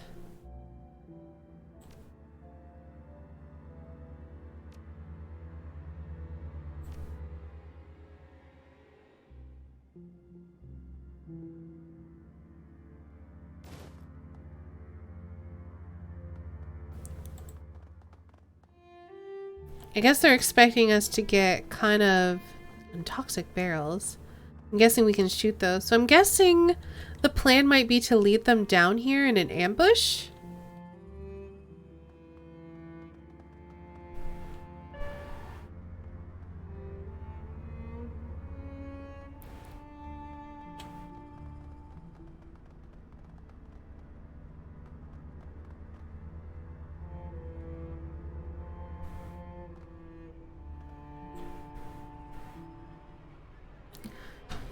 If we bait the quarantine room, one of the team members will move through it to flank us.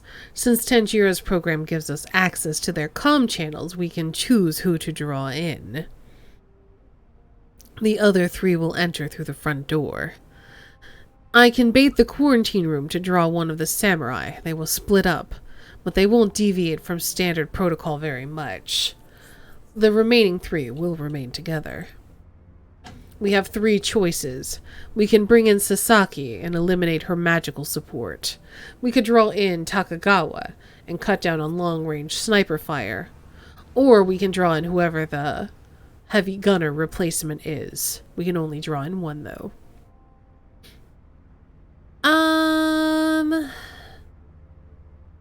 Let's bait the sniper.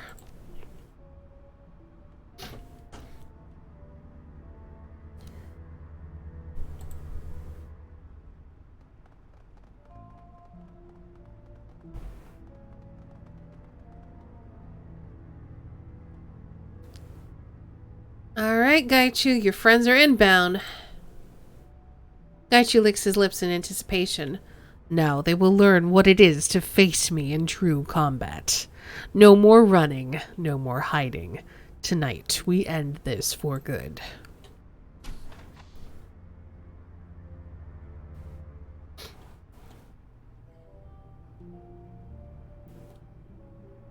Oh, I can't go... What's the point of the toxic barrels down there, then?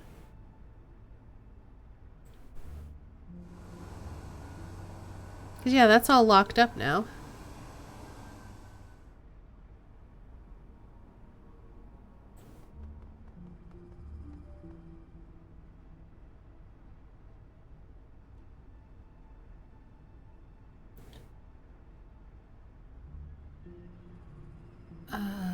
What? I don't understand what's happening.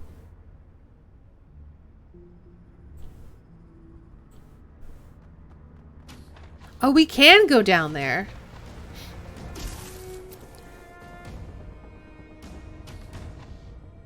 See you in a few hours. All right, Saintguard. Have a good rest of your day. And I look forward to checking out the first episode of the new Scum and Villainy show y'all are doing.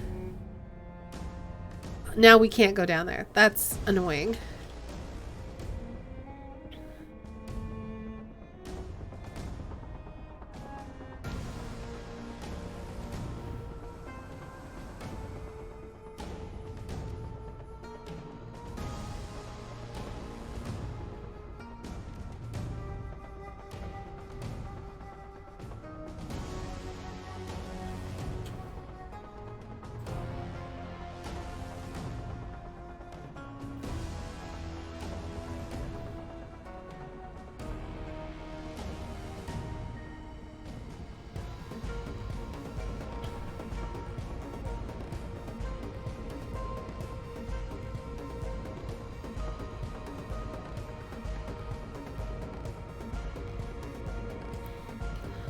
Alright, I guess it's drone time.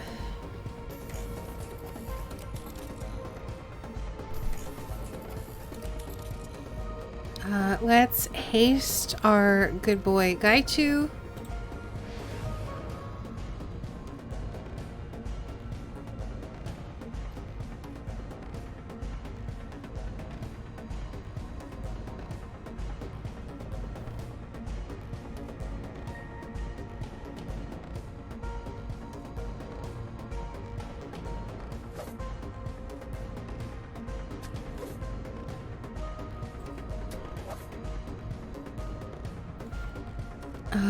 Gobbet, I would like to do some area control stuff. You don't have the AP for it. Guess let's just put you on Overwatch.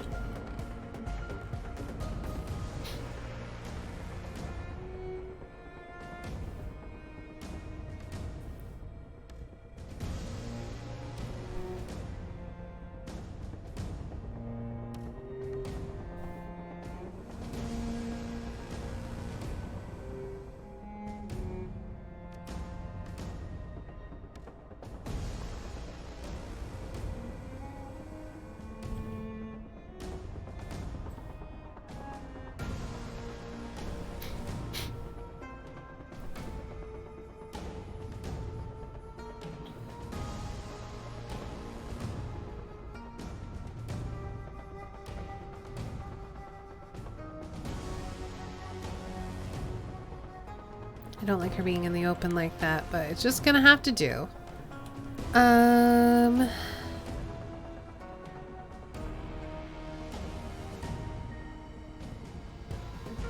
Isn't a good place to stand.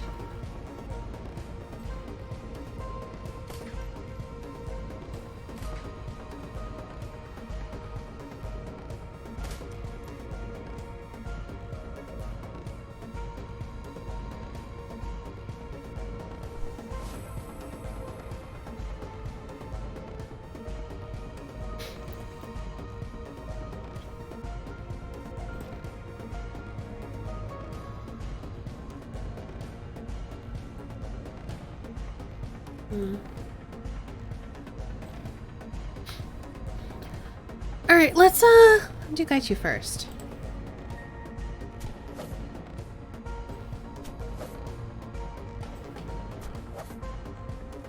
There's a new trailer for some Control DLC and I'm stoked. Nice. Got him. One down.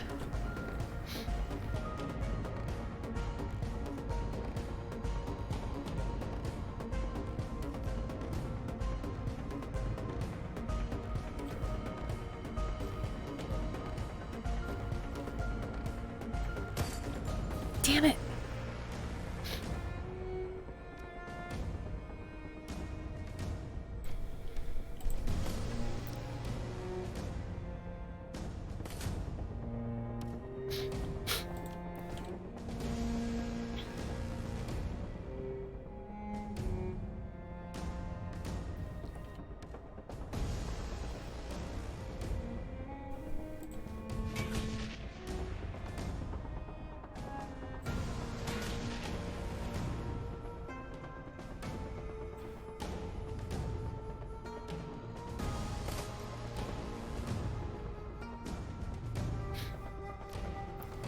Fortunately, I can't just summon that on him.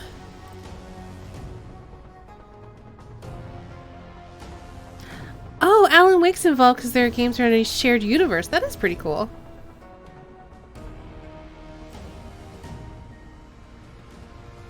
Alright, let's shove a fog on your face. Enjoy.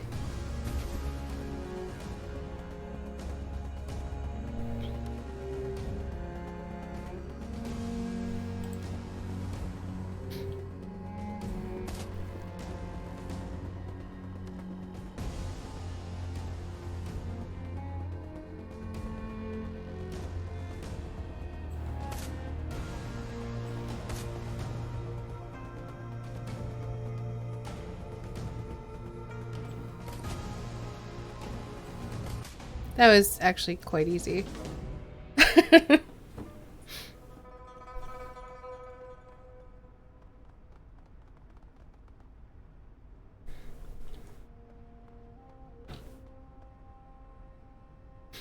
Ishida lies on the cold tile, gasping for breath.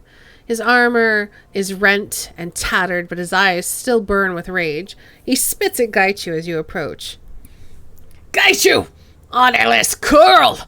I regret the day I ever began teaching you. You are truly depraved to kill your own brothers rather than to submit to what's right. Yes, Gaichu, that is my name, as everything of my old life has been taken from me. Gaichu lifts the tip of his sword, placing it squarely on Ishida's chest. What is honor if it is built on a lie? What is duty if the dogma behind it is corrupt? Narrowing his eyes, the red samurai presses his chest upwards into the blade so that it begins to gouge his armor. What do you know of it, vermin? Every red samurai who has become subhuman has taken their life. Everyone but you. You are a disgrace to the order. A disgrace to your people. Right or wrong, he's the one who's going to walk away from this. Gaichu bares his teeth in a wicked grin. For years, you were taught that to be pure was to be powerful. That metahumans, the infected, the deformed, were to be scorned for their weakness. Yet here I stand, and there you lie. Broken. You think a victory over Sasaki, Takagawa, and me makes you superior? Ha! Ishida's mouth twists into a cruel, sorrowful smile. You'll spend the rest of your useless days cowering in the darkness, eating the flesh of your betters. You're no better than an animal, skilled though you may be. Snarling in fury, Gaichu hurls his katana to the floor. He reaches out to grab Ishida by the collar, yanking him up so that their faces are only an inch apart. You said the Red Samurai were the best, the strongest, the most capable. Those who were not human were unworthy of consideration. You told me I would be better for having joined you. But it's a lie. I was infected and I became better than I was. Your own blindness allowed me to escape, blind to my skill, and blind to the power of the impure. Gaichu lifts one hand, claws glittering in the pale warehouse light. His fingers splay out like an array of knives. I was not superior because I was Red Samurai. I was Red Samurai because I was superior. I chose my own fate. I make my own destiny. The ghoul draws his hand back, jagged shark teeth bared as he presses them to Ishida's ear. I will show you the strength of my disease, Ishida. I will make you like me, and you will be cast out, just as I was. I survived, and remained intelligent because I have the will to do so. Can you say as much? I thought we were just gonna kill him. Should we really make another ghoul? Like, can't we just murder him? I don't think there's really much stopping Gaichu at this point, though. Alright, you know what? I'm not gonna stay in Hong Kong much longer anyway. Reap what you sow, Ishida.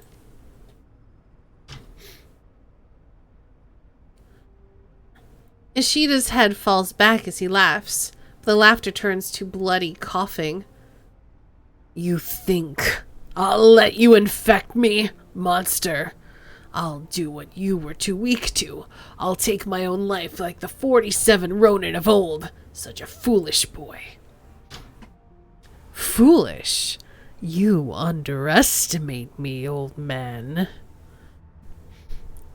Gaichi drops Ishida, his head bouncing off the tile floor with a sharp crack. After I cripple your arms, you will have no means to kill yourself. The disease will burn through you like a fire, consuming every inch of your humanity. At this, Ishida stiffens. His eyes go cold with resolution. Then we shall see, Gaichu. And if you are wrong, I shall meet you again in my next life and try to teach you to do better. Do what you will. This is between the two of you. Gaichu nods to you, turning back to Ishida. Come, I will show you your own inner weakness. The sounds that follow are viscerally, intensely horrifying. The crunch of bone mates with the sound of wet flesh tearing under the pressure of jagged ghoul teeth. And as a high counterpoint comes Ishida's screaming of horror and pain, and undoubtedly some measure of the terror of what Gaichu is doing to him. Eventually, Ishida passes out. Gaichu rises, wiping copious amounts of blood from his mouth with the back of his hand.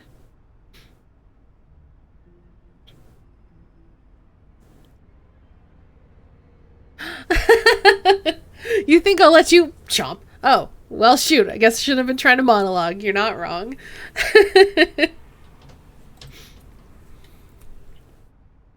It is accomplished. He is unconscious, but he will live. Let us be done with this. All right, then.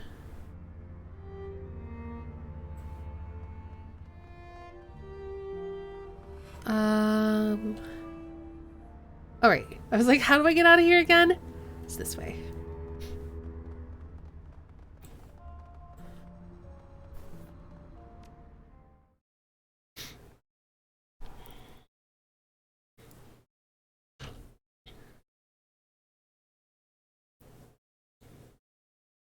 The sun's rays paint Hong Kong's mountains in a palette of orange and gold as they speed by outside the train. With a final flash, the sun dips below the horizon, foretelling the inevitable descent into night. Gaichu is silent as you walk back to the MTR station. His body remains tense as the cable's on a suspension bridge, but his expression is triumphant. Ishida has been punished. All that awaits him is a slow descent into hunger, and possibly madness. Let's get paid! You sure? I showed him. Well. Let's get paid.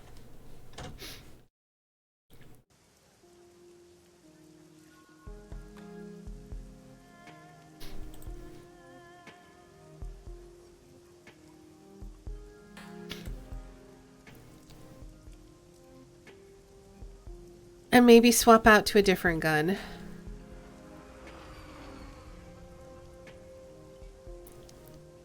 I like the idea of the sniper rifle, but it's just not doing much for me. Let's see if we can afford a different thing. Jobs directory. Ooh, sell the drone. Brave of you to do side work without telling me, or stupid, take your pick. Luckily, Auntie Cheng knows plenty of buyers for your new toy. I'll send a finder's fee over to you right away. Thank you.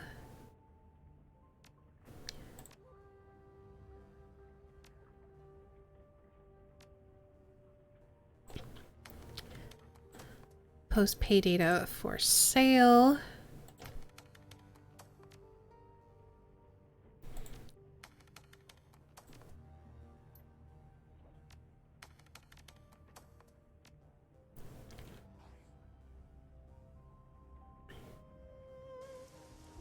Alright, how much money have I got?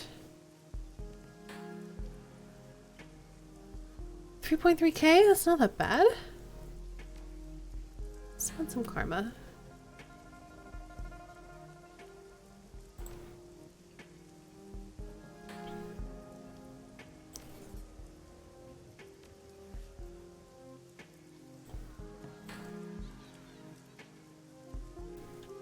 Let's see about buying a new gun. And I think I have some loot I could sell to maybe afford it.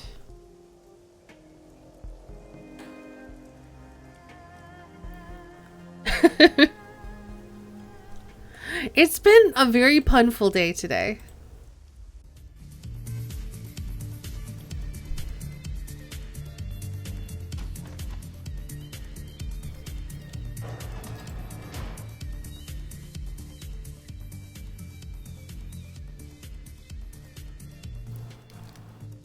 Let's have a look at what you're selling. Yeah, you got guns. All right, let's sell some stash stuff. So I got these pistols that I want to sell. I feel like I'm never going to use this spell.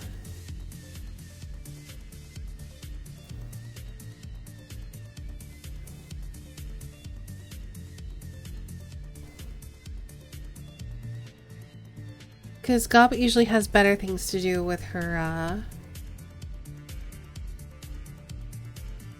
or I could replace it with her other aim spell. I don't think I can do that. Like, I think her spells are full up.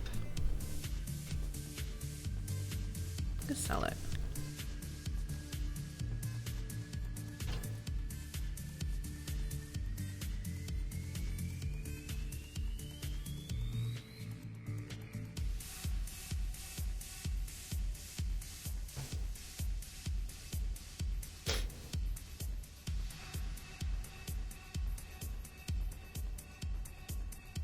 Alright, let's scroll down to rifles if we can find them. There's a lot of guns.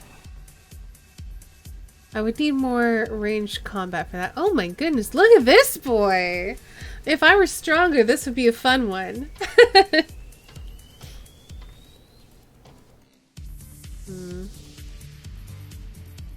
Need more ranged combat for these ones.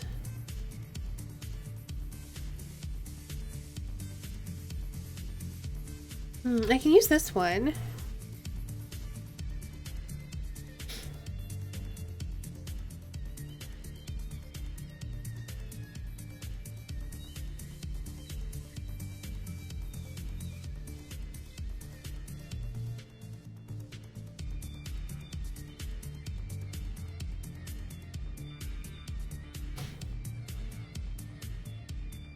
Do I want armor piercing? I probably want armor piercing. Because they both have smart link systems. This one does 1 less damage but has armor piercing. So I think I'm gonna go with that. Which means I should sell my sniper rifle because it's just not working for me.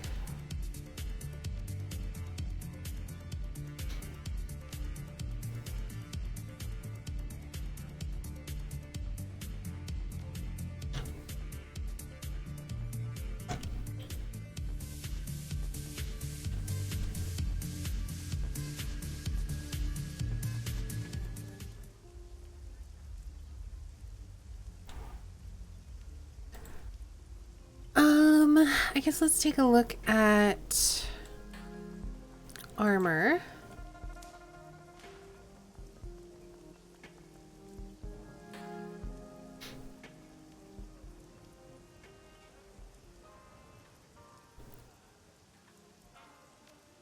The drones. Okay. Ooh, I can't afford this time. Yeah, let's go with that. Which means I can sell my existing armor. Ooh. Okay. Just confirm and we'll swap it.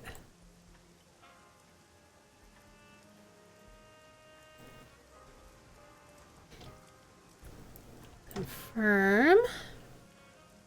And then sell this. Okay.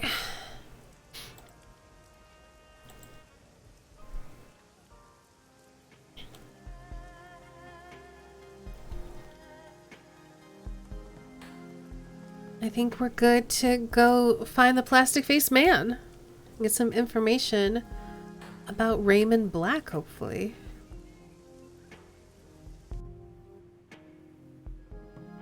Also, I like my new outfit.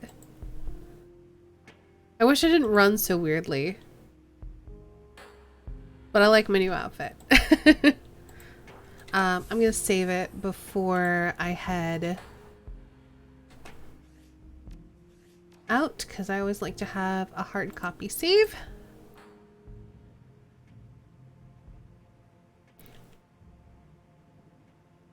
Alright, let's go meet her.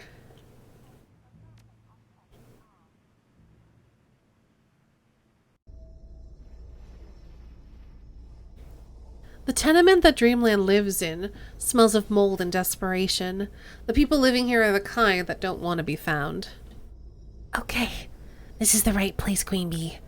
Emily should be in the first apartment. Is she dangerous? She shouldn't be. Emily's a Decker, yes, but she's really more into programming than she is in violence. Her handle is Dreamland, after all. She quit running last year. Something about some sort of activist activity she used to be into, and a bunch of big money execs who are holding a grudge. Emily's from Berlin, but she moved to Hong Kong after the F state collapsed. The Shock Willenrider, that's the group that she worked for. We're supposed to protect her, but they got their own problems to deal with now. I'm guessing this is a reference to the previous game. I guess that she decided she'd be safer on her own. F-State? I'm not up on my world politics. An experiment in sustained institutional anarchy. Oh, wait, we did hear about this from Rockter. Great environment for a Shadowrunner, but ended up just like communism did, another pipe dream. The German government gave the corporations the go-ahead to invade last year, and they forced the anarchists to retreat to the eastern part of the city. Now, Berlin's run by the corps, just like Hong Kong. I bet they wind up building a wall again. Wouldn't put it past them. Anything else we should know before we talk to Dreamland? No clue, really. I've never met her in meat space. Just be your charming self, I guess. I'm sure that everything will work out just fine. Uh-huh.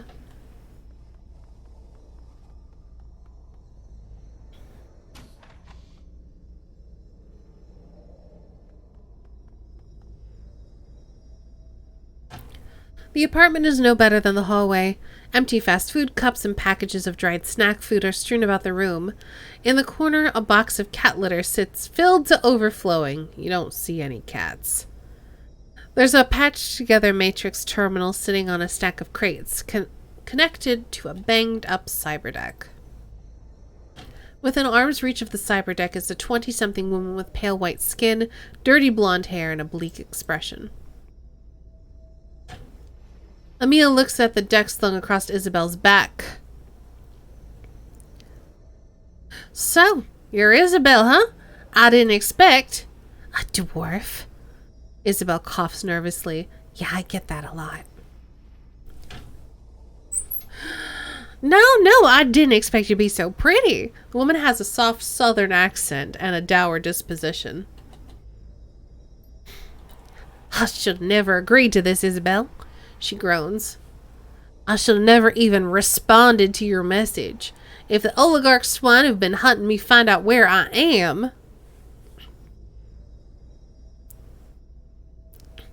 They won't find out from us. Uh-huh. Emily searches your eyes with her own. You can see the intelligence in there, but it's hard to get past her sullen manner. This is the woman I told you about. She needs the software that you've developed to inhibit your cortical implant. She needs what? Her tone is sharp. Her eyes flash daggers at Isabel. I don't think I should be getting into this. I need your help, Emily. That's great, Queen Bee. Now go away. I got my own problems to deal with. She pulls out a near-empty pack of German cigarettes and lights the last one. In case you're not up on current events, I got a kickline of mercs and bounty hunters after me, messing around with the headwear that the Shockenwell writer installed in me is the last thing on my mind. Look, this is important. I need the software you created so I can find out what happened to my father. Your father, huh? Sounds rough. Is he dead? I doubt it. At least I don't think he's dead yet. That's why this is important. She softens. Been there, or something like there. It's the ambiguity that'll kill you. She considers for a moment. Okay, give me a minute. Emily grabs her cyberdeck and jacks into it. Her jaw goes slack and her fingers hover over the keyboard, tapping keys at a blinding speed. When she finishes, she jacks out and ejects a data stick from the deck. Here. She hands you the stick and a taser gun with masking tape wrapped around the grip. Modify this taser with it and use it on your target. The jolt should stop the memory wipe process before it starts. Thank you. Don't mention it, she sighs. Wish every problem was that easy to solve. Take? So can I guess I just stash it.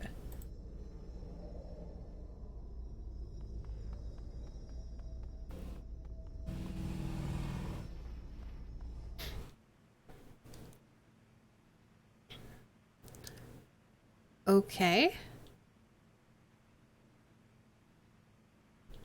Alright, before I do that, another save.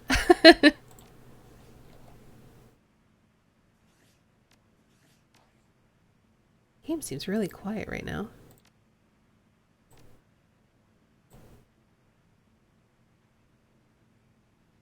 So I should be able to swap out my stash here. Alright. We're going to do the same team as always. Gaichu, Gobbet, and Isabel.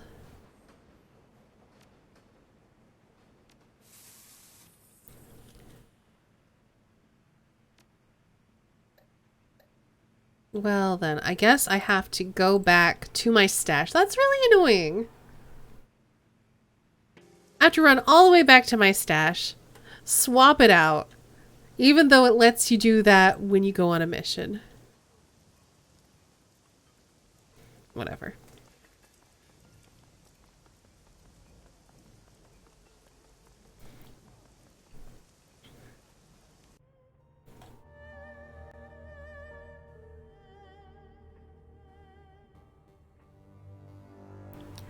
Alright, I never use these repair kits. Let's send that into stash and put the neural inhibitor here.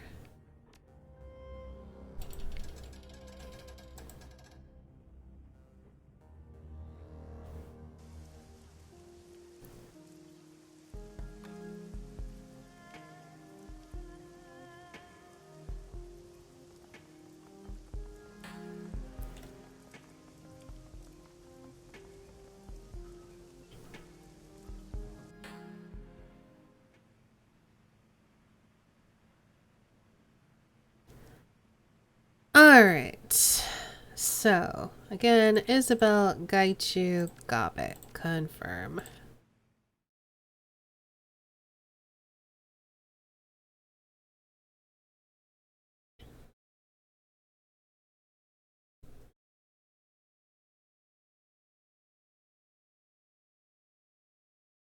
The extraction.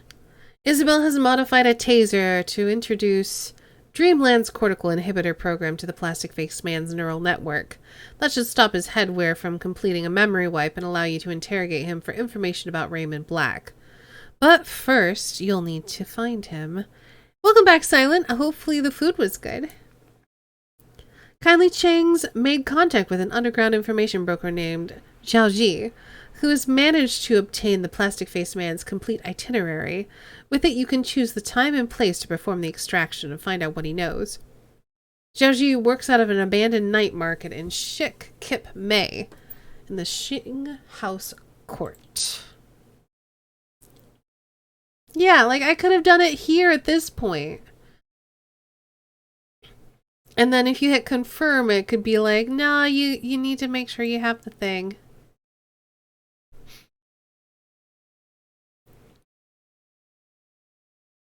Alright,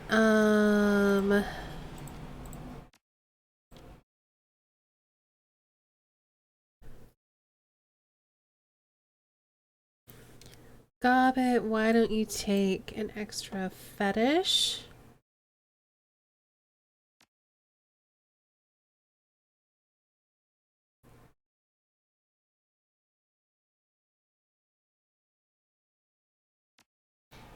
Gaichu, grab a salve.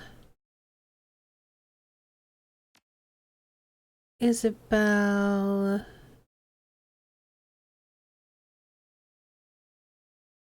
Oh, I didn't even realize she's got like a mine or something. Literally never use it. What are these grenades?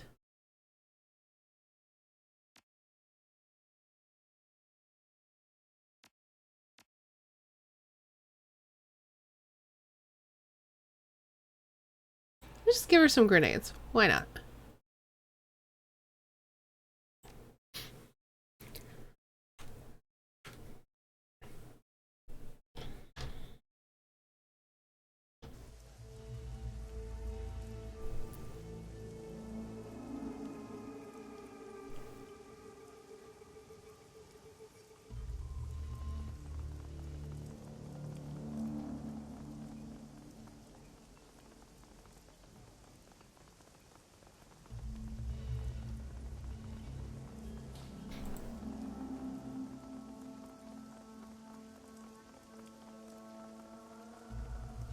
I'm feeling a bit anxious about this.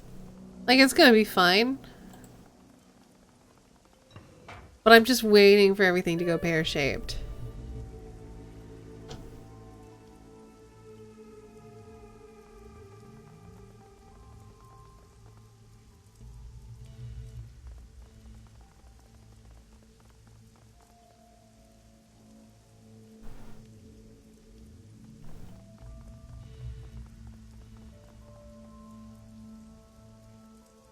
Also, where am I supposed to be going?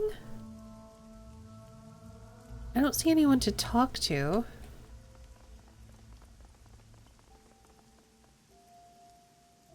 I can't... Oh, this door opens. I didn't see that before.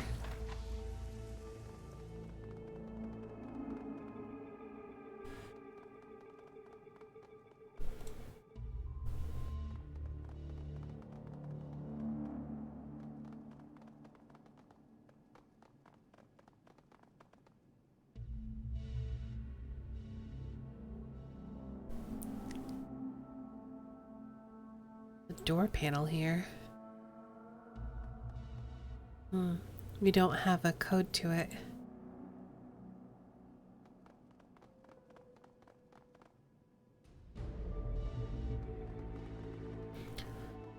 Alright, Zhao, let's talk. The dwarf is the queen of her little hive, a nattering swarm of snitches, stoolies, and spies. Avarice gleams in her eyes. They dart around you, taking in morsels of information so quickly they appear to vibrate. She mumbles little mnemonic rhymes to herself as she tags and labels you all. Ah, yes, the new on the scene runner, Queen Bee. She rocks in place, humming a soft reply to herself. My little friend in Hioi said you'd be coming to see me.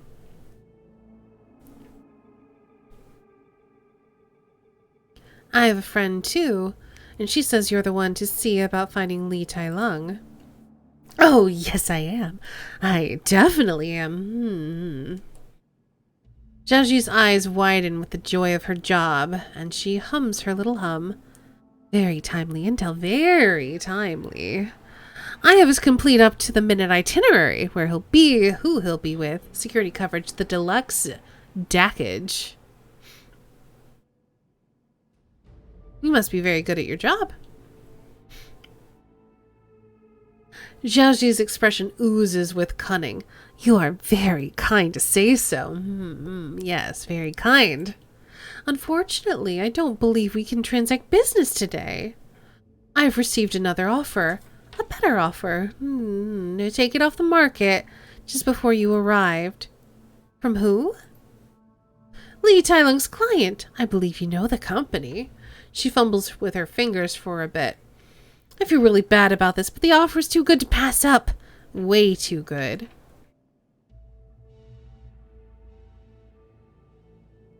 You haven't heard my offer yet. Oh, no. Wow. No. You don't want to work with Josephine Tseng. That's the thing, Queen Bee. I do. Attaching myself to her is smart. Very smart. Tseng's big in Hong Kong and getting bigger. She's already on the executive council and is a front runner for the next chairperson position. Zhaoji fumbles with her fingers a bit more. She can't make eye contact with you. All I need to do is make sure you don't walk out of here alive. Ambush.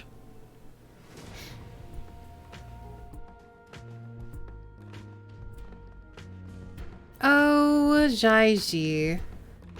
Did I hear murder me? Because this is how you get murdered.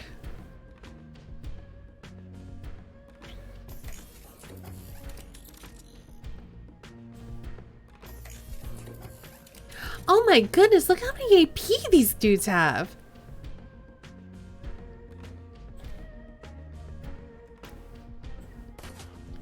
Sometimes you just gotta do some murders. I mean, that's life, right?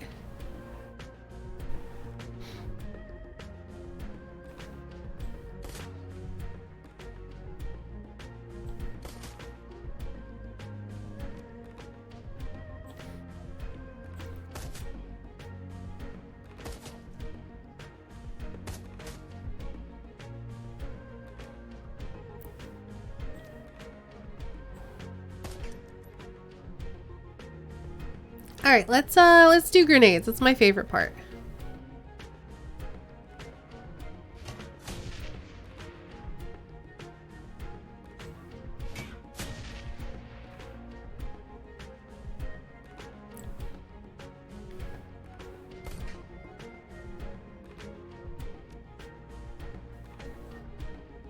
Achievement unlocked. Wait for it. What does that one do? Kill an enemy with damage over time. Oh, he burned to death. Yay!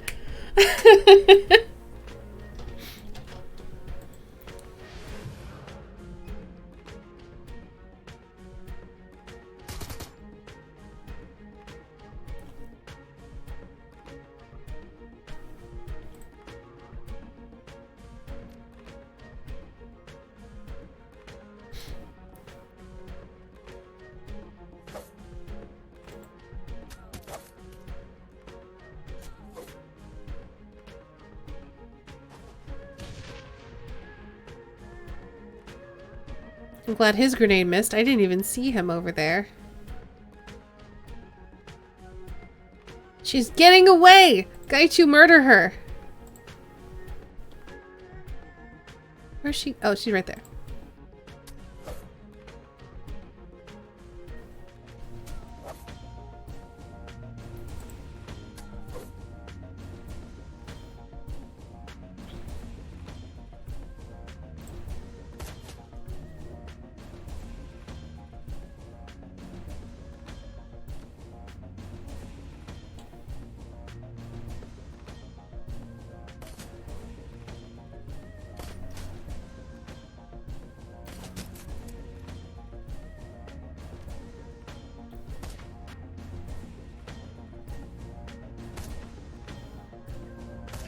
Jeez. Alright, got it.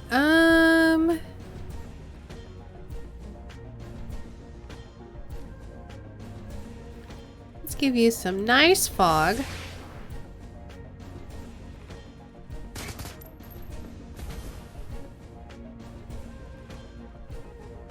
And we'll just lob some grenades in there. Have fun with that.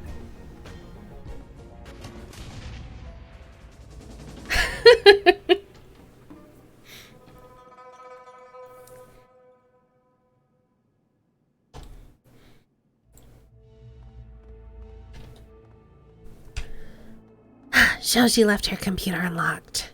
She plugs her deck into it and scans the screen.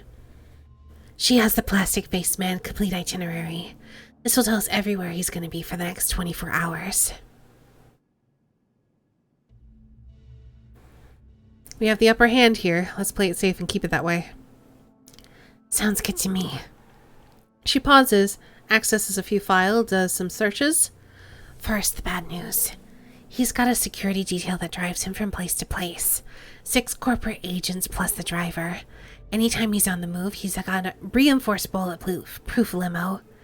He's also got a personal bodyguard that's with him at all times. But there are some windows of opportunity we can take advantage of. When he's going someplace, they drop him off and leave him in the hands of local security, if any. The bodyguard stays behind, but the other 6 guards stay with the driver. The detail itself is shared by a few executives, so they will be with somebody else until the next pickup. The convoys are on a schedule managed by the master system at Sang HQ. Okay, I've got 3 good leads here. I think we can run an extraction at any one of these. Number 1, the parking garage at Central Plaza. He's there for a meeting in an hour. We can grab him on the way out. It's still secured corporate property, so there will be resistance, but it's the weakest out of the corporate properties he visits. Plus side, there won't be any civilians, access is limited, and he's listed as a VIP in their system. That's like too secure. I'm not into it. Next lead. Next one is a bit personal. Mr. Plastic has a mistress, visits her twice a week. Today's the day. He'll be at the Fa Yun Tower building in 2 hours. For 2 hours. It's not corporate property, but it's privately owned. The management company has a security contract on it, so it's likely we'll have to have a fight on our hands trying to get out of there with him in tow. It'll be less crowded than the parking garage, but the lady might complicate things. Interesting. Who goes for a plastic face guy? Alright, what's the last location? Whenever you're talking to someone, your character is looking up at the other person like she just realized they farted. She definitely has this not sure if expression on her face constantly, and I like it. She brooks no nonsense. We have to grab him before he gets home tonight. Once he's home, we're screwed. He's staying at the Sang Executive Arcology, guarded 24/7 by corporate security and 2 blocks off the HKPF HQ. The final location we could grab him is his last stop for the evening. It's a locally owned public Simpsons theater, a hole in the wall that specializes in underground horror flicks. He's there for an hour and 45 minutes, and a security detail will be all the way across town to pick somebody else up.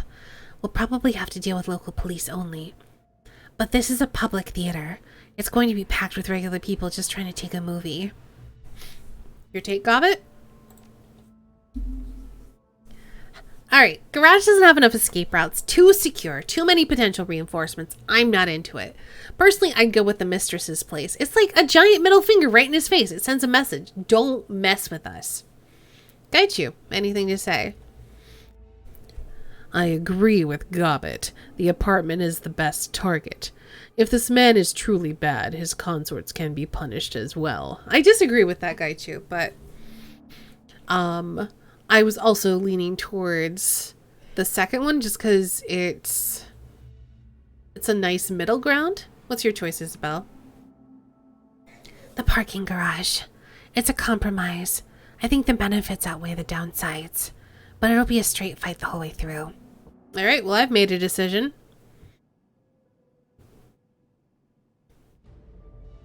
We're going to hit his mistress's apartment. In that case, Isabel taps a few more keys on her deck. I've got the code to the front door here. It's 112798. You'll need it to get in. All right.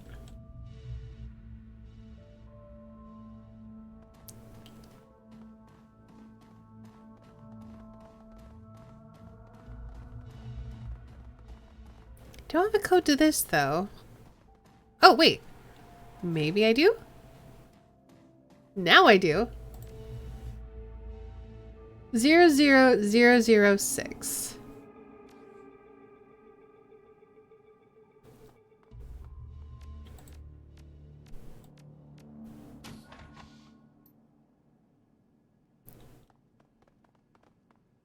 I'm gonna take everything.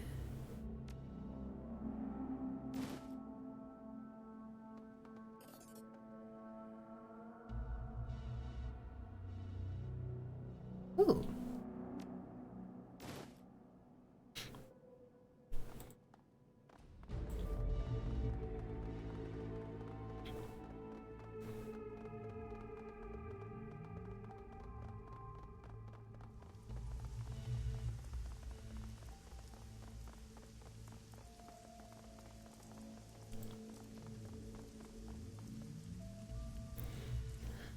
Alright, let's head to the Fa Yuan Tower apartments and capture Li Tai Lung.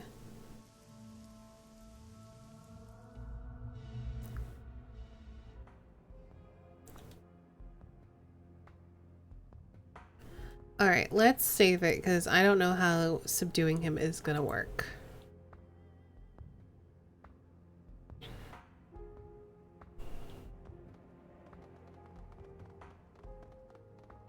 Look around. Yeah, there's nothing here. Alright. Upstairs we go.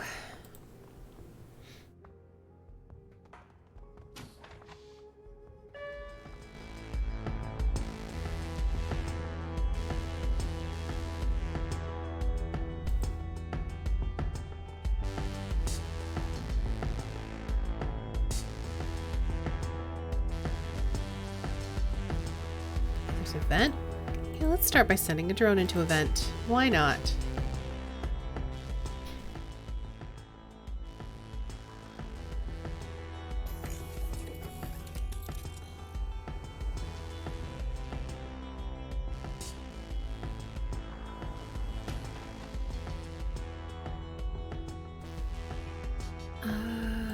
So I want to check. And we don't know. I guess this is probably our apartment, so I want to like look around at other places first.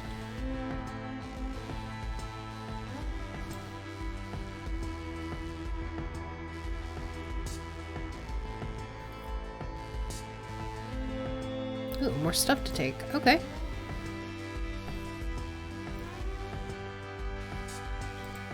Well, I mean, if we're already doing crimes, let's just do crimes. Ooh.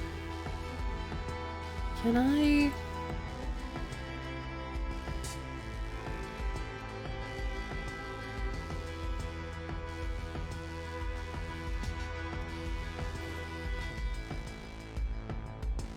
Wouldn't let me swap things out. That's okay.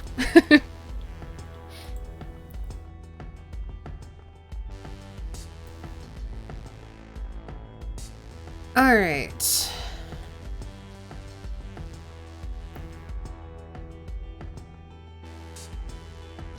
Let's get ready. 112798.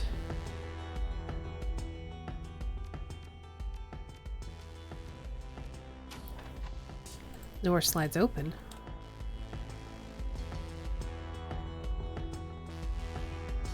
Well, there's the mistress.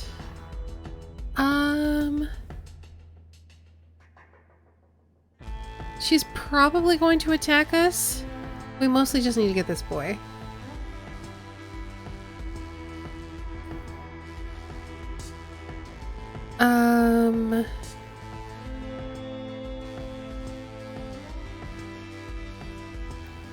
Can I use this?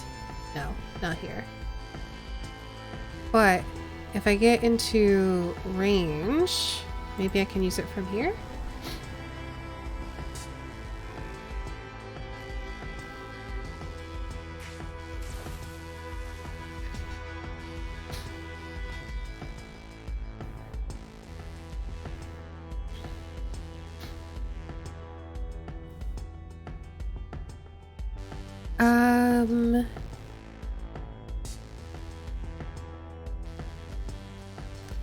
Let's block this doorway and have her run into cover.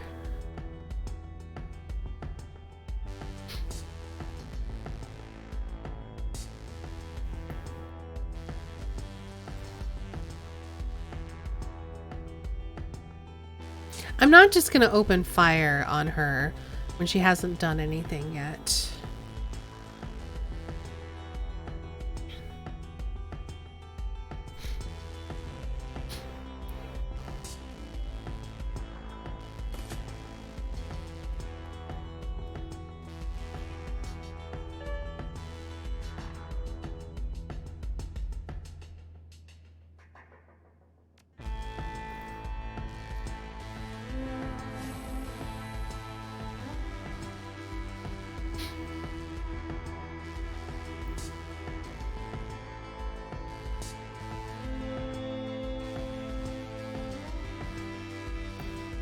Maybe I should have brought Duncan so he could just, like, stun her.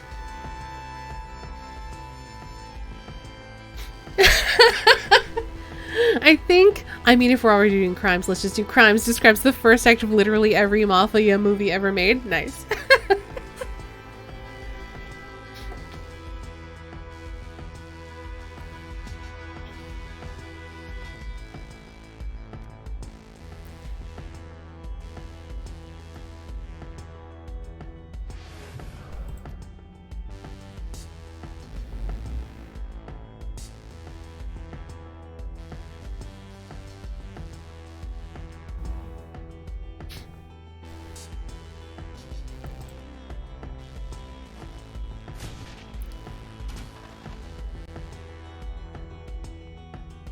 Oh, hello. All right.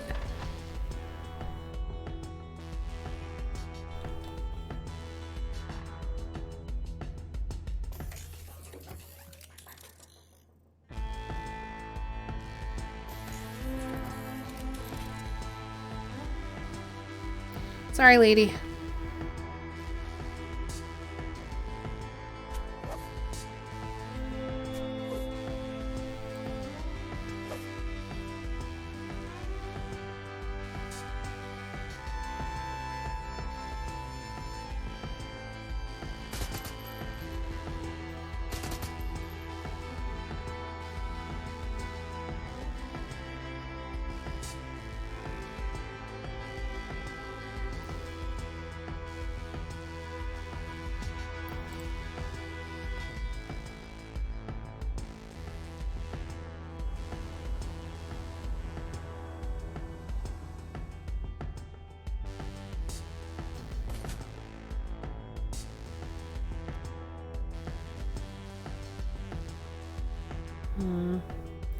This is a good place for this one to go to get cover, so I think I'm just gonna put it there.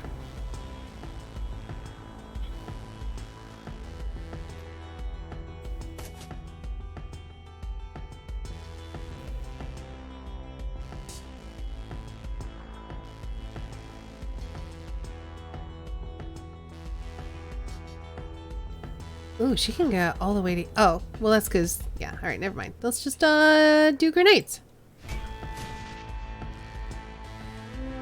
It's my favorite part of bringing Isabelle along. I mean, obviously the hacking is good as well, but grenade launchers are also pretty great.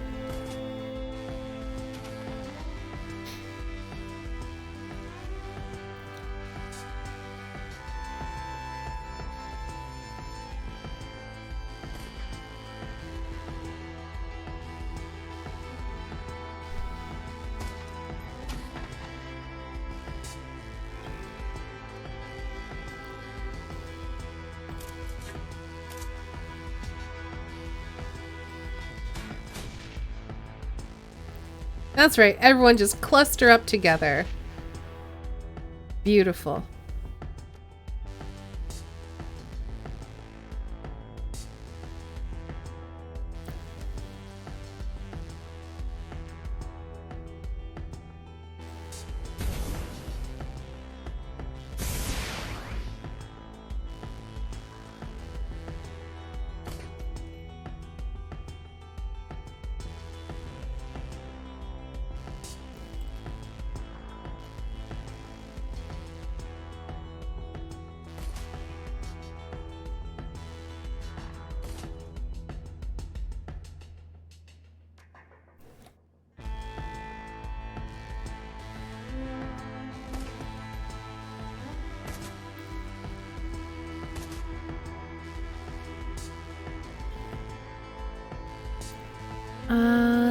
She's like got no chance to hit anybody. Senengaichu. I do that, he's gonna stand in the wrong place, so that's not good. Let's turn this defense on and then have him like run up to here. And I'll just take my 33 and hope.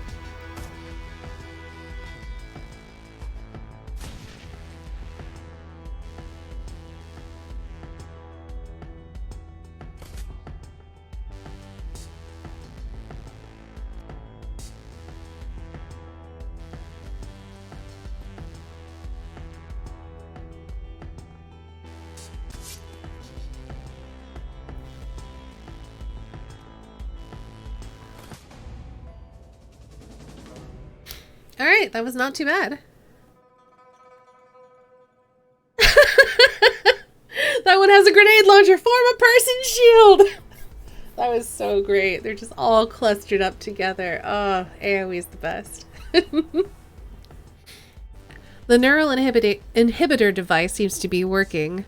Let's get this guy to a secure location, get some answers out of him. I'll calm the crew and have them meet us.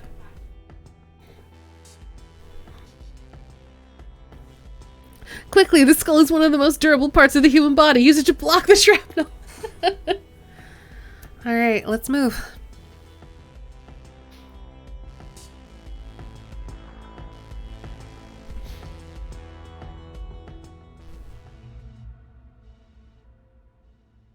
The crew is silent as you lead your captive to the rooftop rendezvous you designated before the run. Just as you planned, you find the others waiting there for you. Li Tai Lung's artificial features are molded into an expression of aloof intellect and mocking rigidity. The plastic that makes up his face is soft, flexing with the motion of his underlying musculature. Overlapping wafers of silver and bronze foil buried inside the material catch the light as he moves. It's the work of a master craftsman. Cyberware is the form of modern art, likely commissioned at a modern art price. Ostentatious display of status and wealth. Kronk, why are you licking that locked door handle? Kronk, here that tongue is strong as muscles, so trying to break lock. Oh, Kronk. The plastic-faced man examines the zip ties that bind his wrists with an expression of detached amusement. Isabel runs a long cable from her PDA to the jack in the back of his head and nods at you. I don't remember what his voice was, so let's give him a new one. We haven't seen him in weeks. Well, this is interesting, I must say.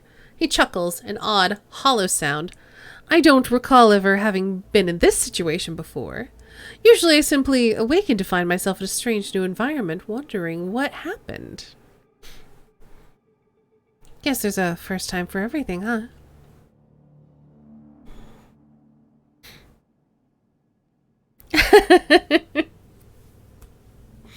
He surveys your crew with detached indifference. Looking at the lot of you, I think it's safe to assume that a violent extraction of information is the next order of business. Oh, you can bank on that, asshole. Wu focuses his attention on the plastic-faced man's kneecaps. So, you chose to grab me at an intimate moment. I suppose that's wise. Only moderate resistance, but the girl paid for it, didn't she? He considers. Clearly, the preservation of metahuman life isn't a high priority for you. I mean, I didn't want to murder her, but she attacked us and we had to put her down. I put a fog up. It was basically like, hey, if you stay in there, you don't have to fight. If she had just not, well, that's a horrible thing to say, but if she hadn't attacked us, we wouldn't have killed her. But we did assault her apartment, so I don't really blame her for it. You're gonna meet this man later in the game, and then he'll be called Plastic Kneecapped Man. We're supposed to kill him at the end of this, but it sounds like we have a problem. Queen Bee, we have a problem. Isabel stares down at her PDA. Dreamland's neural inhibitor software isn't interacting with this guy's cortical implant the same way it worked with her own. It's only going to slow the memory wipe process. How long do I have? I don't know. We're talking about software I didn't write, interacting with two different pieces of hardware I've never seen before. We're lucky this works at all. She begins a flurry of two-handed thumb taps on her PDA. I'll try and key in some buffering routines or something to slow it as much as I can, but my confidence is low. Isabel shakes her head at the PDA, her face pinched in frustration. This guy's memory is going to get wiped one way or another. I'd start asking questions, Queen Bee. Tense. Very tense. The silky plastic of his face slides into a smooth smile. I guess I'll answer your questions rather slowly.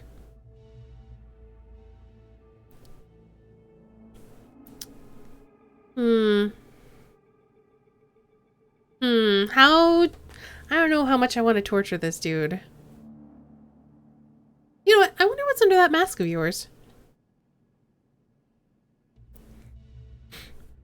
15 minutes, 10 tender fingies. I was just wondering the same thing. Koshi's servos whir as if in anticipation.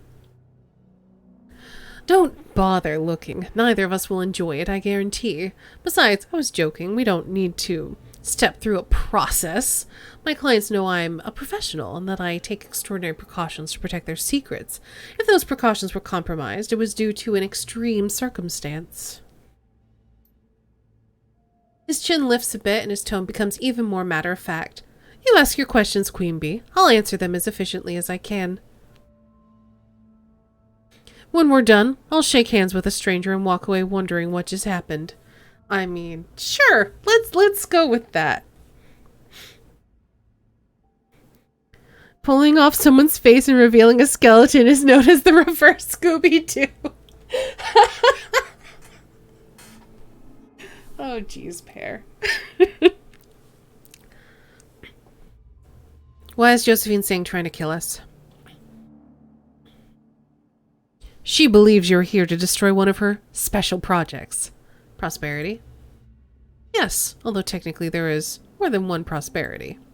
Prosperity Tower is Singh Mechanical Engineering's corporate headquarters. Prosperity is also one of Josephine Singh's pet projects. Which one do you want to know about first? His voice gets a sing-song tone. Tick-tock. I want to know about the Prosperity Project. Well, that's going to be challenging. You see, the Prosperity Project is Joe Singh's best kept secret, and the best way to keep secrets is to not tell anyone, even someone whose memory can be wiped. All I know is that Prosperity is something built deep inside Kowloon Walled City, some kind of experiment that her son was working on. Edward sang. No, wait. Raymond Black, my father! Who stands up tall, takes an amused tone that he gets when someone's about to get hurt. Hey, Mr. Plastic. Maybe you could settle a bet between me and my sister. Wu puts his face close to Lee's. His breath fogs the plastic.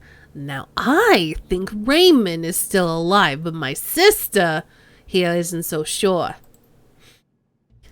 Wu's voice drops to a stage whisper. Which is it, buddy? Raymond Black, dead or alive? I got 20 million on this. Guys, a status bar just popped up.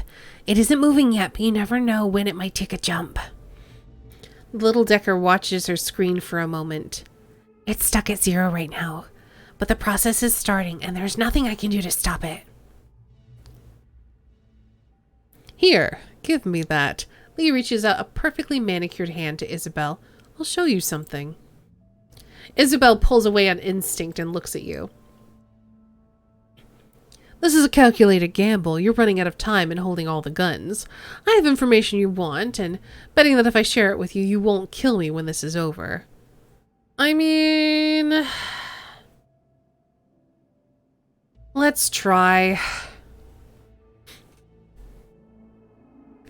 Plastic-faced man takes the PDA from Isabel and stares down at the screen. His eyes become unfocused and he stands like a statue. A low-resolution video recording pops onto the screen. A small, weathered man, possibly in his 70s, is strapped to a high-tech chair and connected to an elaborate scientific instrument behind him. The recording is from the first-person perspective, presumably the plastic-faced man's. This is what from when I first brought the asset, your father, to Prosperity Tower. His eyes remain unfocused, still as a statue, after I took him from the tea house on the docks. The video continues and the confident voice can be heard from off-screen, a woman's. You can't make out what she says. The point of view turns to the right and a graceful woman of indeterminate age steps into view. I don't remember what her voice was either, unfortunately. So we'll probably just make her British. She is clearly advanced in years, but access to a nourishing diet and cutting-edge pharmaceuticals afford her the vitality of someone much younger. She speaks directly to the camera. Her tone is hard. I warned you to be gentle with him, Mr. Lee. She looks over at the old man in genuine concern. I think she had an old woman voice, actually.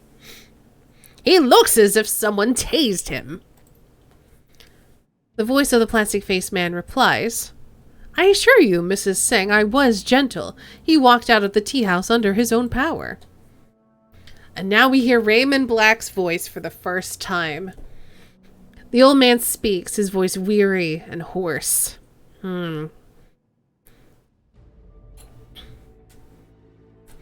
Enjoy the stream. Have a good night, Silent. Sleep well. May I have some water, Mother? My throat feels like it's on fire. Since his voice is weary and hoarse, I don't have to decide on his voice yet. She responds tenderly. Yes, of course, Edward. I'll have someone bring you some ice chips. The plastic-faced man speaks again, his voice lowered. Christopher Walken impression. Your son has apparently been through some sort of ordeal. He appeared demented at times, and he's been mumbling about stopping something. Prosperity, I think. Yes, well, that won't be happening. The woman addresses her son, speaking a bit too loudly, as if he's hard of hearing. We won't be stopping prosperity, Edward. I want you to get that out of your mind. Do you understand? I understand perfectly well, Mother. There's no need to shout. But I won't give up. Prosperity must be stopped.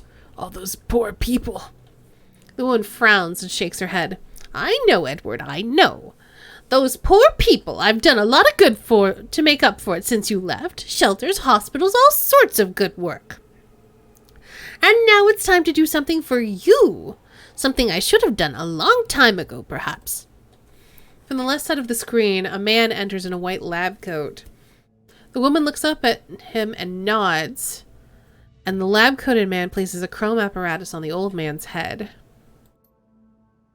Raymond speaks dreamily, as if a drug has started to work. What is this, Mama? What are you doing to me? I'm fixing you, Edward. She walks up close to the old man, strokes his head tenderly, leans forward to kiss it. All you can see is failure. You're incapable of seeing the good in what you've done. The man in the white lab coat presses a button on Raymond's chair, and a robotic arm swings into view. A cobalt blue light springs from its tip, and the arm quickly circumnavigates the old man's head, bathing it in oscillating blue. A high-definition three-dimensional image of Raymond's brain appears on the wall bracket. Oh, wall behind. Why did I say bracket? I've been inspired by Mr. Lee here. The woman turns and looks at the camera. We're going to be doing some editing of your memories to relieve you of your burden.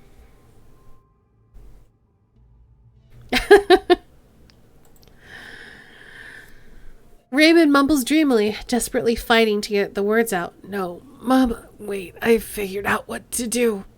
And then he's asleep. The woman moves closer to the camera. Your payment will be made according to our agreement. She turns away, her voice cold. Once the rest of them are dead.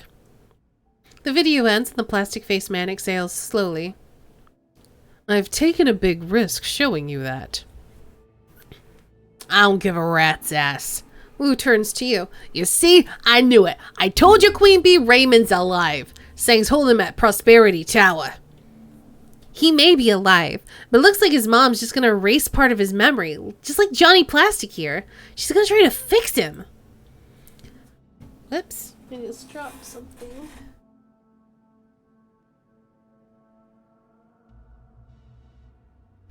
What kind of mother would do that? Something catches her eye and she looks down suddenly. Shit, shit, shit! Isabel thumbs her PDA furiously, but it's no use. That's it, he's wiping. Raymond was the name of one of Saint's characters in our Call of Cthulhu Wild West game. It's also the pseudonym of my foster father in this game.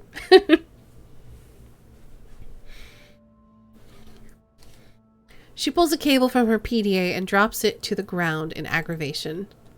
Oh, hello. The plastic-faced man looks down at his zip-tied hands and then slowly surveys his surroundings. Well, isn't this awkward? What do you want to do with this guy? He's got no memory, so it's probably safe to let him go, but he said he should take a dirt nap. Lou raises his rifle. It's all the same to me. And him. What Andy wants, Auntie gets. But he gave us everything we asked for and more. He's seen our faces. But I have nothing to connect them with. If it's all the same to you, I'd prefer to just walk away. We're supposed to kill you, though?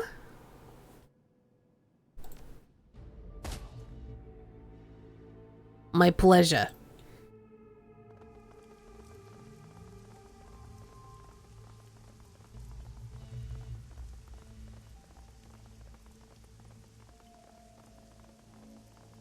It's not personal, it's just the job.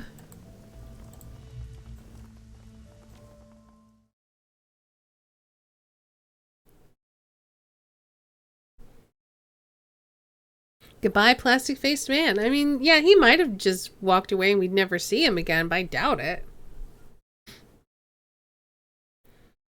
A trip from Shetkip May back to Hioi is quiet as you process the information revealed by the plastic-faced man. Prosperity is a name. 2 names, actually. One is a secret project Raymond was working on before he left for Seattle. The other is the corporate headquarters of Sang Mechanical Services. And Prosperity Tower is where Raymond Black is being held, alive. It's also where his memory is in the process of being reprogrammed by his mother, and time is ticking. The plastic-faced man proved surprisingly amenable and quite useful before you killed him. The next stop is Kindly Cheng. She'll want to hear this.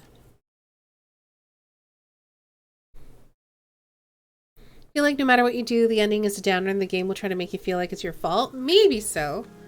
But the thing is that I've had very few choices. I've just been following the story, that has been laid out before me.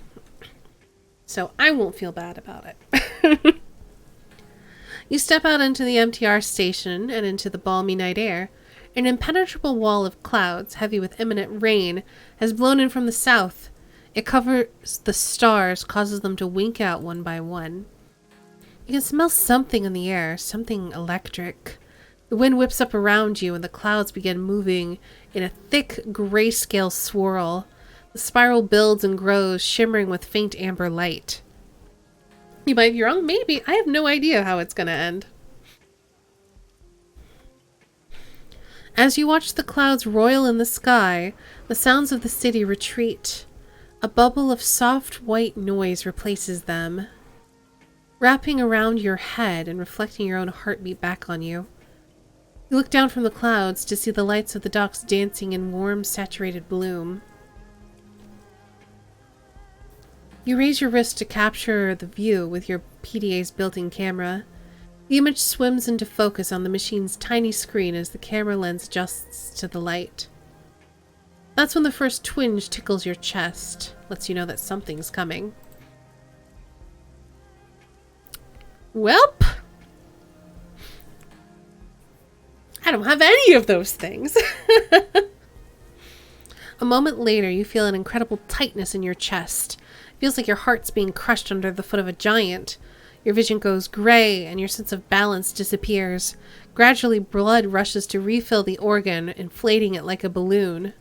Try to catch your breath, because I am not a medical person or a mage. You gasp for air. It doesn't come. Your breath shallows out, thins, makes you gasp like a suffocating fish. Your chest contracts again and again as you struggle to take breath.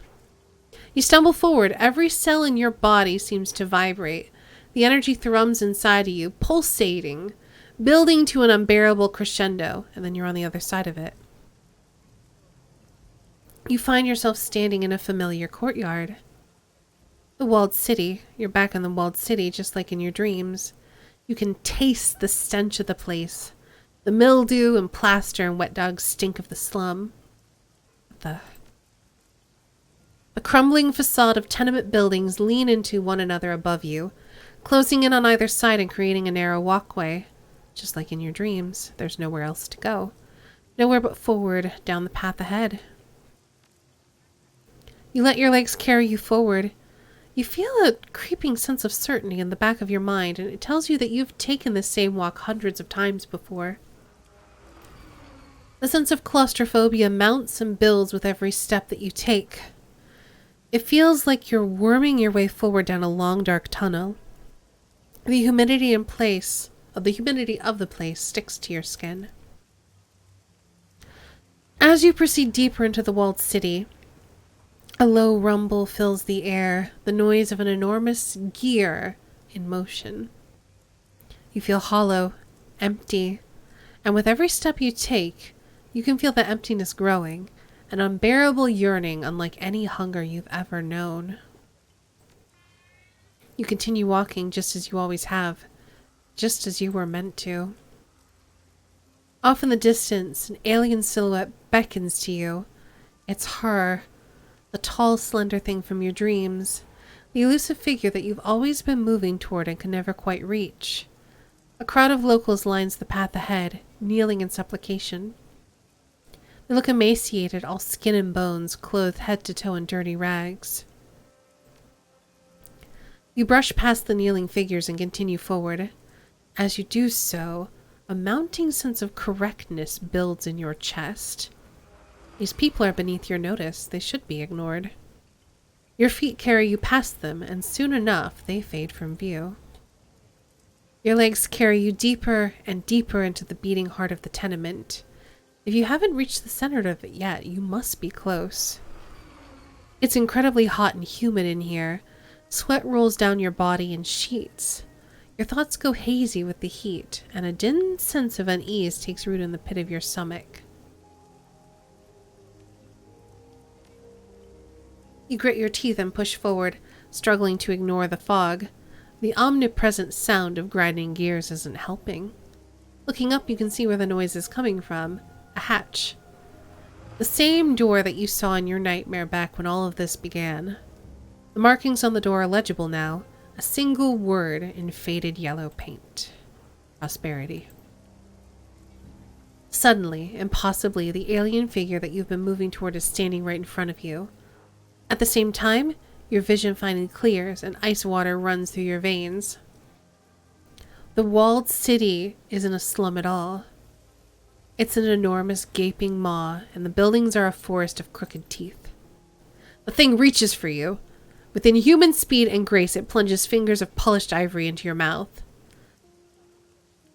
Oh no. Oh, I don't like this. Slowly, terribly, it begins to wrench your jaw open, and you can feel your teeth splinter and break, and... oh no. Oh no. Rough fingers on your shoulder snap you back to reality. The hand clenches into a vice-like grip and yanks you backwards off of your feet. You come crashing down on the floor of the Hioi MTR station. You feel a rush of wind just in front of you, a passing train. Oh, it's Strangler Bao! What's wrong with you, Queen Bee? Strangler Bao eyes you coolly. Auntie Chang's lost too many runners already. Besides, there are cleaner ways to end your life than jumping in front of a train. Thank you. I owe you my life. He grunts. You're right. Now get up and get back to that floating wreck that you sleep in.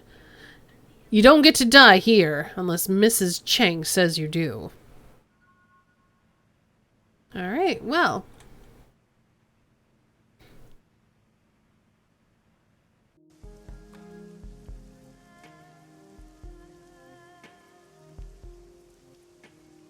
oh, there's lots of refugees.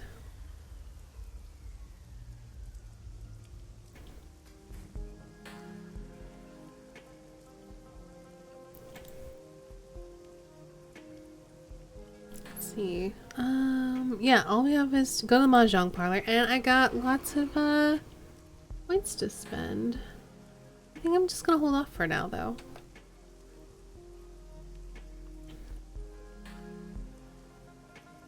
I'm a very in-the-moment karma spender. I don't spend karma until it's proven I need it.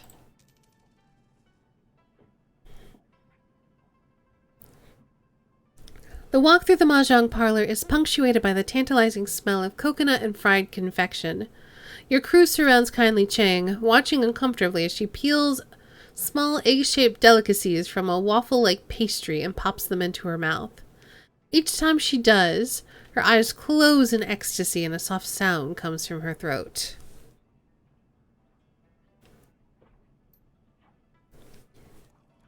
There you are, Queen Bee. Your crew here tells me that you were able to locate and interrogate the plastic-faced man. The straw sandal's eyes narrow and her rusty voice takes on a jagged edge. They haven't told me his current disposition, however. I assume everything went as I instructed. I was gonna take the face as a trophy, but I thought it'd be tacky. Oh, I don't know. The Triad Bass smiles and her little black eyes flash. Trophies have their value. Gobbet's eyes scan the room, apparently looking for trophies. I trust you got something useful out of him? We got plenty. Wu sounds eager. He gave us a data dump on everything he knew about Prosperity Tower. First-hand info. Josephine's headquarters. She puts down the pastry, rubs her nose, considering. That could be useful, I suppose. What do you intend on doing with it? We're gonna rescue Raymond. He's alive, Auntie, just like I said he was. Josephine's been holding him in there. She's doing something to his brain. Something to his brain? She takes another bite of her pastry. What is that old bitch up to now? Based on the memory that Mr. Plastic showed us, it looks like she's trying to rewire her son's memories using something called ASSIST, Artificial Sensory Induction Systems technology. It allows the user to record, process, and feed synthetic sensory input to the brain. Like a SimSense chip. Yes, Auntie. It's the technology that led to SimSense. It's also what allows Deckers to enter the Matrix and grants riggers a neural connection to their drones. An expert assist technician can alter someone's personality, memory, even identity. So I'm guessing experts like that don't grow on trees. Definitely not. Changing someone's memories requires a world-class expert in assist and a massive amount of computing power. I need more water. Ugh. I'm not sure exactly what they're doing to him, but I'm guessing that his mom wants him to forget something, or to remember it differently, maybe. We've got to get to Raymond before he isn't Raymond anymore. That means a run on Prosperity Tower. Isabel and I have been studying the data of the plastic-faced man, and there's lots of good intel to mine there. Worry, thank you so much for reading. Hello and welcome. How was your stream? I can give you a shout out because I don't know if I have any mods here currently.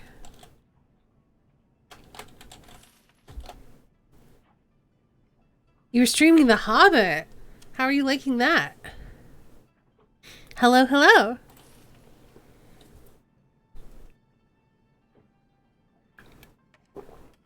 Also, hello and welcome Raiders. For anybody who doesn't know who I am, hello, I'm Stani. I'm a variety streamer and art streamer. Today, I'm doing more Shadowrun Hong Kong. So basically, it's a bunch of crimes. And trying to find our foster father. And also killing my voice because I'm reading everything.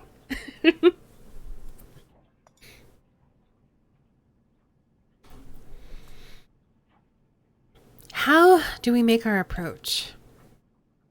Pretty fun, surprisingly so. Yeah, I am playing this again. We're actually getting towards the end of it, though. Fortunately, Prosperity Tower is one of Sang's lowest security locations. It's mostly administrative, marketing, that sort of thing. That's good. Kindly turns to her enforcer.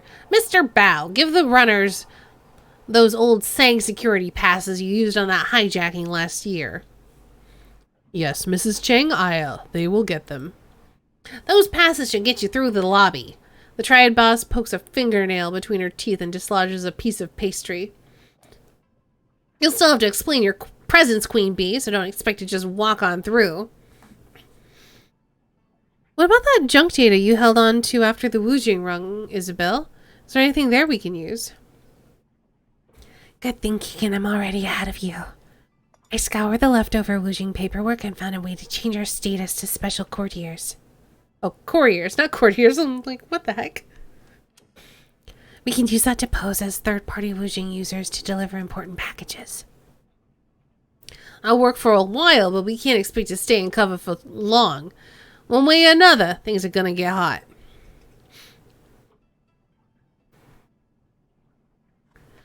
The loading dock sounds like just the edge we need. Let's do it. Okay, I'll get us booked into the Sing system and print off some matching papers. We'll need a van to make it look legit. Bow. Consider it done. Alright, talk to me about the security setup. How do we get to Raymond? The key to this operation there are 3 security stations located on different floors. The matrix system in these security stations are the command and control hubs for the entire building's security. As such, they're the best place to find out where Raymond Black is being held. That's all we got on this location? All we know is that he's being held somewhere called Lab 12. But where that is or how to get in there is something we'll need to figure out on site. If things go hostile, the best thing to do is get to an alarm panel or a matrix security node and shut things down. If we're noticed, we'll have a brief window to cut the link to the alarm system. If we do that, it will isolate the whole floor from the security system. The rest of the building won't know what's happening there. If the alarm goes off and we cut the link to the alarm system, we can spoof the system. Tell it we've moved to another location. That might work once or twice, but if we spoof too many alarms, they're going to figure it out. How long is this brief window to cut the alarm? Maybe 30 seconds. Maybe less if the network isn't cluttered with traffic. It's there as a failsafe so security doesn't stampede all over the building if a janitor forgets to close a door. What about guards, quantity, training, that sort of thing? Standard corp security for the most part, but Tseng has a rapid response squad for high priority events. That would be us.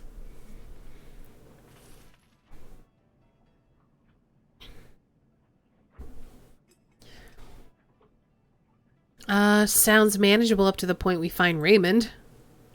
Judging by the way Grandma Tseng took out Kata, gunshot nightja, I'd say she isn't interested in anyone getting anyone near her son. Except to face Tseng's elite security once we find... Oh, expect to face Tseng's elite security once we find him. What else do we have on the security stations themselves? Staffing, weaknesses... Only one thing worth mentioning. Isabel looks over to Duncan. The only way into a security station is with a key card. And guards on each floor carry a card to the station on that floor. So we can get a card by taking them out, but there may be other ways of getting key cards. He crosses his arms across his chest. Like I said, the security stations are the key to this operation. They provide multiple opportunities to exploit the system and determine how to approach the rest of our incursion. The world's on fire? How are you? I'm alright. How are you, Quack?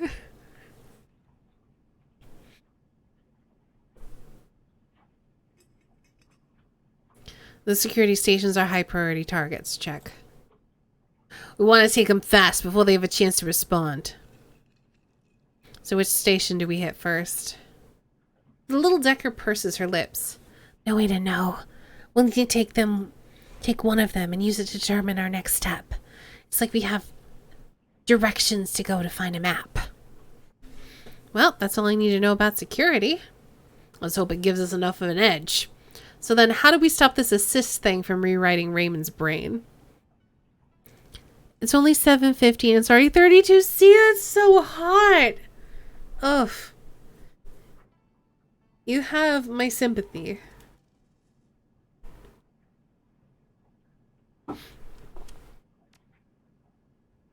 All we know is that an assist device is located in Lab 12. It's the only one in the building. Now, I doubt that Grandma will just hand over the passcodes to her system if we ask nicely. So we'll need a Deca to access the assist device and eject him from the system safely before she scrambles his brain. Hence world plus fire. Gotcha. Got it. What does the Decker need to do to eject him safely? Like I said, we don't know. We're going to have to improvise. Figure that out when we get there. All right, then. One other thing. While I was helping Duncan verify as much of this data as I could, I decided to collect our marker with Bull and his team of runners. Oh, good call. We'll need all the help we can get. Isabel looks up at Duncan, her eyes big and round. Yeah, no kidding. In this game, are there many protesters? No, not really. Turns out Bull and our runner friends hit Sang a few months back. Low rent smash and grab for another corp, but they got a quick scan of the building's matrix security before they rabbited. They gave us data flags that pinpoint where the security nodes are located inside of Sing's system.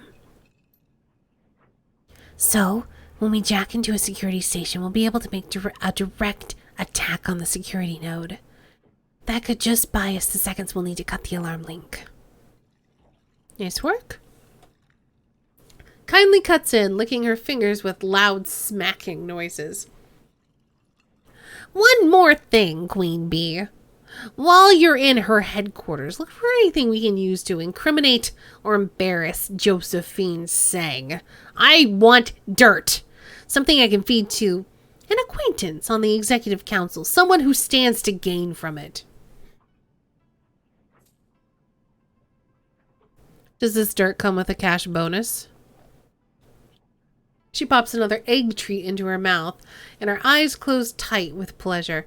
Of course, my sweet, of course. Now, go enjoy Prosperity Tower. She smiles wolfishly, and give Josephine Sang my regards.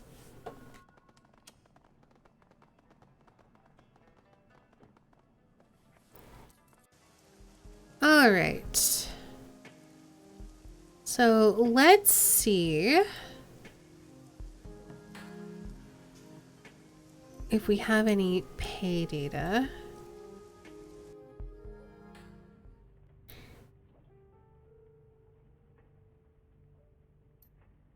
All right. Claim payment. Nice. Finally got paid for that one. The launch schedule. The guest reservation. Finally got paid for that. Cool. Do I have some for sale? No. Ooh. And the humidity side, that sounds unpleasant. We are T-minus 24 hours for Typhoon Usagi to cross ashore. I'm signing off until tomorrow sometime. See attached list of Met sites if you wish to follow storm progress. White Prism. Typhoon Usagi's periphery will strike Hong Kong within the next 24 hours, with the eye crossing ashore near the Sanshazen Pingshanzen Megaplex, 80 kilometers southwest of Hong Kong. Usagi has weakened, but meteorologists warn it is still a very destructive storm. Severe damage and flooding are expected in the direct storm path. We go now to a special warning from the HKPF. I don't remember what your voice was, lady.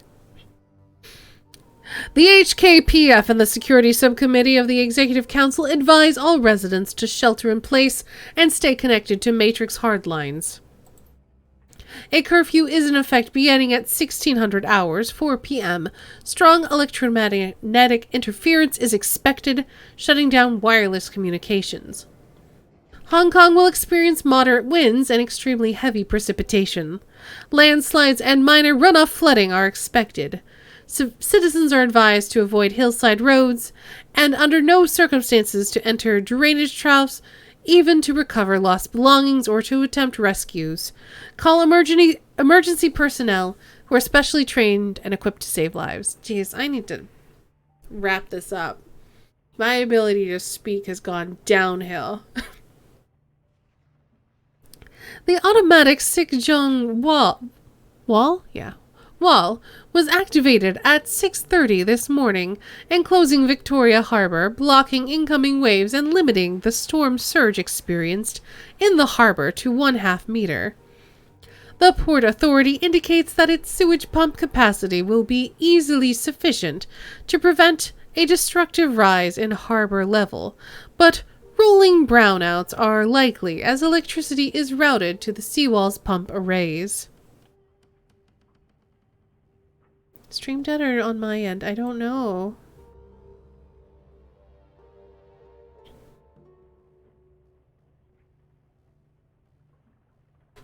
Try refreshing.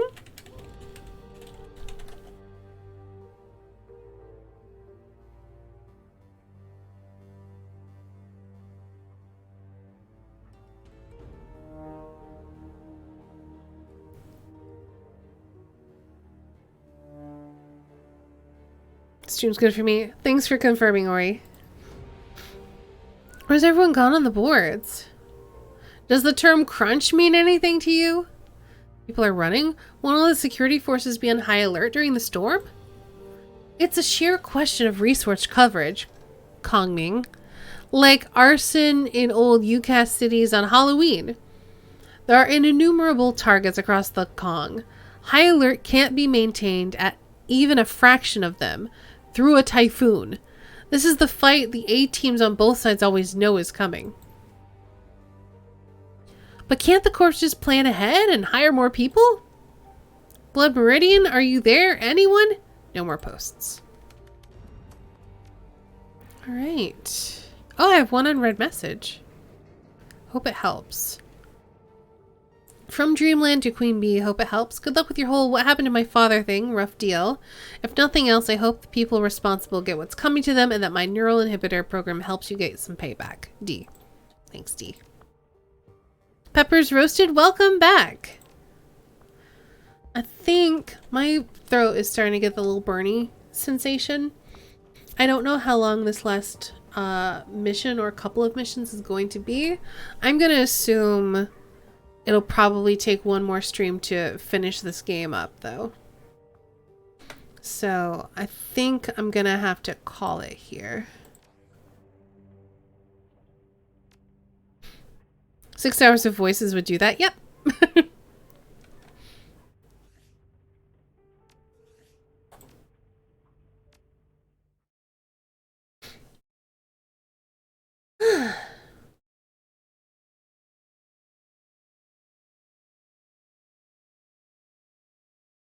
In a way, I'm kind of looking forward to this game being over because I would like to give my voice a rest.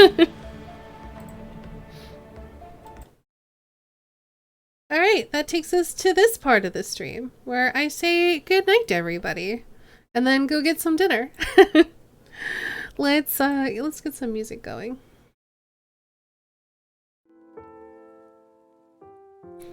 As always, thank you all so much for hanging out with me and watching today. Let's roll credits. Thanks for a little bit of show I saw. Well, thanks for hanging out. I hope that it doesn't, well... Divine, thanks for the bits. I was gonna say I hope it doesn't get too hot today, but it already is. Drummer Boy, thanks for being on my mod team. And Starrybot, thank you for being my bot. Thank you to Aisling Doe for following. Thank you, thank you. Also, Pear, thank you for following. Hope to see you for Rocksteady. I plan to be there. I'm not feeling sick like I was last week, so I'm gonna make some dinner and settle in and hang out and meet all your new characters. And I'll be doing the host thing. So yeah. But yeah, Quack, hopefully at least you can hang out in some AC or something that makes the temperature more bearable. I don't know. Oh no, that's so hot! Take care, go stuff your faces, remember to drink stuff. You made it for the end! Hey, Golden!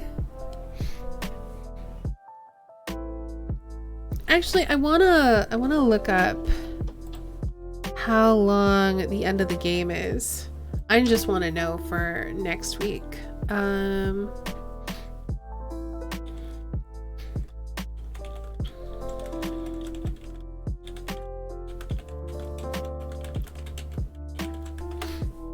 I don't want a spoiler.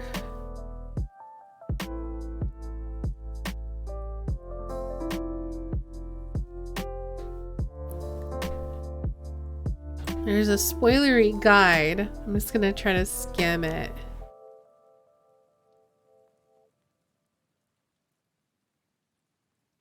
Yeah, it looks like there's prosperity and then the walled city. I don't want to read the guide. So, yeah, I don't know how long it's gonna be. Didn't know there was a thing. Yeah, we've got a community challenge for me taking a day off. Doing some self-care. I don't know if it's possible to reach the goal in the time that was set because I didn't know how limited you guys were gonna be in being able to contribute to it. Anyway, let's talk about my upcoming schedule. We'll be back tomorrow. We don't have D&D because Derek's on vacation, so D&D's canceled. So we're just going to be here at 4:30 for more Thief.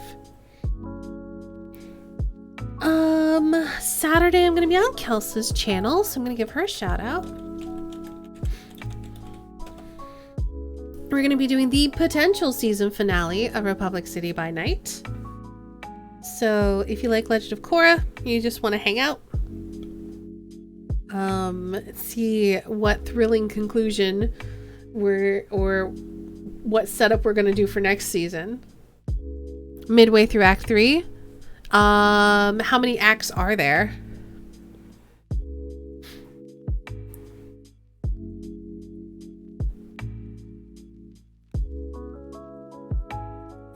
I'm going to be off Sunday and Monday, but we will be back on Tuesday with more Dragon Age. Wednesday will be another art stream, and then Thursday, I'm kind of hoping that we finish Shadowrun Hong Kong next Thursday. If it finishes early, we might just call it there. I don't know if I'll just line something else up to play, or if we'll just end it. I don't know.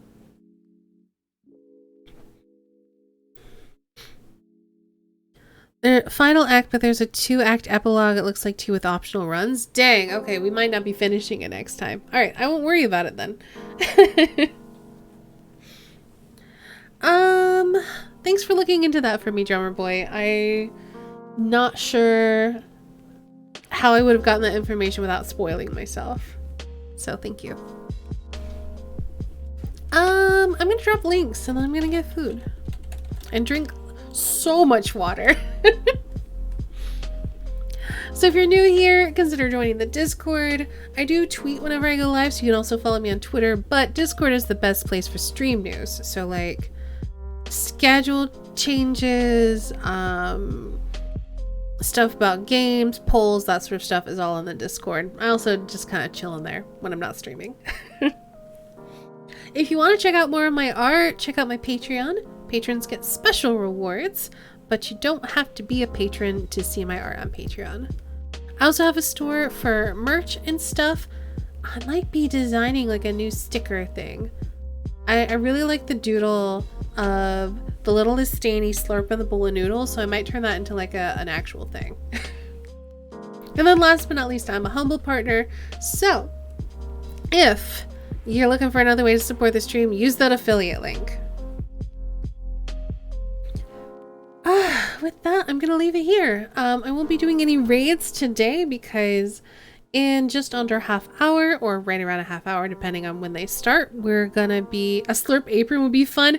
It would be fun, but I don't think that they sell aprons on Redbubble. That's a shame. But yeah, in right about a half hour or maybe a little less, we're gonna be hosting Party Wipe Games for Rocksteady, so I'm gonna give them a shout out.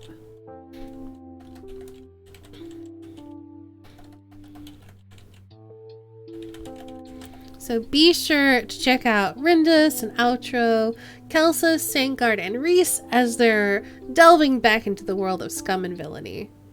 It's always a good time. And apparently they have some weird characters like a muscly dude with a tiny cat head. Alrighty. I need to stop talking now. So thank you all so much for hanging out and watching. Have a great night. And I'll see y'all again very soon.